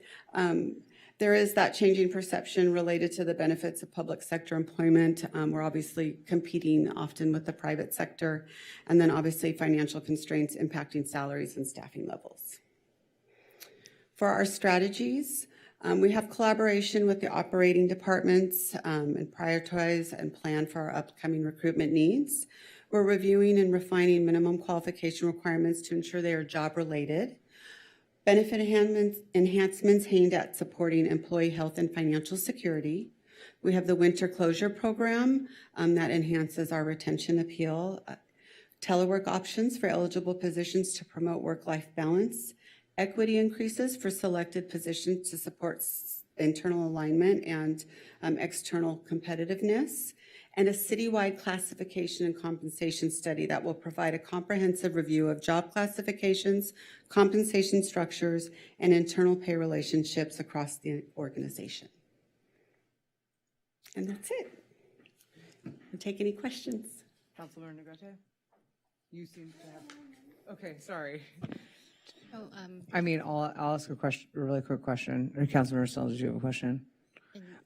My apologies. We do have a public comment. Yep. Denise Barton.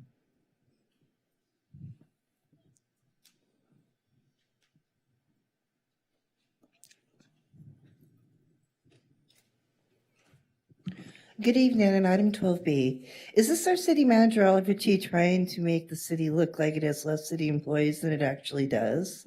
Here he claims 2,100 city employees, which equals 43 city residents per city employee. Our transit campaign had over 2,500 city employees in 2024, which equals 36 residents per city employee. Or more recently, I've seen numbers of over 2,800, which would equal 32 residents per city employee. And City Hall is still not open to the residents. Or is this item to show the city is still understaffed, which in reality, the only place that's understaffed is the police department. But instead of safety, you're prioritizing $1 million to have a rose parade float. Showing again, like employees who use taxpayers as your personal credit card for your special interest, not the best interest of the residents or anyone else in the city. Or maybe you should get rid of the DEI department and properly fund. Thank you. Councilor Hall. Thank you, Mayor. Just a couple of quick questions for the city manager. When are we planning to do our class and comp study? The kickoff is actually coming up in June. It will continue through the rest of this calendar year. We're targeting having the class and comp study finalized early part Q1 likely of 2027. Okay. And forgive me if I missed it, but I think in some of your reports and maybe the realignment plan we had talked about an engagement survey is the plan. When is the plan to do that? Will it be annual? Will there be more frequent pulse surveys? What data will be shared with the managers and with department heads? Yeah, absolutely. The HR department right now, Dana and her team, we're putting together the overall organizational health survey to be deployed within the next couple of months. It will be something we do continuously. We're trying to identify at what frequency we'll be doing sort of the comprehensive survey. And certainly, I think, how do we get some quick reactions from folks on how things are going? There's a variety of different tools for engaging and developing and gathering that type of data. So all of that's part of the assessment here moving forward. Got it. Thank you. And then we did hear from some of our construction inspectors and local contractors tonight. Any initial reactions or insights that you can share on that, or will you plan to take that back and assess the situation with your HR director? Yeah, we have been assessing that situation internally. There is absolutely a problem with the compensation structure right now in the building inspector operation that reason, though, that it'll be important to do a comprehensive citywide compensation study and classification and compensation study. One, anytime you make an adjustment in one part of an organization, it will bump up against others. There are internal salary relationships to think through. That being said, we're working through a system. There's a dire need in the building operation to think about how we, adjust some of the salaries there. There are 3 different bargaining units, though, representing all of the folks that work within the building operation that we need to coordinate and work with. We've got meetings set up the next couple of weeks, both internally and with the impacted employees. We're confident we'll come up with a solution here within the next month or 2. Great, thank you. Councilmember Zernitskaya. Thank you. I had a couple of questions. So first, would we be able to go back to the slide that had the percentages of vacancies, please?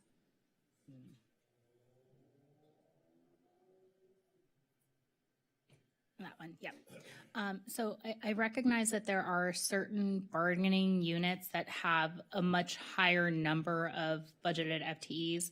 And so even though they have like higher absolute numbers of vacancies, they may have lower percentage vacancies.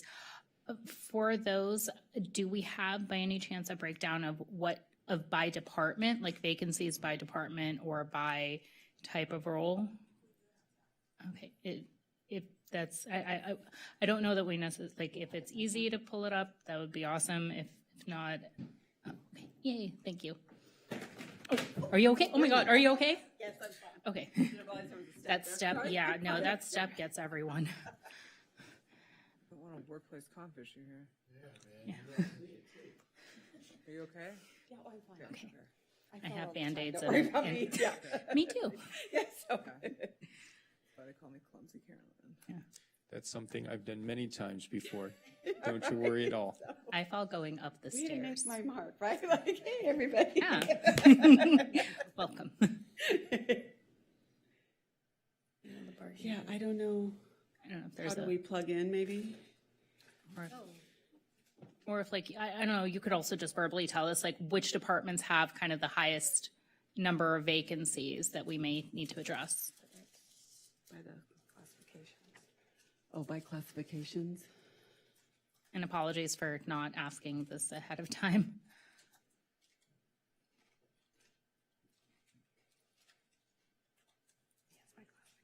So we have it by classification, not by department. Okay, so in terms of the classifications then, which ones have the highest vacancies? Okay.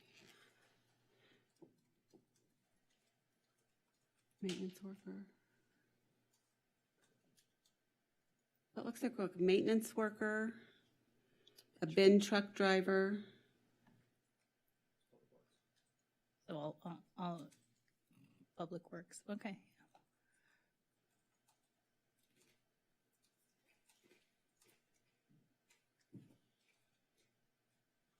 That one. Oh, and the public services officer. So Okay. not police officer, but the But PS. public services, okay, got it. So, and how are we addressing recruitment and retention efforts within those specific classifications? Or do we have a plan to address that? So I'm not, maybe someone else can speak a little bit for the public, yeah, for the public works. Yes, of course. So Here's moral this support. report goes through December of '25. So these are not the current. Okay, Yes, so we have been working with Public Works to identify recruitment strategies in order to lower, in order to fill these positions. And I know for sure bin truck operator, for example, had a new list, and I know Public Works was able to use that list successfully. I don't know if I have do we have the current vacancy rate in Public Works right now? No, yeah. So these numbers are from December 31st, 25 in order to meet the requirements of the Assembly Bill. But today, every month makes a big difference here in HR because we have been just really working our butts off to try to, provide the employees necessary to meet our realignment goals. And so we are, working with every city department head so that we can, meet that challenge. And so my estimation is that this is not current. This is just in line with the requirements of that assembly bill. Got it. Yeah. Thank you. And then question, so are we utilizing apprenticeship programs or anything else to, either work with our partners at like SMC or through other avenues? I'm sorry, I know you're about to sit down. It's interesting that you should bring that up because, when discussing some of the problems we're having in the building department and, some of the challenges that Jing is facing with filling those positions, that's what comes up, like homegrown, let's, get people who are interested and let's train them. But part of the problem in those trades and sort of the areas where apprenticeships would be so useful, we're just too short-staffed, but more like we don't have the bench to do the work and train. But that is definitely something that is a workable solution once we get to that place. So everybody's open to it. Everybody loves apprenticeships. I know I was just talking to Chris the other day about the one that we had years ago that was very successful. And we just need to get to a place where we have the expertise and the time in-house to train a group of employees. So that is definitely on our radar though. Okay, it sounds like we're working on capacity. We're working on trying to hire up so that we have fewer vacancies. And it sounds like overall we're working out strategies going forward to improve these things. Absolutely. All right, awesome. Thank you. All right, that's all my questions. Great. I'll go ahead and move the item. Or sorry, did anyone want to talk about this? No, I'll second it. Okay. Councilmember Negrete? Yes. Councilmember Hall? Yes. Councilmember Raskin? Yes. Mayor Pro Tem Zweig is absent. Councilmember Snow? Yes. Councilmember Zernitskaya? Yes. Mayor Trosas? Yes. Motion passes. Want to thank you Thank you. Thank for you all staying very this much. late too. Congrats on your first presentation. 12C. All right. And we have two We public have some speakers. public commenters. Yes, go ahead. So I just wanted to note, I will be recusing myself from item 12C. On May 8th, 2026, the Fair Political Practices Commission issued a no action closure letter related to complaints on a vote that I took in December of 2024 to approve the DDA for this project, alleging a violation of the Levine Act. The letter has been made available to the public on the FPPC's website, and although the investigations have been closed with no action taken by the FPPC, in order to avoid even the appearance of impropriety, I will still be recusing myself from this matter. So I will leave the dais now. Thank you. Great. I think we'll go ahead and hear the staff report and then have an opportunity for public comments. Good evening, Council. Aileen Reynolds, Director of Housing and Human Services. I'm here to introduce the public hearing for the Tierra Apartments TEFRA hearing. As a reminder of Tierra Apartments, this is a proposed 82-unit affordable senior housing development, which includes 40 residences for permanent supportive housing for seniors, located at 1402 Wilshire Boulevard and 1211 and 1217 14th Street. The developer is Hollywood Community Housing Corporation. And as we approach closing, just to note that this month we issued notice that the city parking lot will be closed and construction should begin in July with an expected completion date in spring of 2028, where we would be leasing up the residences. So the purpose of a TEFRA hearing is required under the IRS and Tax Equity and Fiscal Responsibility Act, otherwise known as TEFRA, for tax-exempt bonds. This allows the California Municipal Finance Authority, or CMFA, to issue up to $28 million in revenue bonds. The city approval is procedural. There's no financial obligation or liability to the city, and the bonds are solely the responsibility of the borrower. So with that, I'm happy to answer any questions. We provided a lot of detail in the staff report, but what we're recommending today is that a determination that the development of the affordable housing was previously analyzed under the 6th cycle housing element environmental impact report, and therefore the issuance of the TEFRA bonds does not have any possibility of significant effect requiring a CEQA review. To hold a public hearing under the requirements of TEFRA, as we're doing now, and to ultimately adopt a resolution approving the issuance of bonds by the CMFA in an amount not to exceed $28 million for the benefits of Tierra Apartments LP to finance and refinance the acquisition, construction, development, and equipping of an affordable housing multifamily rental housing development to be located at 1402 Wilshire Boulevard and 1211 to 1217 14th Street. And just to put a fine point on it, as a reminder, the council approved this project on December 17th, 2024. So this is just a procedural matter for the purposes of the bonds which were underwritten to the project at that time. Thank you. Great. We will now hear from the members of the public who have signed up to speak. We have Denise Barton and Michael Soloff.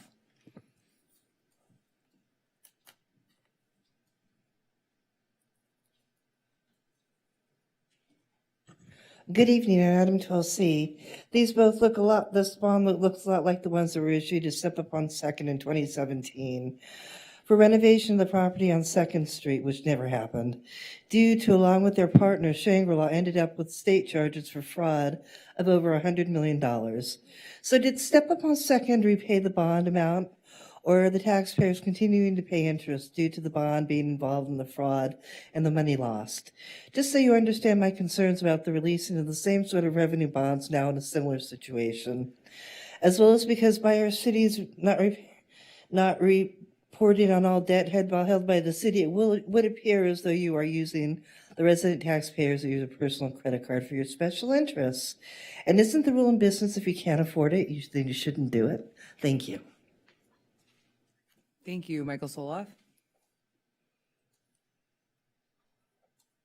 Good evening, council members. I'm here tonight on behalf of Santa Monicans for Renters' Rights. We are celebrating and happy that this is moving forward tonight. We talked earlier tonight about what makes Santa Monica and the Rose Bowl parade. Well, one of the things that makes Santa Monica is that we have committed our public land and our dollars to try and keep this place an economically diverse community, to send the message to the world that the best, being next to the beach, having a great economy, having jobs, having great schools is for everybody, not just for the wealthy.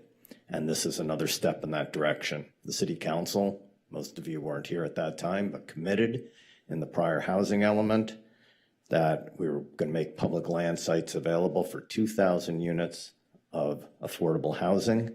This is one of those projects. We're finally getting some traction. This one's going forward. The other Hollywood Housing Corporation, they've gotten their state financing as well. And now finally the 4th Street Garage project has gotten it. So this is a night to celebrate, and please be sure to do what you need to do procedurally so we can get these units built and get people off the streets in some cases, and in other cases, out of unaffordable situations into our city to enjoy all the best and to remind the world that this is what everybody should be doing. Thank you. Thank you. Any comments from council? I don't see any comments. Well, then I'd like to move this item. Great. I'm so excited. I'll I am second too. it. Just to clarify, we're moving the staff recommendation. Yes, Yeah, I'm moving we're- staff.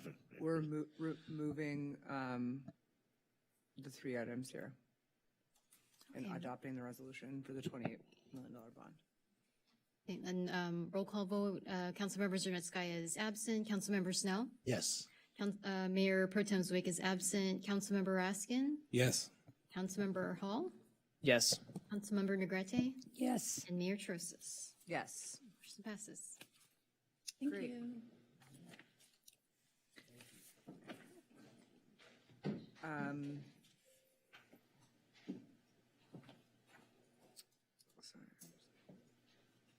We now move on to, so I would just say, normally Councilmember Zernitskaya, please return yourself. Can someone ask Councilmember Zernitskaya to come back, please? They're not listening to me.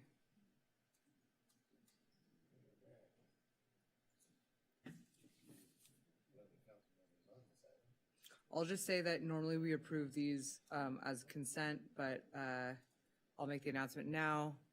On 16B, I am recusing myself out of an abundance of caution. The Pledge for Shared Prosperity is a program initiated by and implemented by my employer, LA County. And although signing the pledge will not have any direct impact on my salary or my employment with the county, I will recuse in order to avoid even the appearance of a conflict. So we will start with 16A. And then I will ask Councilmember Hall to chair out the meeting while I'm recused from 16B. I'd like to move 16A. Okay. Okay. So that was Hall and seconded by Negrete? Yeah. Okay. Councilmember Negrete? Yes. Councilmember Hall? Yes. Councilmember Raskin? Yes. Mayor Pro Tem Zweig is absent. Councilmember Snell? Yes. Councilmember Zernitskaya? Yes. And Mayor Trosas. Yes.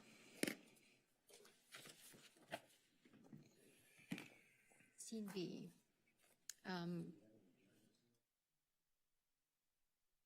Request of council members Hall, Zernitskaya, and Snell that council direct the city manager to sign a pledge for shared prosperity.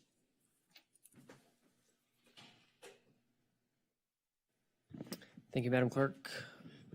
I'll give Mayor Trosas a second to leave the chambers. Do any of my colleagues have any questions or motions? With thanks to everyone who's worked on this, I'll move the item. I'll second. Okay, we have a motion by Councilmember Raskin, a second by Councilmember Zernitskaya. This is a voice vote, so all in favor? Aye. Aye. The ayes have it. For the record, Mayor Pro Tem Zweig and Mayor Trosas are absent from the vote. Correct. And I did not hear any opposition or abstentions. Just checking over the mayor's agenda here, and it does not appear we have any adjournments. So we will adjourn the meeting at 11:53 p.m. We will see you in 2 weeks. Thank you.